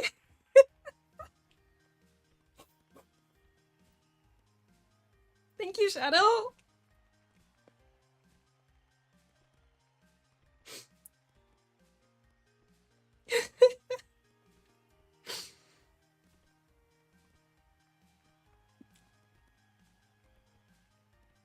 You know, I don't think anything's really gonna change. I'm just gonna keep doing what I do. But 4 digits is a lot of digits. Wow. Oh, thanks for joining me, and thanks for... Yeah.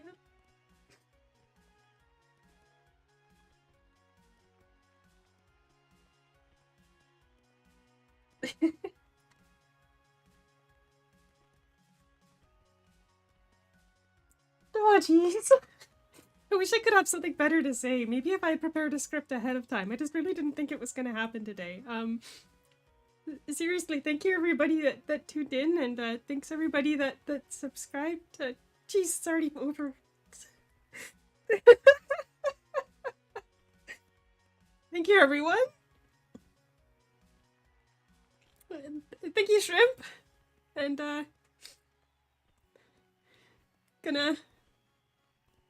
I'm gonna ask her if she can go out tonight, just because it feels so surreal. I don't know. I will probably be next week. Probably next week. But for sure, I'll be sharing a photo of that Korean fried chicken that's been a long time in the coming. Wow.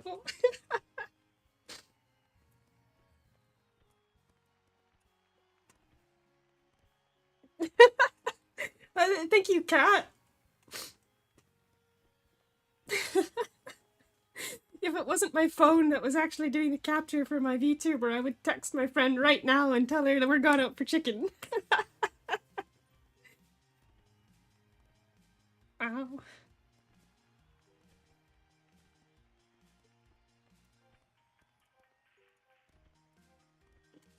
Oh, and someone whispered me as well.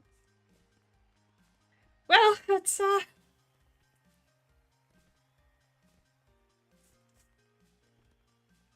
think that's basically it, because I'm just going to be incoherent for the next probably 2 hours or so. So, I'm going to go for that walk.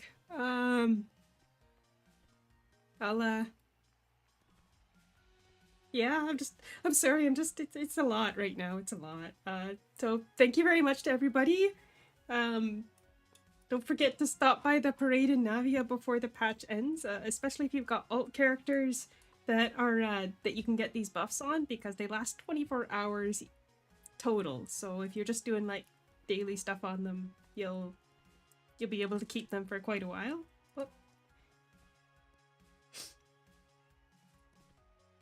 Oh, Electron Extreme Speed! Holy moly! Thank you! I do need that on, like, all of my characters. Okay, so I'm done crying. I don't want to cry on camera anymore. So goodbye, everybody. Thank you very much. And I'm going to go calm down somewhere else and have a coffee. I'm going to have that third coffee for the day. Goodbye. Thank you again for joining me today.